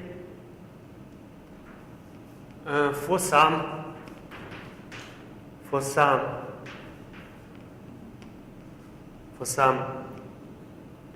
T and Tj and Bj, where the norm of Tj is 1,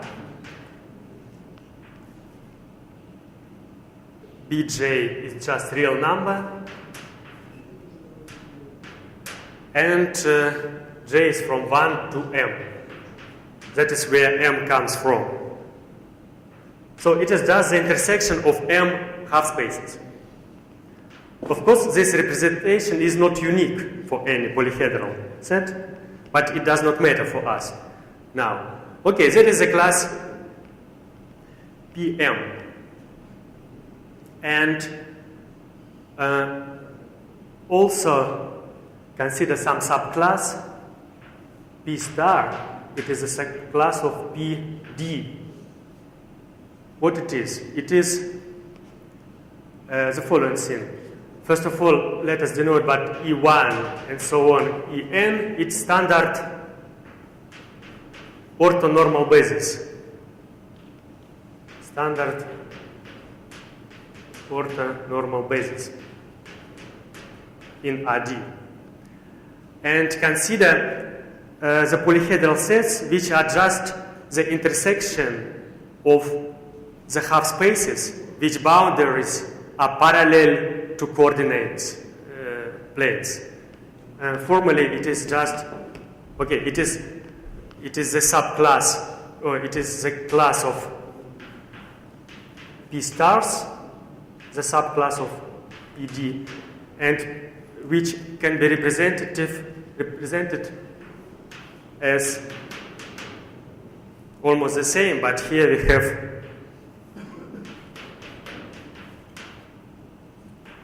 the set of X such that scalar products with our standard basis participate here. Is at most Bj, where J is from 1 to D. And so for example, our PM, it is just, for example, on the plane P3, it is just the intersection of three hyperplanes. It can be like this, it can be like this, and what is P star in the plane? It is just the intersection of such kind of half spaces. In some sense, it's shifted orthons, just the set of shifted orthons. And okay, and having this definition, the definition given by Zaitsev can be formulated in the equivalent form. It is just, and sorry, before this I need one more notation. And here in the definition of Levy-Prokhorov metric, we have lambda neighborhood. And now let us introduce some quasi neighborhood. If we have such representation of the polyhedral set P, then maybe here. Then the quasi-lambda quasi-neighborhood is defined as follows. It is just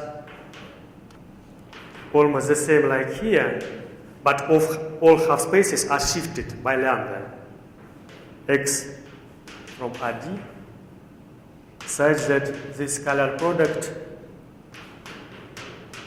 is at most Bj plus lambda. Again, for some. Okay. So, what do we have in the picture? For example, if we have our P is this polyhedral set, actually polytope here, then what is P lambda? Then we shift each of half spaces by lambda.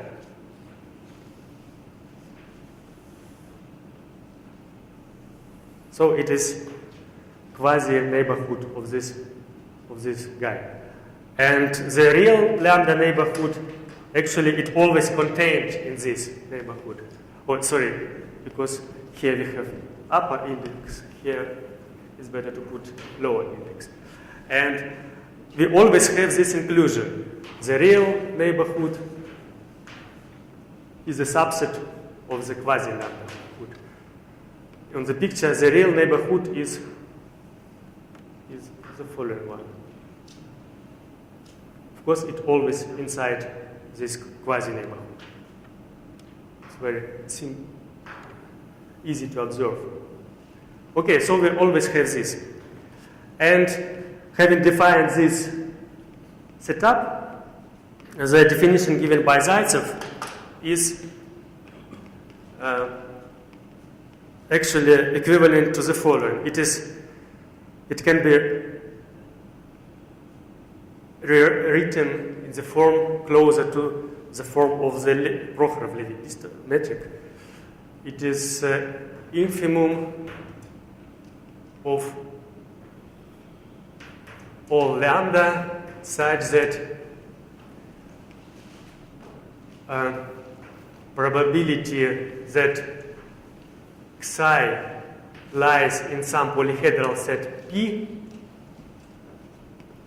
is at most the probability that psi prime lies in the quasi-neighborhood of P plus lambda. So this summation, it corresponds to the shifting of the half spaces. And in the definition of Zaitsev, all of our subspaces are of this form. So we need to put here, okay, the same vice versa, and we need to put here for any P from our class P star, which is of this form.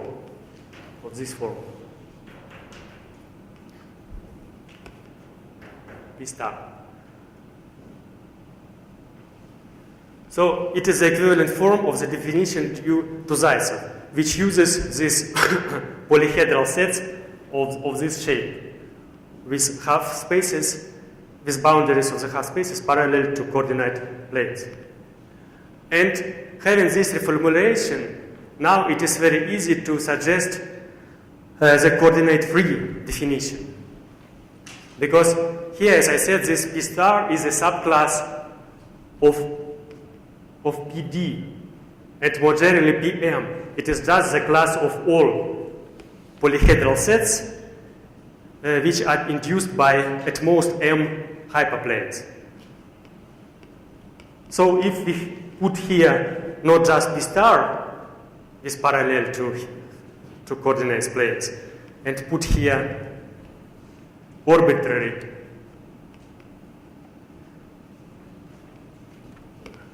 P is from arbitrary PM, and here we put, it is another object, so here we put another symbol. We denote it by LM of xi prime.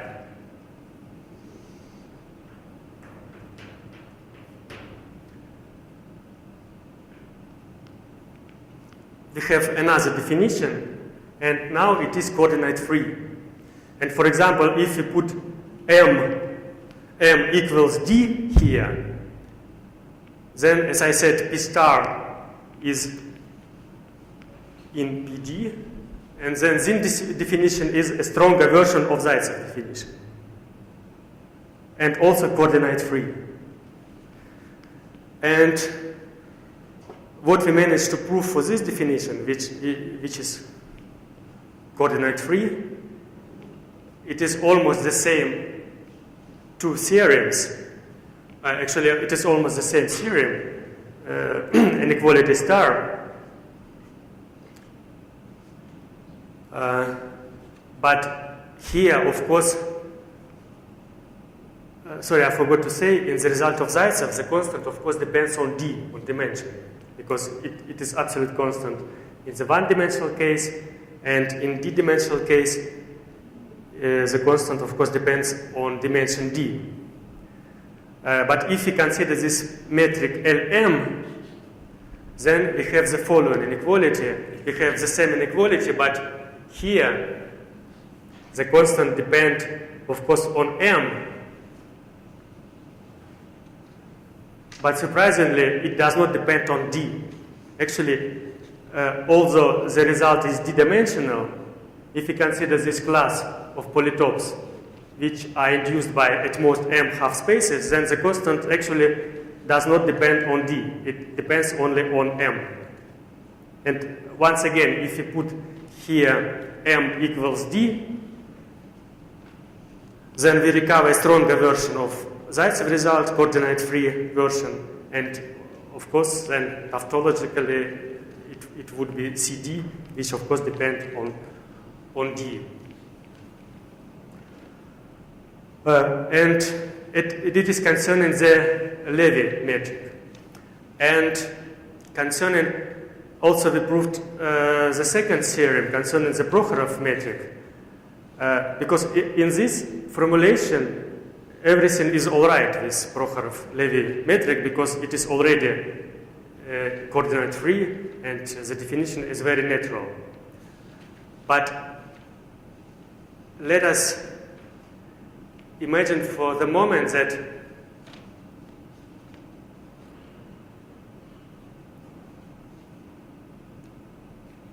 in our new definition of the Levy metric, we considered not all the Borel sets, but consider only the polyhedral sets from PM. And also we considered the quasi-neighborhood. Here we considered the original neighborhood and considered all Borel sets. And so there is also something in the middle. If we considered all Borel sets and considered a quasi-neighborhood. And in this situation, it turned out that we can improve this inequality. So in this, if we considered not the real neighborhood, but considered the quasi-neighborhood, then we obtained the right-hand side without this term. And it is our second result. And I think maybe it's time to finish. Thank you for your attention.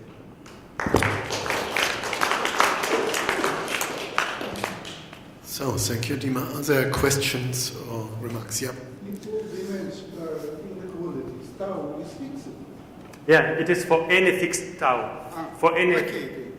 Yeah, thank you for the question. I forgot to say. Yes. Friedrich is over there. Yeah.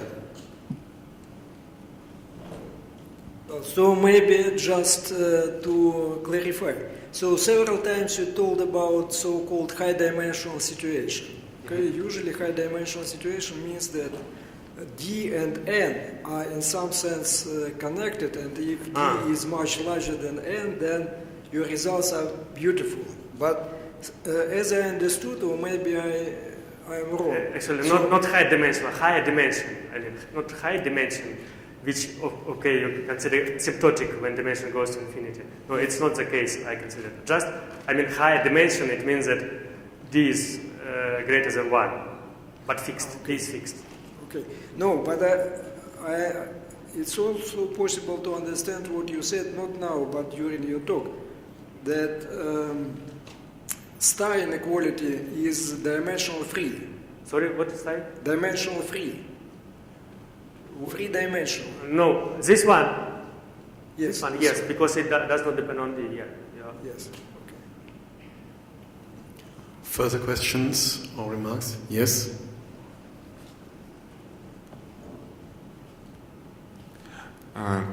As I understand, the main motivation for the new definition is this coordinate-free property.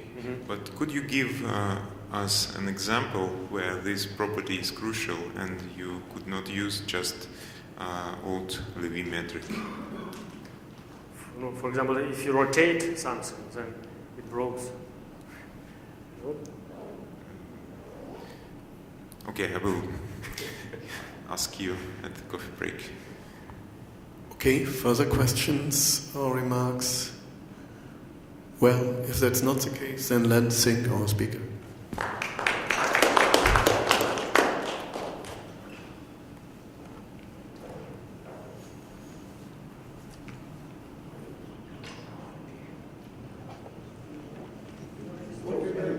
We have a break till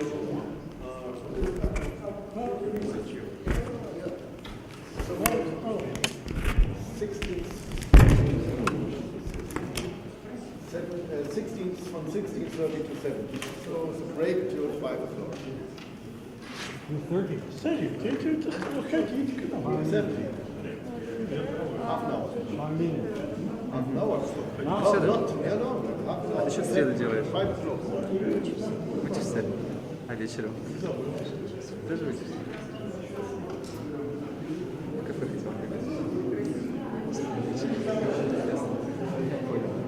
Ладно, всего хорошего. Все, больше ничего не нужно? Нет. Спасибо тебе.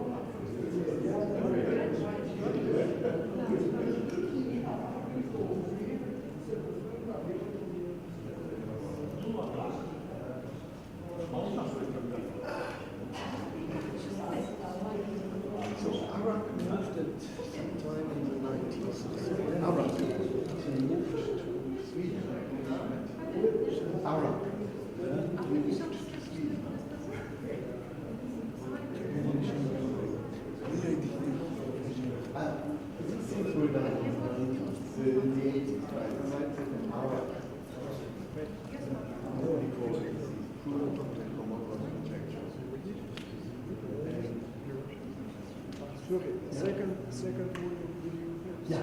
I No. So. No, but Iraq moved then to Sweden. Sweden? Yeah, to Sweden. And not to Finland. Oh, okay, good. How did you?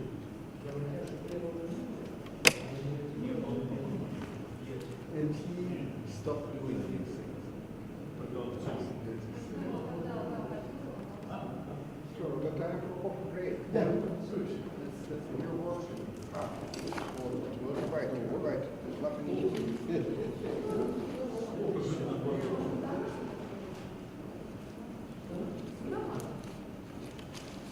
So this word is unique in some sense.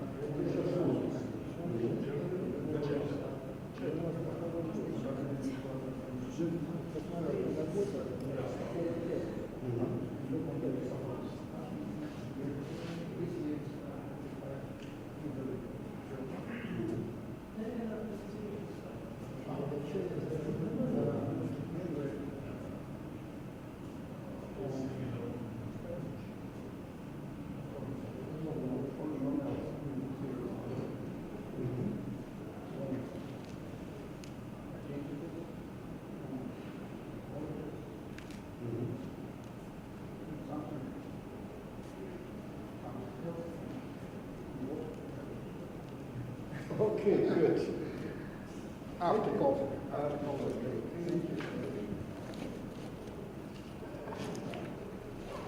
Thank you very much for your attention. I'm living in my room. It's possible to... Можно по-русски. Можно смотреть все лекции, они транслируются. Да. И я уже там...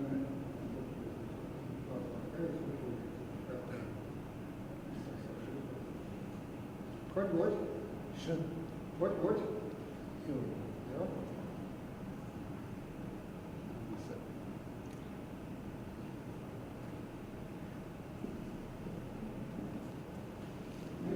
Мы поедем когда-нибудь снова в Венгрию? Когда-нибудь в Венгрию снова поедем на конференцию? Ну, я знаю, какая конференция будет. Вероятно. Ну, я не...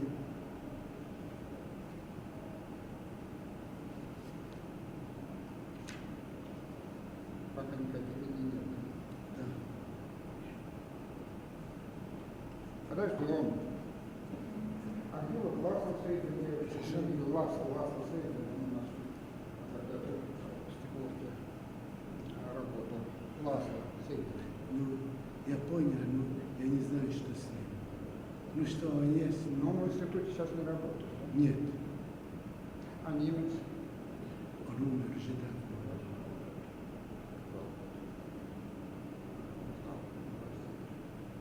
А Коля это... Ну, он приезжает? Что? Он приезжает, он где живет сейчас? В Будапеште? Да. А он в Дебрецен не ездит? Нет, это в Дебрецене работал его отец. Да. Ну, он уже умер. Да, я знаю. Я книжку переводил тоже. Вот, Коля туда часто ездил. Я просто помню, что приходил. С мамой познакомился.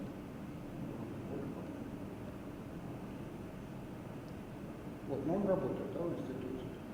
Нет, в университете. А вы с ним видитесь? Да.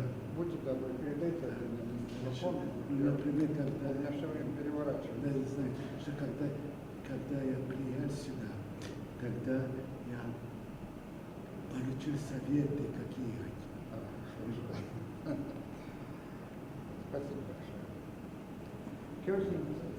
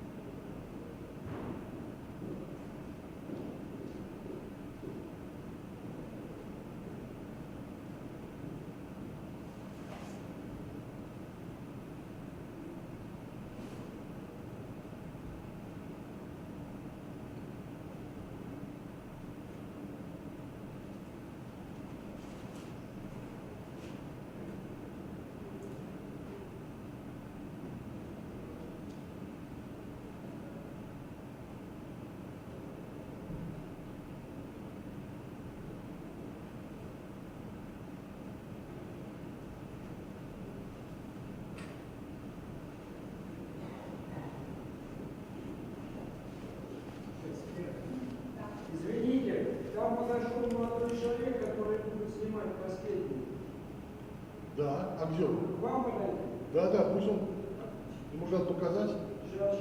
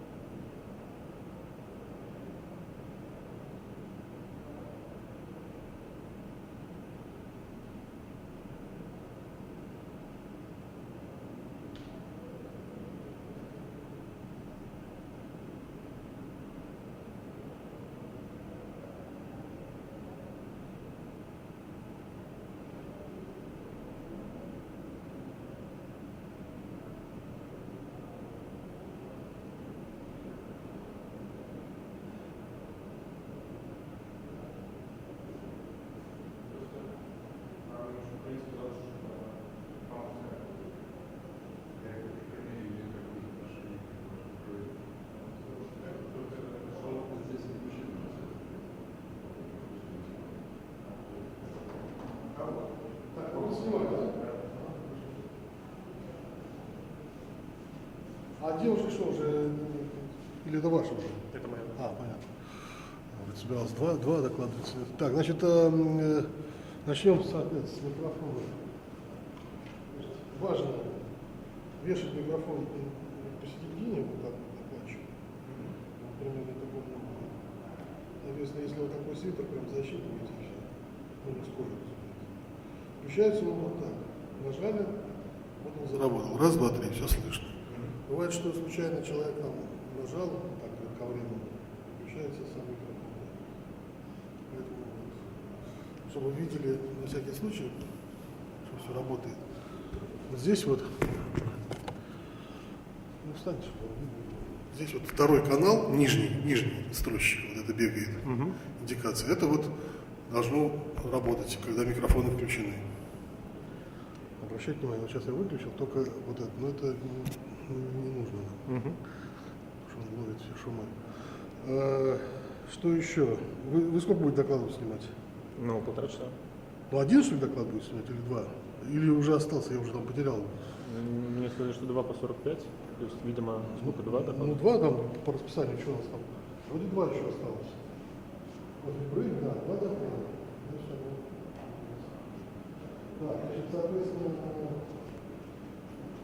в перерывах надо выключать, чтобы это в карман, кому там либо за поясом защелкивается. Соответственно, главное, чтобы вы нажали, загорелся, все, зеленый, это значит, что хорошо работает. Это минус. Что мы, собственно, удержали, потом погасили. То же самое, значит, председатель кнопки другой, включается также красная кнопочка, это работает. Мьют тоже бывает случайно люди нажимают, когда держат. Соответственно, если второй канал попадет, надо... А второй канал много минут занимает? Они все сведены через микшер у меня, то есть оба не работают, все на второй канал. Значит, теперь камера. Здесь все просто тоже. Один доклад, одна флешка мы используем. Вот лежит запасная, меняется она вот так вот. Вниз рычажок, вот, замочек. Открыли, нажали, отжали, вынули. Контактами вправо. То же самое, ну попробуйте сами вставить. Только сюда кладем. Извините, можно вас спросить? Да.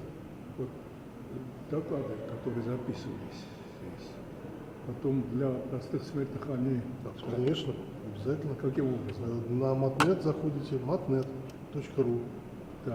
А сейчас они транслируются в YouTube и прямая трансляция. Ну, на сайт нашего института можно зайти, это идет переадресация. То есть это все выкладывается в прямом доступе. Ну, допустим, доклад Ширяева. Да, все есть, все. Скажем, завтра. Ну, где-то завтра он появится уже, мы его обработаем. И стекловку этот зайти. Да. И увидите там конференцию, увидите эту конференцию, а дальше идет переадресация на мат-нет. Можно напрямую в видеотеку мат-нет зайти. Ну, найдете, я думаю, да, там не проблема. Спасибо. Да, с флешкой все понятно. Только... Да, флешку вставьте сейчас, да, потому что сейчас будет уже этот самый доклад. А если, допустим, закончится память во время доклада? Нет, такого не будет. Здесь 11 часов 27 минут. Мы просто пишем по одному докладу, чтобы быстрее обрабатывать. Ну и не было там каши какой-то на флешках, куча всего, потом разбирать, кто. А между докладами мне сменить флешки? Да, между докладами там будет какой-то небольшой перерыв, вы тогда поменяете. А она сразу автоматически сохраняется, мне ничего не надо? Ничего не надо, единственное, на паузе. Вот сейчас стоит камера на паузе. Вот если видите, вот красная кнопка, вам только ей оперировать надо. Просто вот нажимаете на нее, вот пошла запись, видите? Загорелся светодиод, и там красная точка на видоискателе. Вот. Еще раз нажали, она остановилась. И вот в этот момент надо менять флешку. Ну, на паузе, разумеется. Во время записи это нельзя делать, сами понимаете. Теперь вот ракурс. Вот, берете по максимуму вот, экран, ну, чтобы понять, чтобы вся презентация влезала. Вот она сейчас, собственно, ну, примерно вот так возьмете. Это зум. Ну, вот это вот коромысло, вот, клавиша. Понятно. Вот, тоже попробуйте сейчас, пошевелите ей. Плавно движение в себя. Ну, когда там будут объявлять, соответственно, наведите на председателя, чтобы ну, было видно, что кто говорит. И также будут вопросы задавать. Вот, тоже вот так примерно нормально. Ну, там вы увидите, чтобы влезло все. Да, то есть, если там поля будут презентации пустые, ну, конечно, можно побольше взять. Вот, если там, конечно, шрифт, текст, там, уже по месту. Ну и вот просто переводите, там, если доска, он будет ссылаться на доску, там что-то писать на нее. На доску. Все, ну, все плавные движения, никаких здесь. А в самом начале просто показать. Ну да, когда начнут, да, там кто представляет его, там, может он будет что-то говорить, обращаясь к залу, там, выбор поснимать, вот, а потом просто плавно переводите и все. Главное не забыть на кнопку нажать, чтобы у вас здесь красная точка здесь была. Ну, вот. Так что вроде все, ничего сложного нету. Вот, все движения плавные, в зависимости от степени нажатия, скорость приближения и удаления быстрее, медленнее. Вот. Так, ну в общем алгоритм такой, когда представляю, я подхожу. Да тут никакой. Все творчество. Прикрепляю микрофон. Ну да. Собственно, это да. Не забывать про то, чтобы вот он где-то был повыше, в середине, поскольку он на презентацию смотрит и отворачивается, и звук уходит. Включите его, проверить канал. Да, ну увидите сразу, Дальше что второй камеру. появился, видите, сейчас его нету, это вот здесь ничего не работает, тут надо, чтобы это было второй канал. Вот. Запись здесь. Запись здесь, все, дальше там. Флеш-карты здесь. Да, Всё понятно. всё. Сейчас вот единственное непонятие, вот есть как бы два микрофона. Это второй микрофон, это для председателя. Примерно сам, я не знаю, кто там будет. Вот, в принципе, может быть, тут и Паша, Яськов поможет. Вот он включается, это для...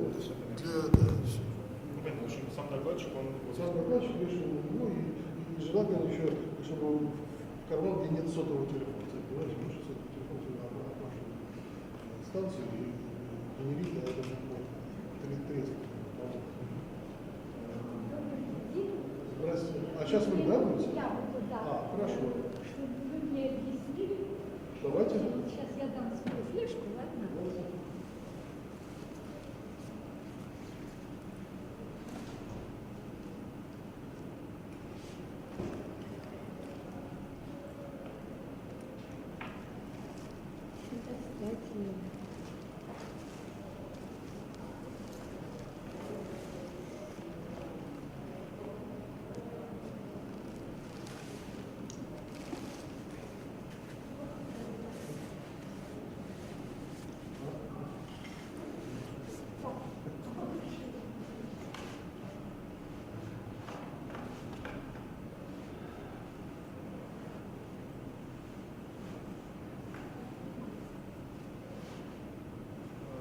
Вот, наверное, вот это первое, да? Римская проповедь. Да. Ага.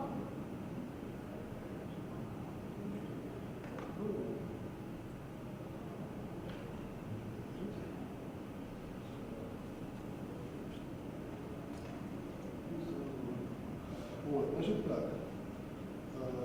Вот это вот у нас приставка. Ну, стрелка вправо вперед.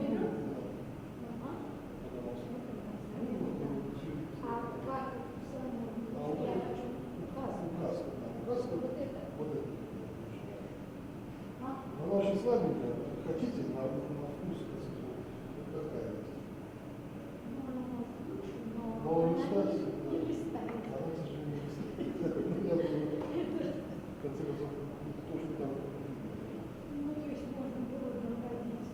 Не, это не нужно. Вы сразу можете себе заказать, да. Здесь увидите, здесь.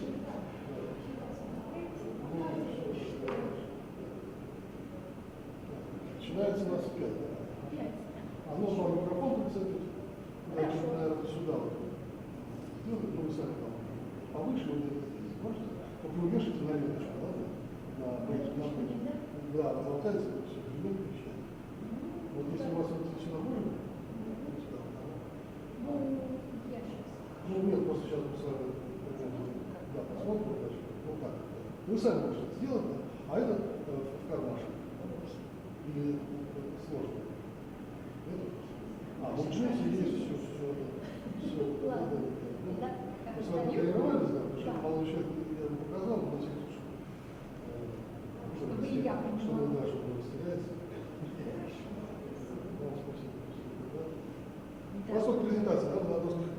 Ну, не знаю, может, картиночку нарисовать. Есть, но тут есть. Хорошо. Да не стирайте, я сотрудник.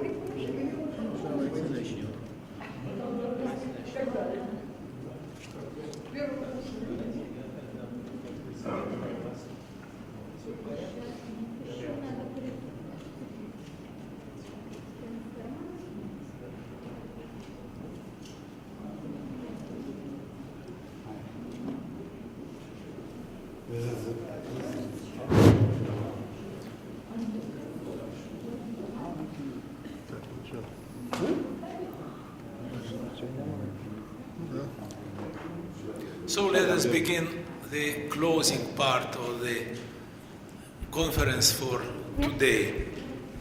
The first speaker is Ekaterina Bulinskaya from Moscow University, and the title of her talk is New Applied Probability Models and Optimization Problems. Please. Работает. Хорошо. First of all, I should like to thank the organizing committee of the International Conference Prokhorov and Probability Theory for the invitation to take part and have a talk today. It is very important for me because this talk is dedicated to the memory of my teacher, Yuri Vasilievich Prokhorov. He was my supervisor since my third year at Moscow State University, and it was a lucky chance that Andrei Nikolaevich Kolmogorov decided that Yuri Vasilievich will be the supervisor of our group, which was admitted for the first time to the probability department, because previously only boys could be specialist in probability theory. That is the pictures of Yuri Vasilievich, how I have seen him during almost all my life. And here is the last picture of me and Yuri Vasilievich during the celebration of his 80th anniversary at the Faculty of Computational Mathematics and Cybernetics. So that is the Moscow State University where Yuri Vasilievich taught me probability theory. The plan of the talk is as follows. I am going to give some examples, given almost all from my research of last 3 years. Applied probability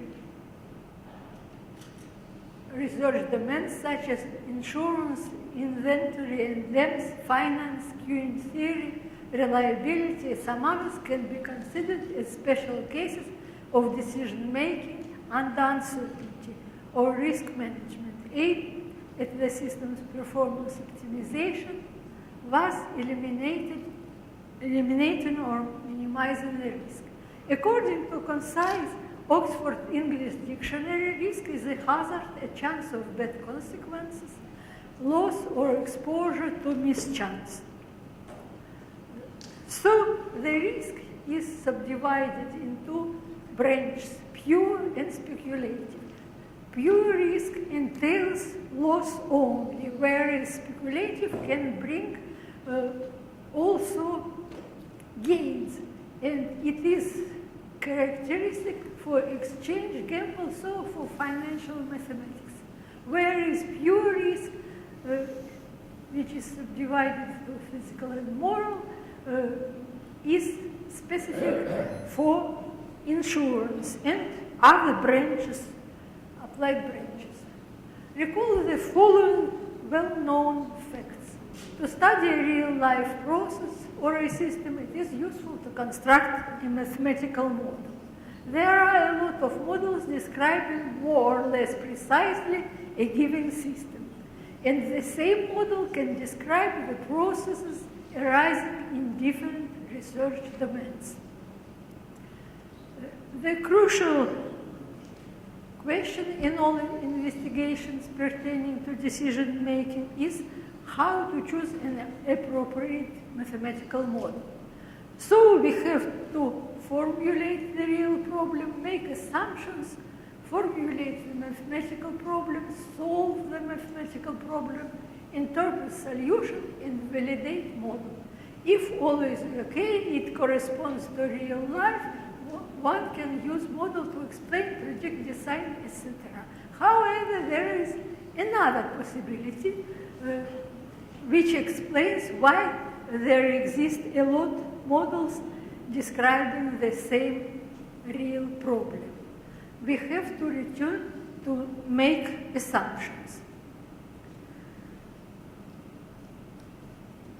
There is always trade-off between simplicity and precision.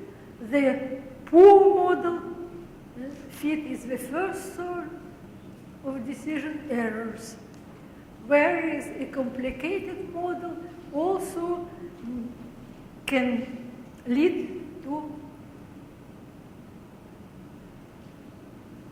errors. And perturbations of the underlying processes provide the third source of decision errors. Thus, the model stability to small fluctuation of model parameters and distributions of basic process is a must. To establish the stability of optimal control to small fluctuation of system parameters, we use local and global methods. And for evaluation of underlying process perturbation, we employ various probability metrics.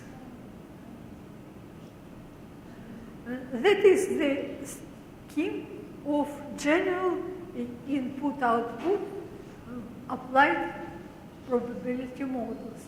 We have to specify the input process, output process, control, and the functional set, which describes the system configuration and performance mode. Then this is the planning horizon, and the last element is an objective function evaluating the system performance quality. This description is useful for models classification. So we can see discrete or continuous time, deterministic, stochastic, mixed, and so on. Known or unknown parameters, static or dynamic controls, and also another interpretation of systems elements lets pass from one research field to another. For example, in inventory input supply, demand, whereas in insurance, premium, inflow, reserve, and so on. Concerning the objective function, we have reliability approach, minimization of ruin probability, that is specific from beginning to insurance and reliability, and cost approach, which is specific from beginning to inventory and finance. So why I have chosen insurance as example of models? Insurance has a long and interesting history, and it is the oldest one among the other applications. Methods for transferring or distributing risk were practiced 2,000–3,000 before Christ. And even in a code Hammurabi, there were the parts concerning the maritime insurance.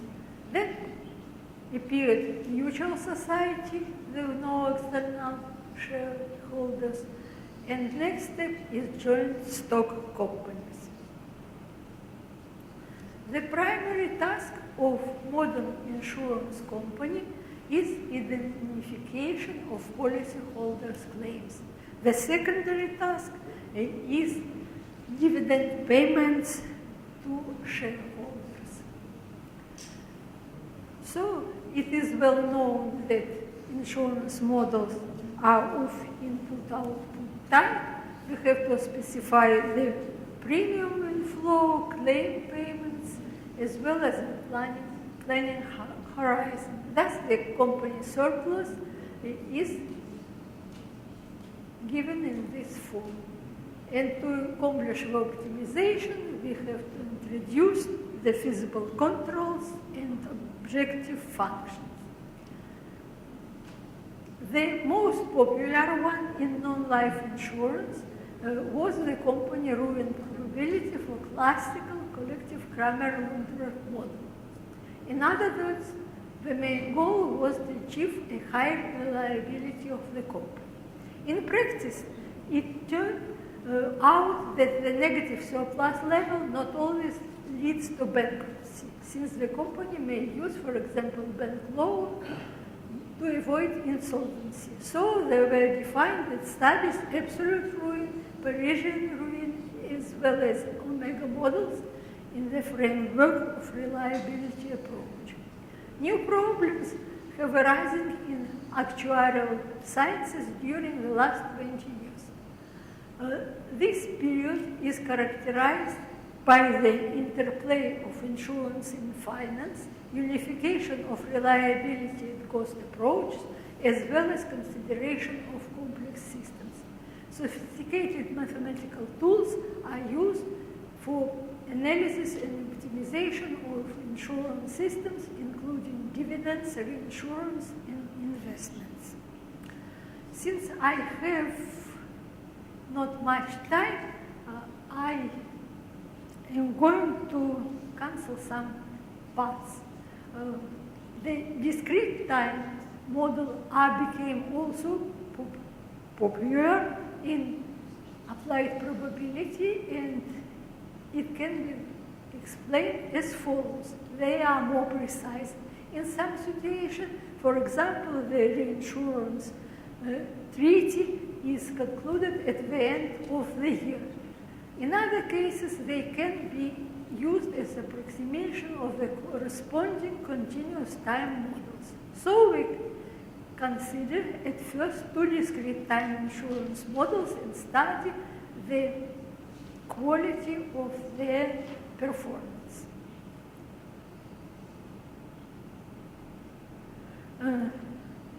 Here is the usual definition of optimal control.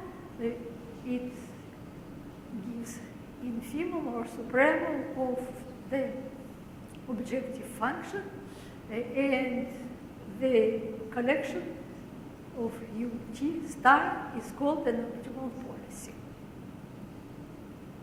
So I begin with the model with proportional reinsurance and bank loans. We consider the following discrete time insurance model. Let X sub n be a sequence of non-negative independent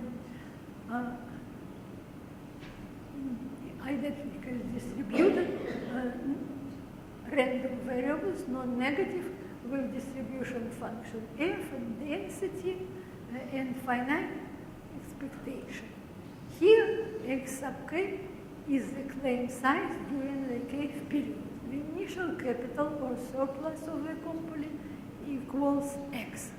Our aim to choose a system of bank loans in order to minimize the additional costs associated with claims indemnification. At the same time, the company can use reinsurance. Below, we suppose that the same reinsurance treaty is applied each period. The next step is to choose the optimal treaty or let it vary from one period to another. If we use a proportional reinsurance, more precisely quota share treaty, that means that direct insurance retains beta S if the initial demand of indemnification is S. Accordingly, the company retains only part of premiums, and we denote this by M and begin to treat a one-period case. It is possible to get a bank loan at the beginning of the period, the interest rate being C, or after the claim variable with the interest rate R greater than C, and let F sub 1 of X be the minimal costs associated with the loan. So we can prove the simple lemma 1, giving exact form of the optimal function and optimal control is of this form. It's easy to prove this using the relation, and then we get the derivative, and if it is equal 0, it can be proven that this is the optimal level. It is defined by one critical number. For the multi-period case, we introduce the discount factor, and Fk denotes the minimal expected discount k periods cost incurred by loans. And we can prove the following relation, which is the Bellman equation, and we use dynamic programming. The constants defining the optimal load are such, and the function is of the same form as for one period, and the sequence is non-decreasing in k. Theorem 1 enables us to treat infinite planning horizon, and we can establish the optimal strategy defined by one critical level, which is the limit of the n-period values for alpha less than 1. For alpha equal 1, we choose another risk measure, introducing the notion of asymptotically optimal policy. If we suppose that we use a stop-loss treaty with attention A applied each period, we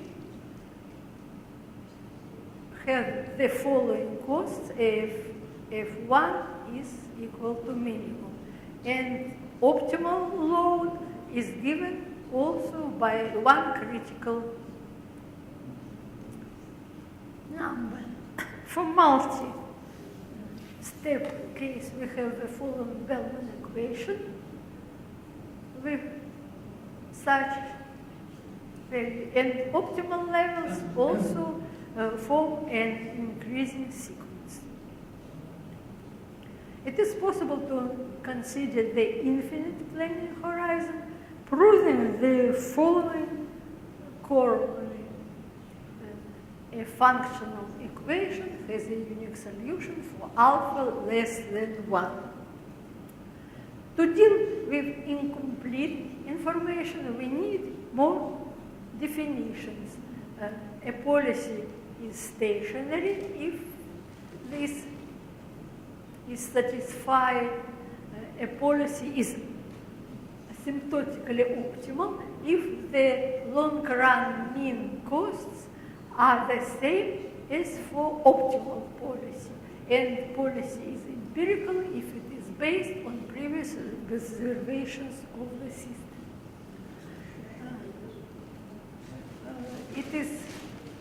It can be said we find optimal control, stationary, asymptotically optimal policy under the same conditions, and then empirical asymptotically optimal policies. That is the three-stage algorithm to find the empirical asymptotically optimal policy.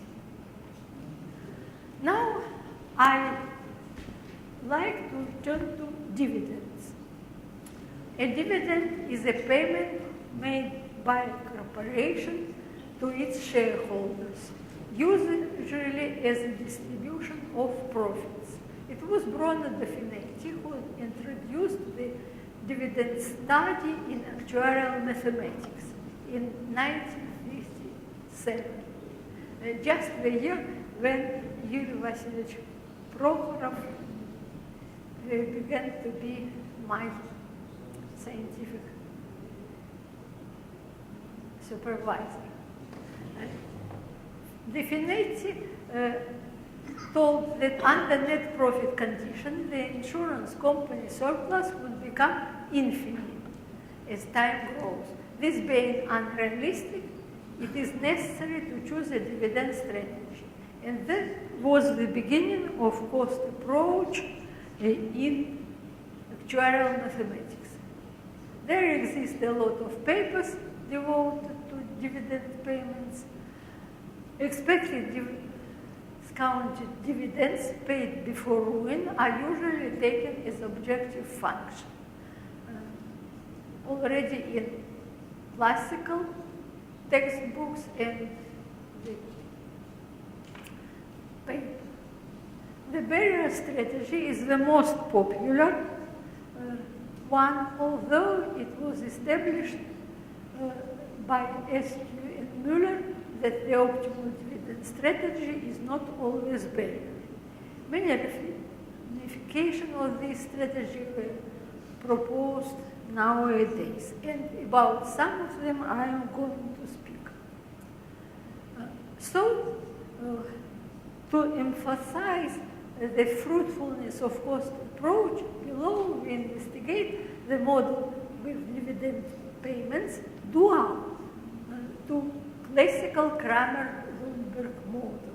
That means that company surplus at time t without dividends is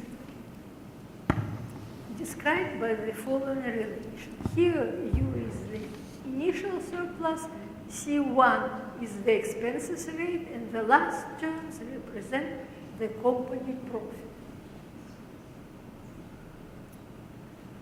It is supposed that N of t is Poisson process, and the sequence yn does not depend on N of t, and also consists of non-negative IID random variables with distribution F and density P. Dual models or models with negative claims arise in life insurance.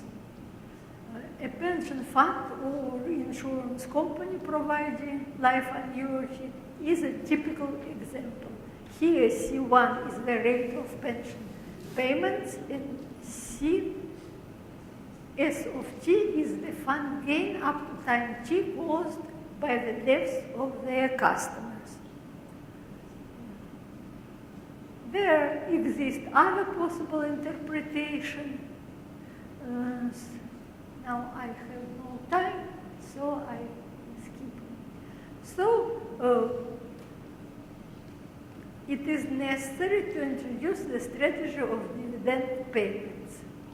If the dividend strategy with constant value is applied, the surplus have the following form. That means the dividends are paid just as the process is above the barrier, and all is paid at once.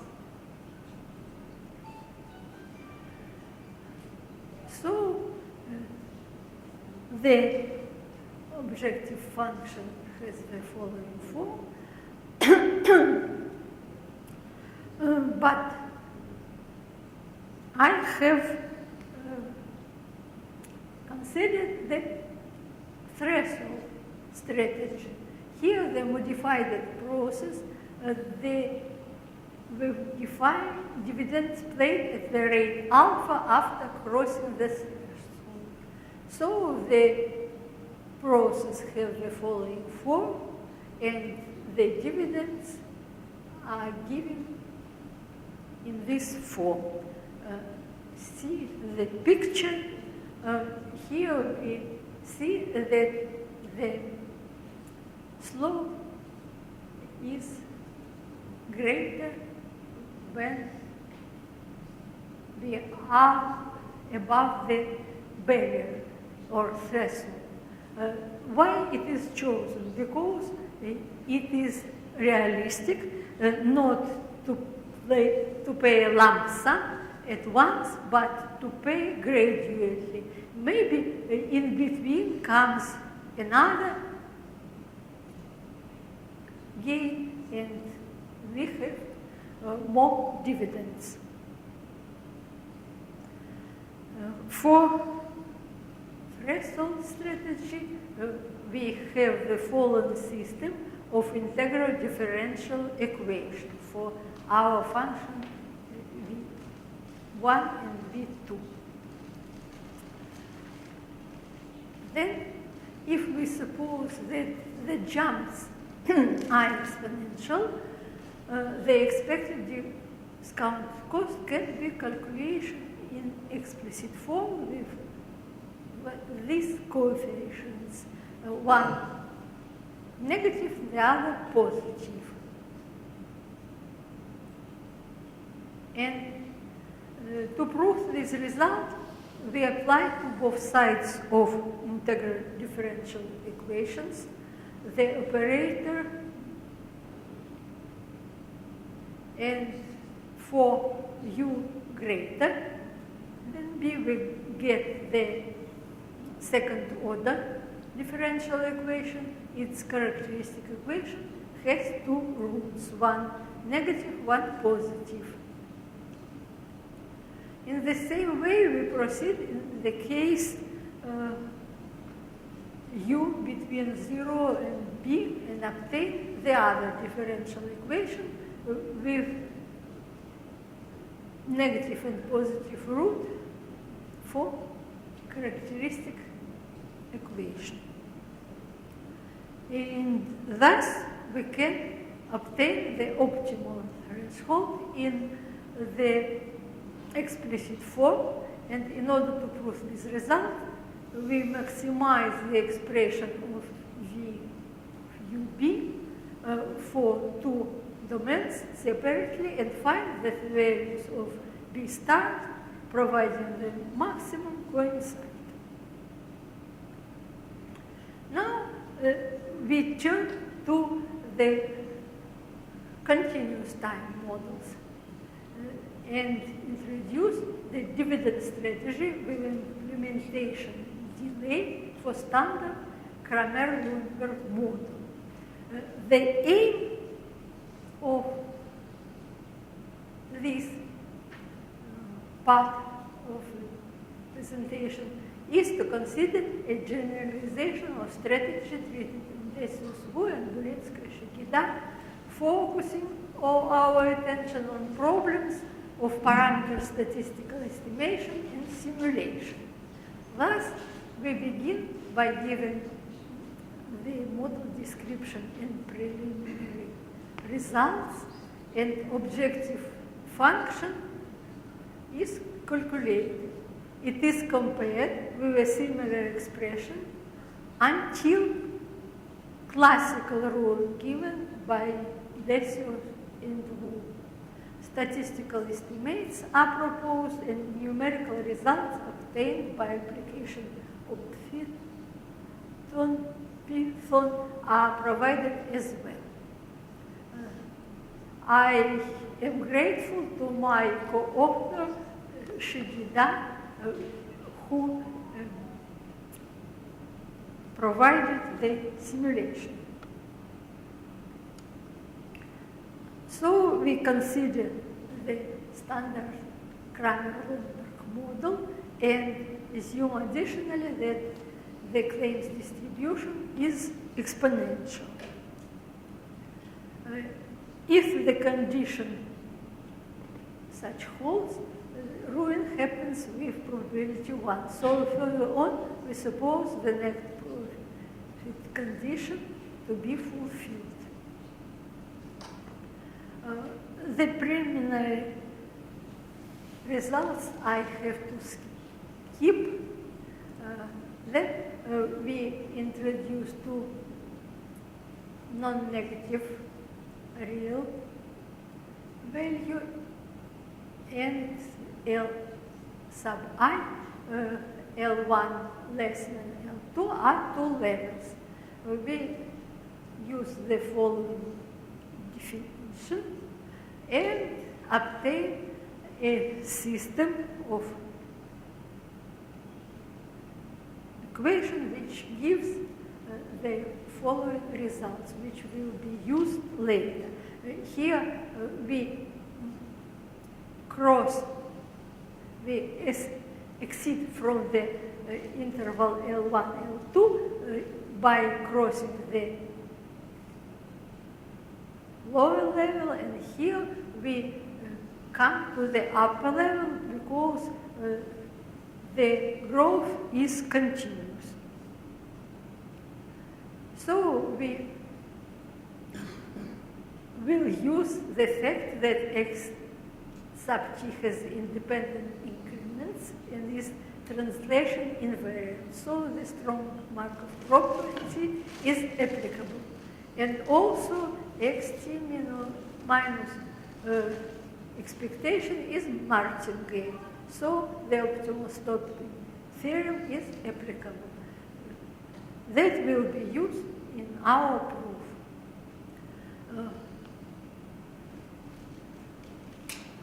Here, that is, if this and 1 and 2, we have to move this scheme. So we consider the evolution upper than this level and lower than this level.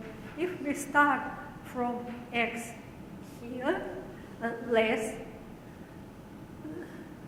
than L1, then V1 has a distribution different from other. And if we start up here, then the first excursion will be another type. We can prove the following expressions for probability, and if we introduce also a level F0, we can get the following relation when A has a very complicated form. This theorem generalizes Theorem 1 in Bulinska and Chikida, which was published in Fundamental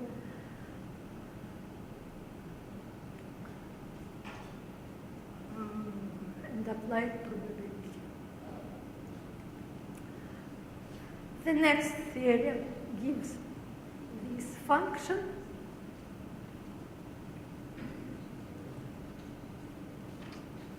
And now we consider a company whose capital at the time t before dividend payments is x of t. The initial surplus such, and then we introduce a barrier b. We said the and this and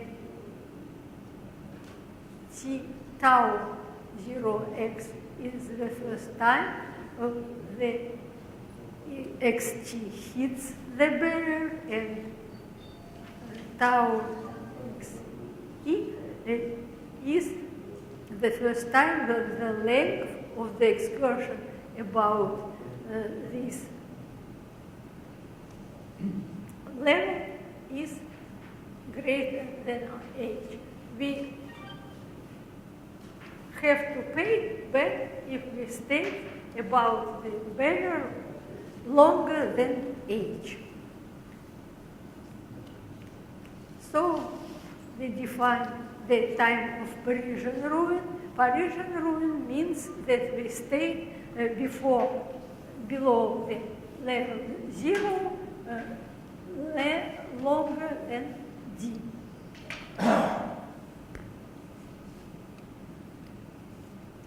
So we can get the explicit value. And this is the form of our objective function. Now it is possible to establish that the expected present value of dividends until Parisian ruin is greater than until the classical ruin. The explicit expression was very complication for analytical investigation. So at first we obtained the numerical results. And this picture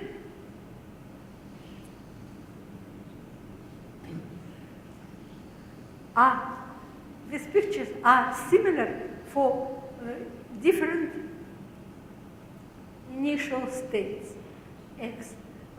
So we thought that the optimal barrier given maximum does not depend on X. And then it turned out that it is true. We had that they are the product of two expressions, one of which C of X does not depend on P. And then the equation for optimal barrier has also the same form and does not depend on X either. So there was carried out the simulation of process y of t, modified process by dividends and the dividends payment. Here, the upper picture is a magnification of this left lower corner of these pictures. Here is the barrier equal to 10. Blue is the variation of the process y of t, and yellow curve is dividends. When the process is below the level, nothing is paid. And here is the time of Parisian ruin. And one can see that the optimal dividends are equal to the dividends simulated at the ruin time. Also, we considered the problem of incomplete information and proposed two simple estimates for the parameters.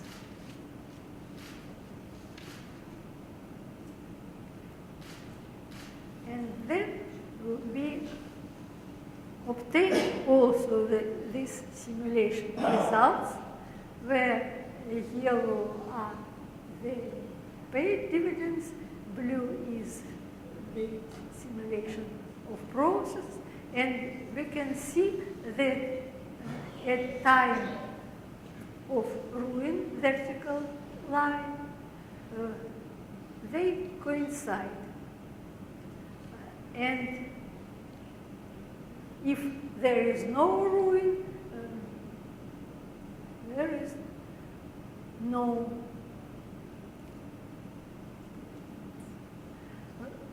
under the condition of positive unit time profit, it is easy to see that the process without dividends tends to infinity as t tends to infinity.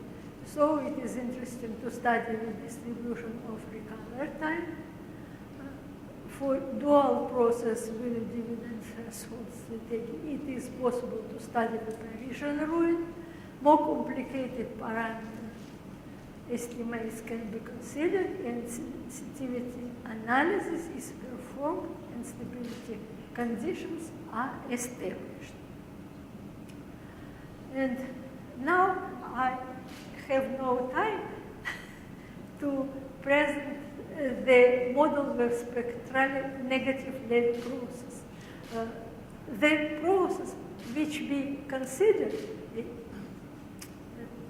the Kramer-Lundberg model is a spectrally negative Levy process. So we decided to study this case as well. So I have written what is here. We introduce, as was done in previous paper by Charna and Palmovsky, the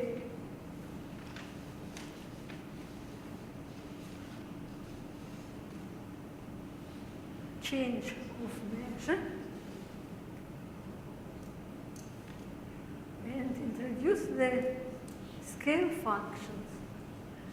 It is here is the two-side exit process, and it is possible to get the following relation. This exponential change of measure, we obtain also x as spectrally negative Levy process under this measure, and Laplace exponent is given by this relation. So we can get the result for one side downward exit problem, and study the Parisian rule. Then that's the probability the Parisian rule not happens. And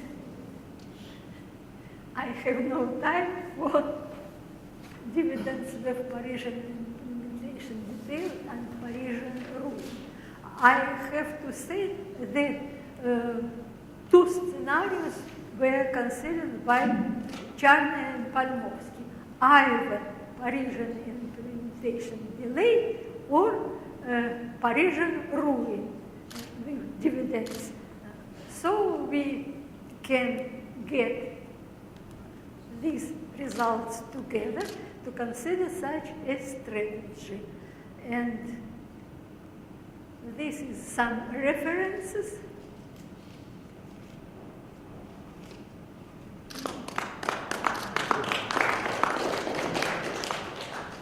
Please, any questions or comments, if any?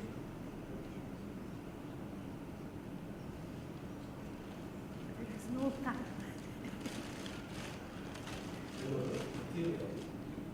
So, no questions. So, thank you. It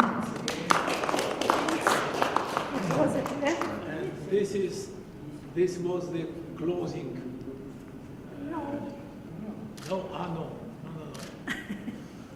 Now the time is for Professor Lotov from Novosibirsk University, Sobolev Institute of Mathematics. His talk has the title Random Walks with Two Levels of God.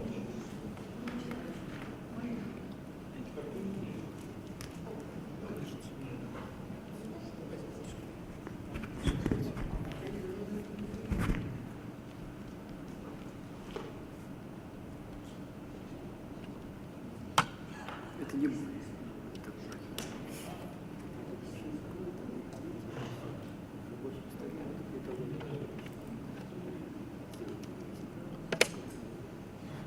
сколько нужно чего?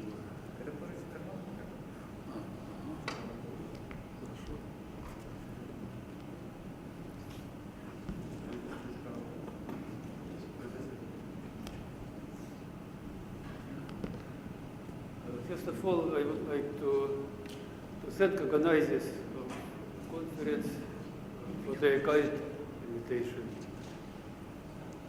The title of my talk is Random Walks with Two Levels of Control.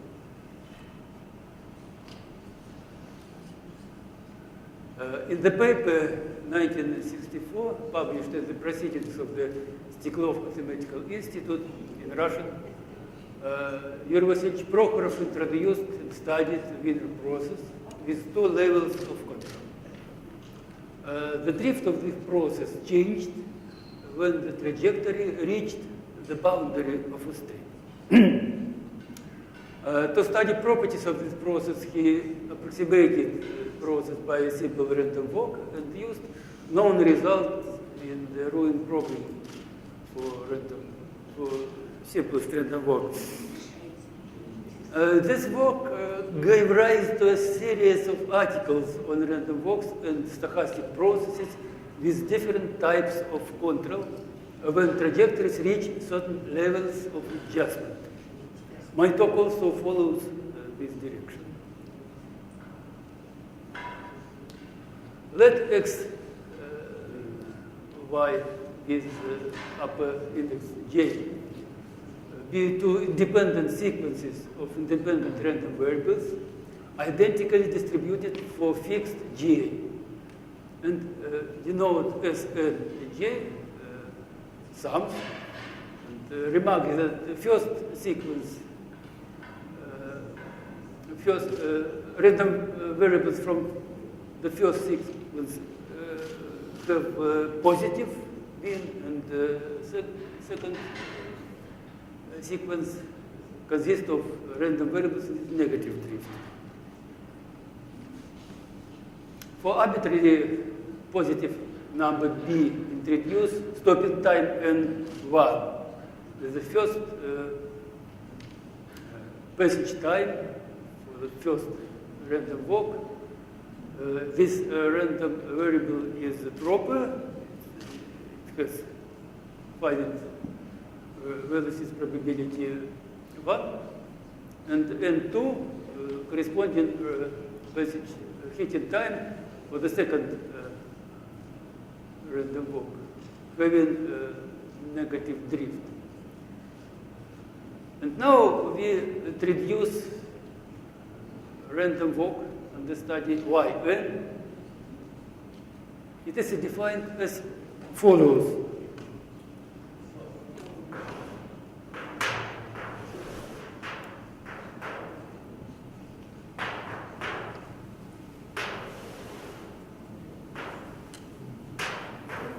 We start from origin, and then we continue random walk up to the time n1.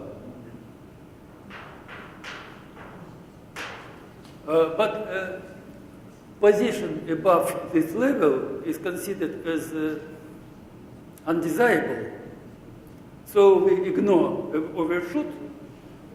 Stop at this point. After that, change distribution of summons.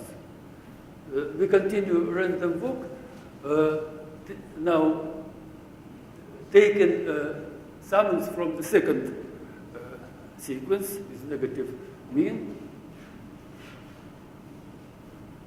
up to the moment n2. And this construction is continued further in a similar way. So we come to a regenerative process with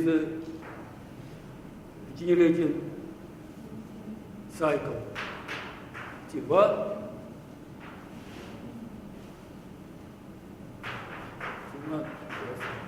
T2, and so on. In my first problem, consists in finding stationary distribution of this process. Stationary distribution exists because the expectation of T1 is finite, and it is well known that you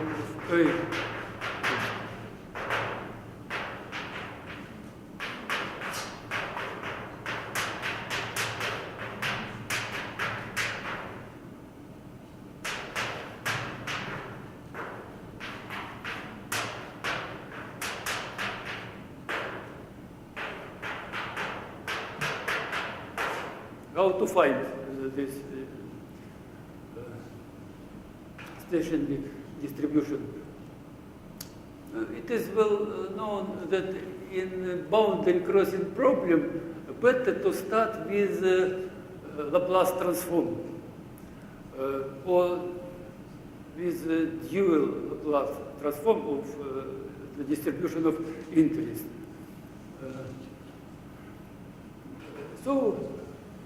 First,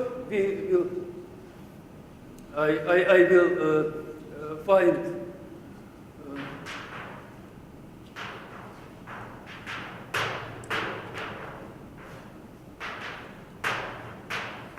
this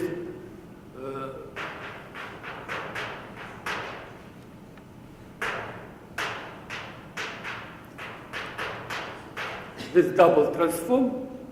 After that, you come to Laplace transform for stationary distribution. This is my way of studying.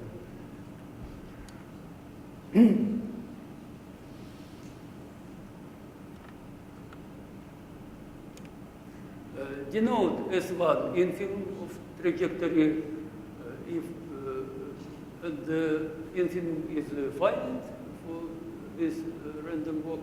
S2 supremum of trajectory, and theorem gives us exact expression for Laplace transform of stationary distribution. Here we can observe Laplace transform of infimum multiplied by some function. This function will be defined later. And another summand. Sorry, Laplace transform, but real lambda is equal to 0, and what does it mean in this case? Sorry. Real lambda is equal, real part of lambda is equal to 0. What is in this case Laplace transform?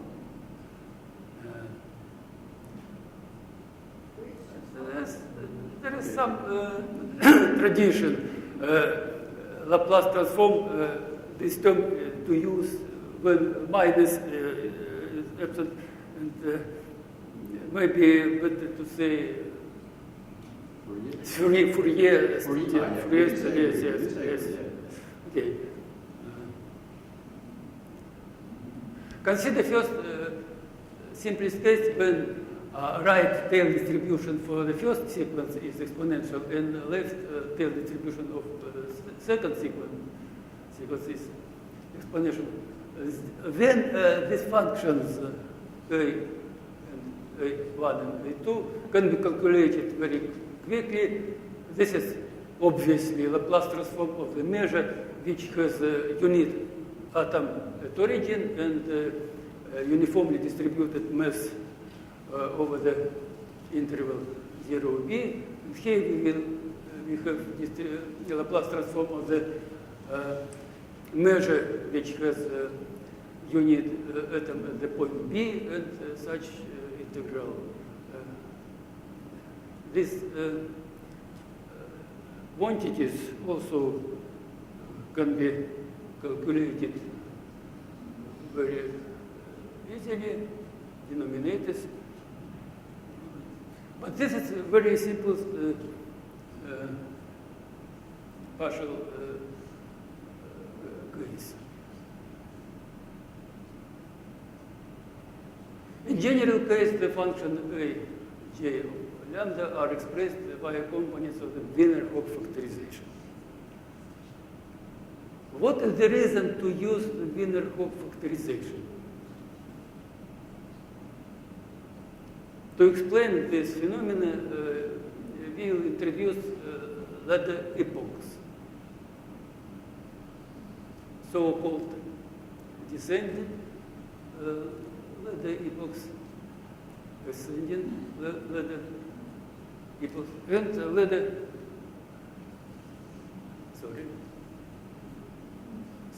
and ladder heights. The movement towards the rectilinear boundary occurs step by step by ladder variables. It is obvious because let us consider picture.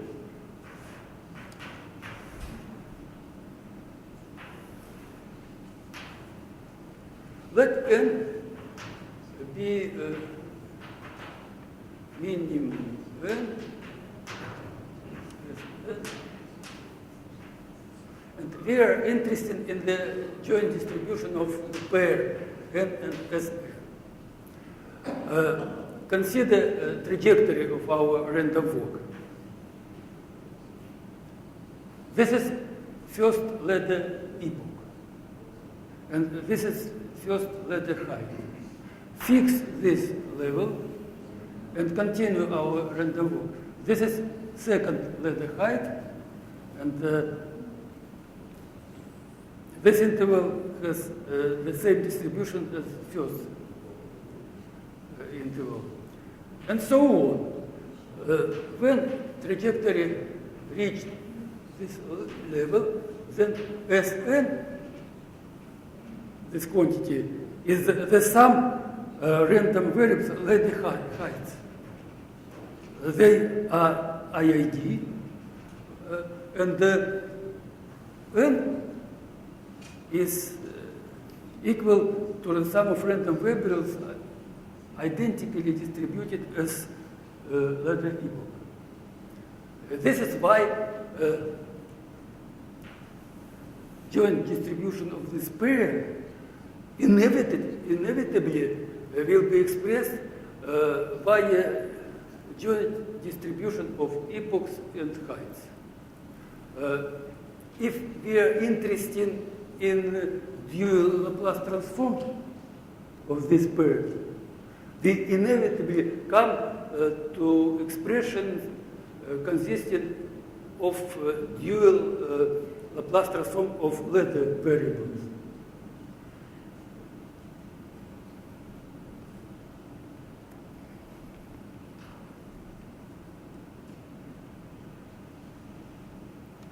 And the dual Laplace transform of interest, this, and its stationary version should be expressed via dual transforms of ladder variables. But for us, it is more convenient to use not this expectation, but 1 minus expectations. In this case, 1 minus this expectation. In this case, because there is a remarkable fact, which is called Wiener-Hopf factorization, when the difference 1 minus z phi of lambda is Laplace transform of initial distribution, is represented as a product of these factors. And it is very useful identity because using this identity, we can very useful information about these factors. They are called factorization components. By the way, remarkable fact, left-hand side of this identity is defined only on imaginary axis. But this factor can be considered for the whole half plane, the negative half plane, left half plane is analytic function there. And if we know zeros and poles of left-hand side, then we know how these zeros and poles are distributed between these factors. And this representation is unique in something. And using this identity is very popular in boundary crossing problem. I denote the first factor r plus of that lambda and r minus of that lambda. Lambda is the main variable that can be considered as parameter. Well, turn back to our theorem.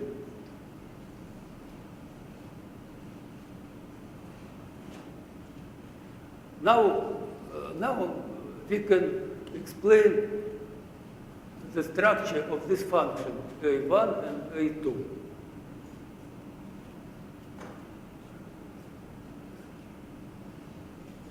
In general case, the function A1 of lambda is equal to this expression. That is, we have to take so-called positive factorization component to the power minus 1. This function is Laplace transform of some measure, and the integration is taken here from 0 to infinity. After that, we reduce the set of integration. This operator brackets with sub upper index A is defined as written here for each function g of the type represented here. In a similar way, we calculate A2 of lambda. But to realize this calculation, we have to know this factorization component. The explicit form of the factorization component is known in particular for the random walks, for which the function, such function is rational. No, this corresponds to a distribution for example, this condition corresponds to the case when initial distribution has density on the positive half line equal to the mixture of gamma densities. Suppose, for example, that this function is rational, p of lambda is polynomial of kth degree, and then purely artificially we can put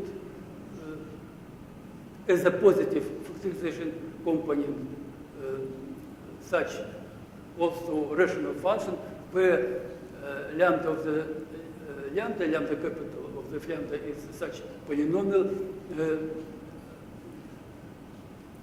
But this function has poles p1 to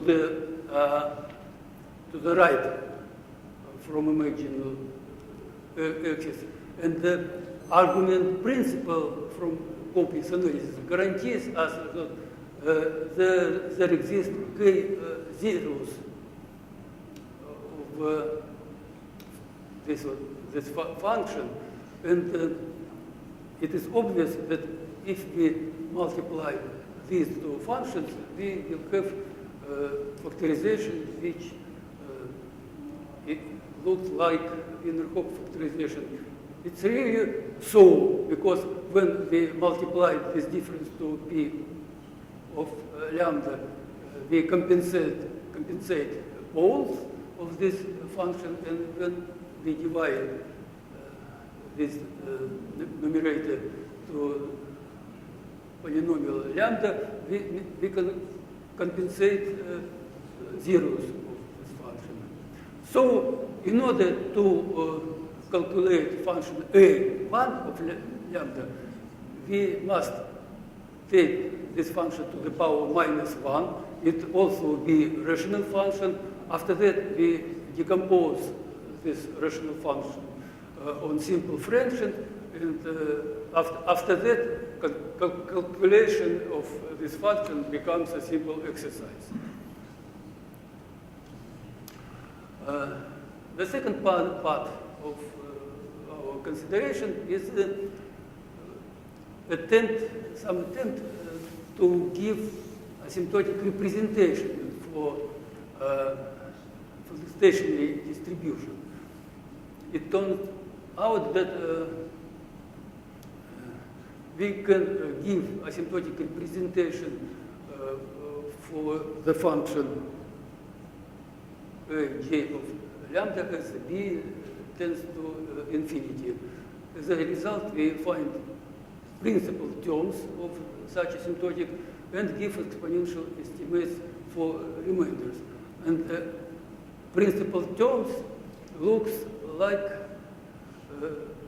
more ready for the further inversion procedure. Because if we know Laplace transform, then after that we come to the problem of inversion. But factorization components are, some functions of them are very hard for inversion. But when we find principal terms of asymptotics, it would be better to inverse them. Assume that Cramer type conditions hold. Condition C, distributions of x1 from the first sequence, from the second sequence contain absolutely continuous components, and one-sided Cramer conditions for this sequence and for this sequence. There, under these three conditions, we have such asymptotic representation for the Laplace transform of stationary distribution, and exponent. This part looks more simple, but remainder term has a very complicated structure, but it is exponentially small. Similar results were also obtained for stochastic processes with switchings between two Levy processes while achieving equilibrium values. It was my joint paper with my former PhD student from Uzbekistan. We have obtained dual Laplace transform of the distribution of the process and its limit at infinity stationary distribution. On the Cramer side conditions, also the asymptotic representations of this transform were obtained when the height of the regulated strip is growing. The results are based on the use of so-called infinitely divisible factorization for the Levy process, which was introduced, studied by Professor Rogozin in 1966. Boris Alexeyevich Rogozin was a PhD student of Yuri Vasilievich Prokhorov. The third part of my talk is devoted to limit theorems for maximal excess of upper boundary. We here continue studying the behavior of the process Yn. It has two levels of control, 0 and levels B. But the goal of our regulation is to keep under control the range of trajectories. At the same time, the structure of the process allows the trajectory to stay some time outside the band at Zashman. This phenomenon illustrated here. Some exceedance here and here, and we now establish limit theorems for the distribution of maximum possible excess of the upper regulatory barrier. Denote Zn maximum our process up to the time n, and suppose in addition such condition, otherwise we never cross this level, because excess of boundary B is possible only for this part of trajectory generated by the second sequence. Recall that Vk is the case regeneration time. Vk is the sum of k IID random random variables, and denote UK trajectory maximum of the case regeneration cycle. Clearly, random variables U1, U2, and so on are IID, and therefore maximum of the process during regeneration cycles is the probability of intersection of an independent event, so nth degree of this probability.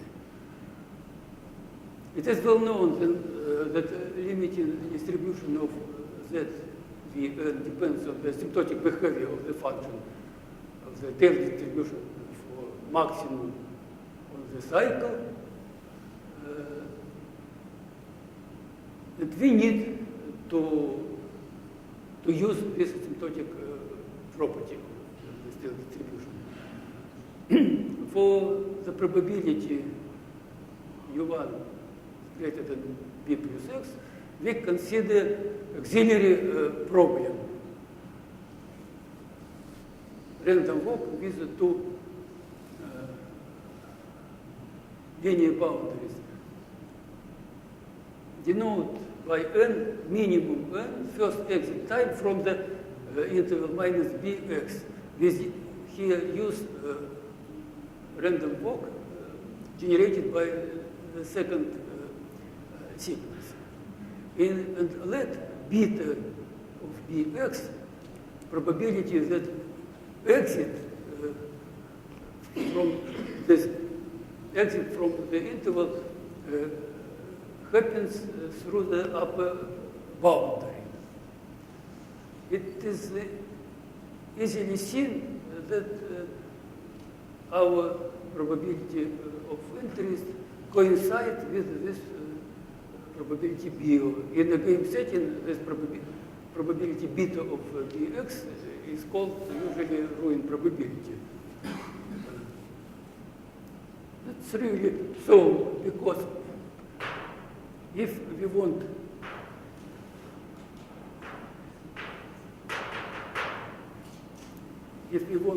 that our trajectory will cross this level, it means that considering random walk starting from this point, consider this random walk, this strip, we must require that trajectory cross upper boundary before absorption on the this lower boundary. Limiting behavior of beta Bx was studied in my paper 2014. We will use those results. Consider first the situation when random walk jumps satisfy one-sided condition. Introduce condition C1, this one-sided Kramer condition, and we suppose that there exists number Q, positive number Q, such that this relations hold. I remind that for this sequence, expectation is negative. Drift is negative. Under these conditions for the Rowen probability beta of Bx can be represented as such formula. Exponent C is a known constant, D is also known constant, and then we use argument like from the work of Gnedenko and Pearson and Tippett for maximum of an independent random variables. Maximum during n cycles satisfies this limit theorem.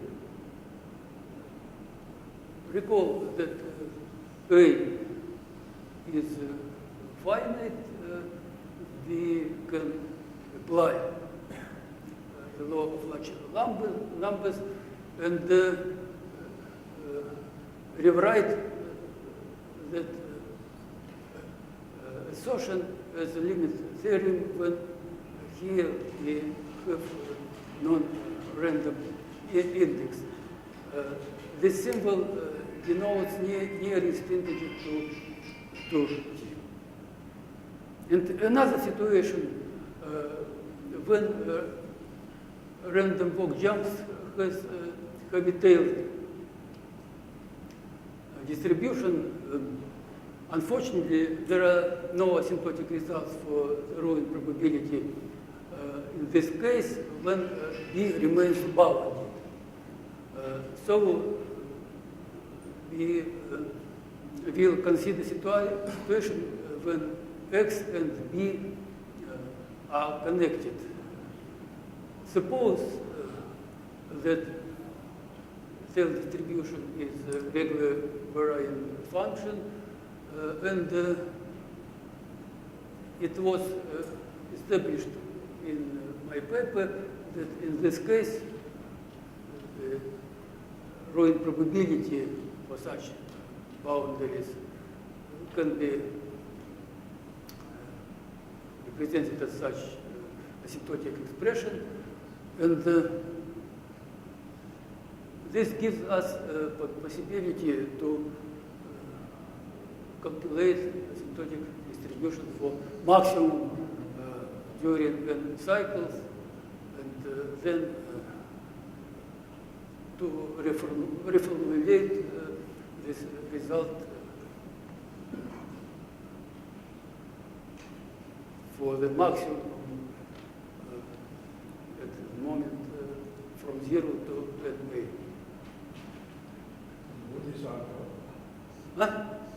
Что такое альфа? Там была симптоматика. Да, да. Это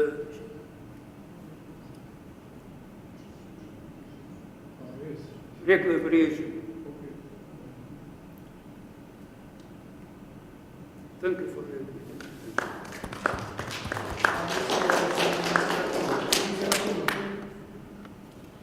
Sorry? Any questions, please? Please show me the last slide, the previous slide.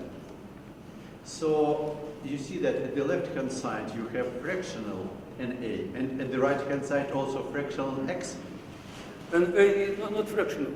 Why? No, but according to the definition. Should be a T, maybe. Володя, фигурные скобки с одной стороны и с другой стороны, они одинаковые значения имеют или разные? The nearest integer to T. Нет, вот в этой формуле. In this formula, Z. Sorry. Они одинаковые или разные значения имеют? Ну, разные. Разные. Хорошо. Нет, просто из-за того, что там определение было специально сделано, я на это обратил внимание. Different size of parentheses. I'm sorry. Okay.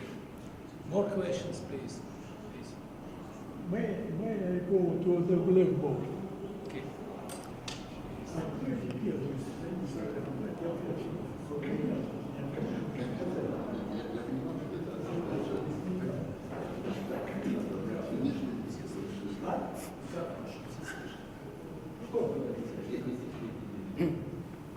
I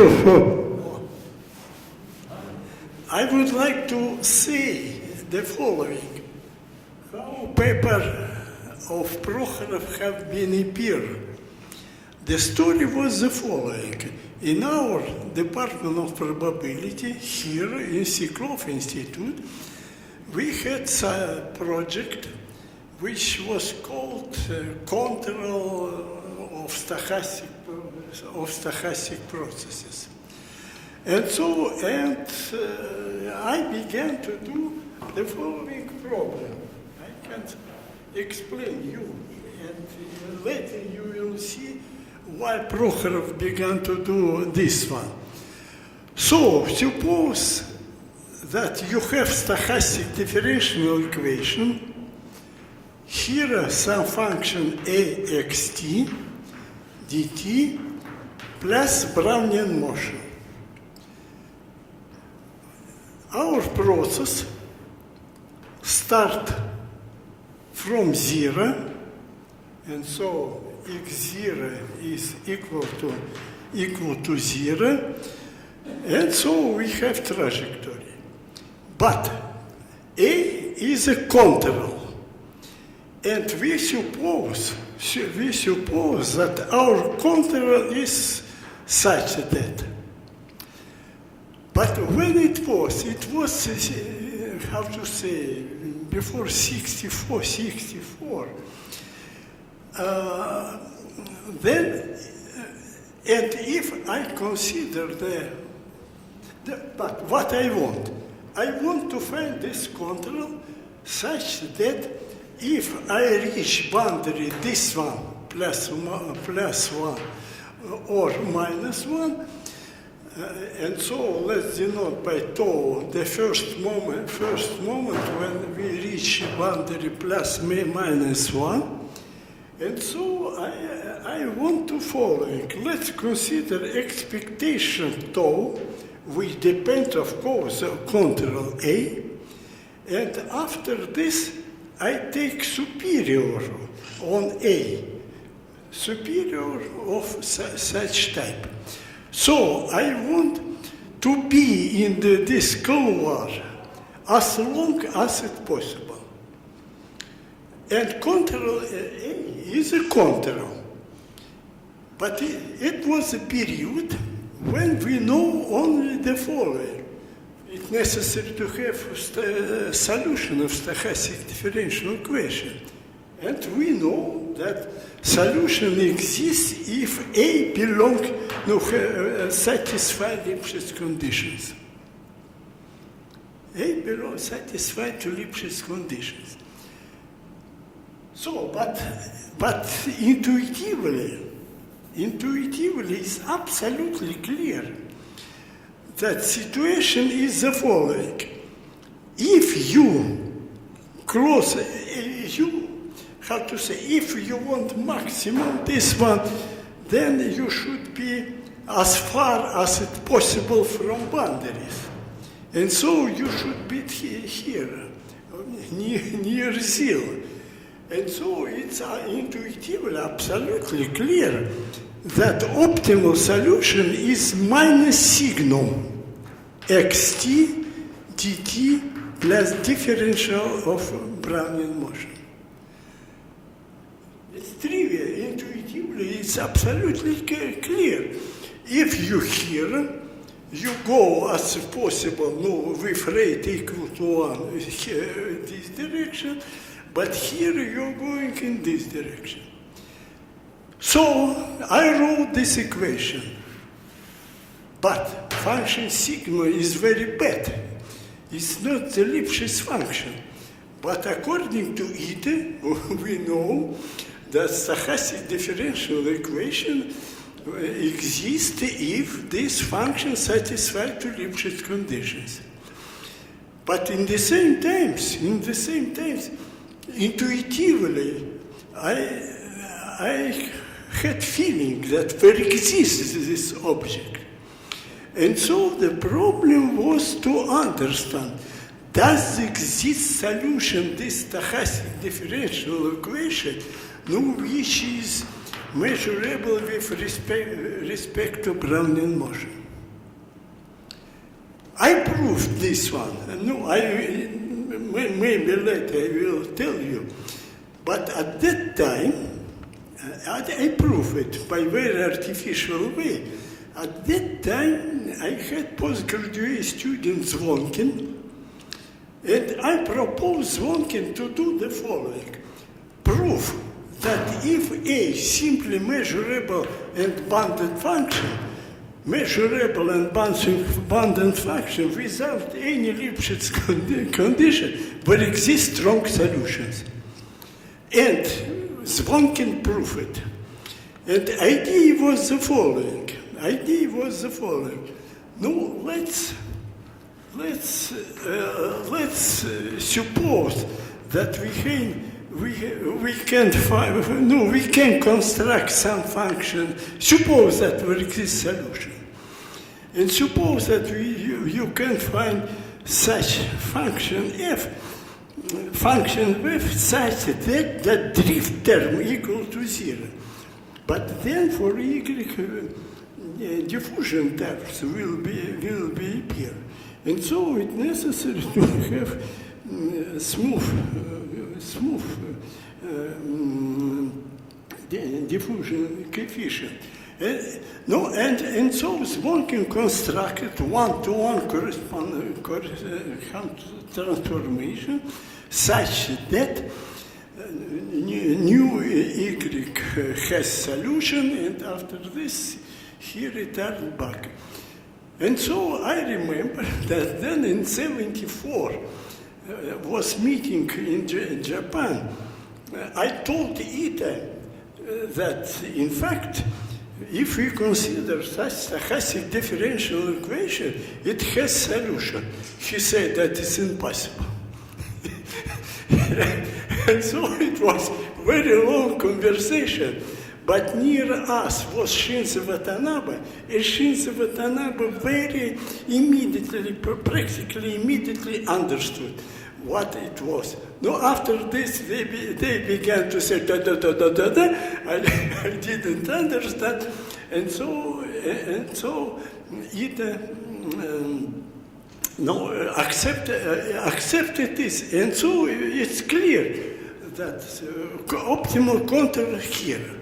And so it means that optimal control here takes two values. But number of switching is fantastic. It's fantastically big.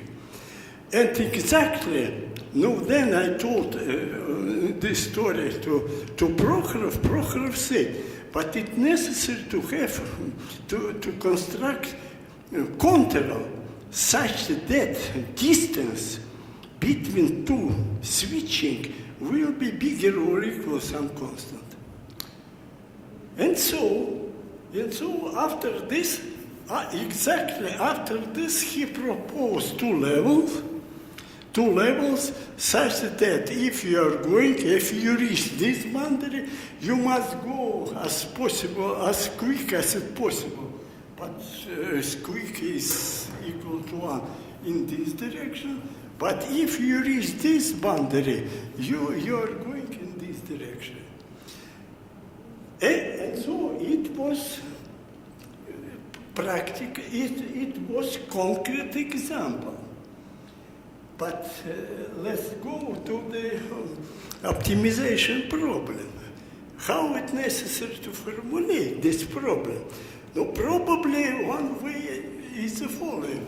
Suppose that tau 1, tau 2, optimal time of the switching, plus to minus, minus plus 1, etc. And let's consider another stopping time before time sigma when we reach this boundary. And you should consider such stopping time such that the distance between them, mean value of the distance, bigger or equal some constant. And my understanding is that in such formulation, this problem still now is not solved. Prokhorov proposed some method, and you are doing the same. for case of random walk. But it's necessary to prove, in fact, that optimal strategy is described by two levels. Probably it's true. But if it's true, after this you can use the, Prokhorov theorem about weak conversions, and so then you should have the theorem about weak conversions of control discrete problem to the problem related to final process. This I want to settle. Thank you. More questions, more comments.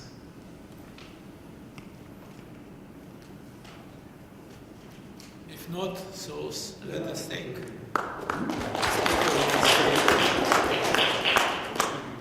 And now the session for today is closed.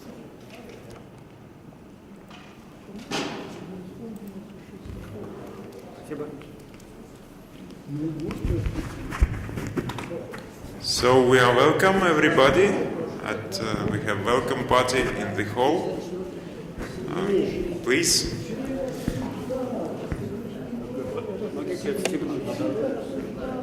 Вот так.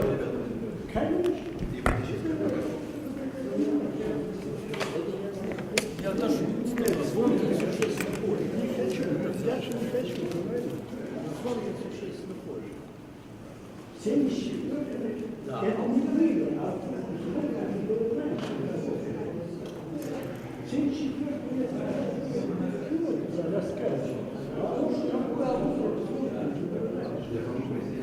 что звонкий был раньше, потому что я с ним жил в одной комнате, я поступил в 69 году, а он со мной вместе жил в одной комнате, он специалист военной подготовки на 4-м курсе пришли.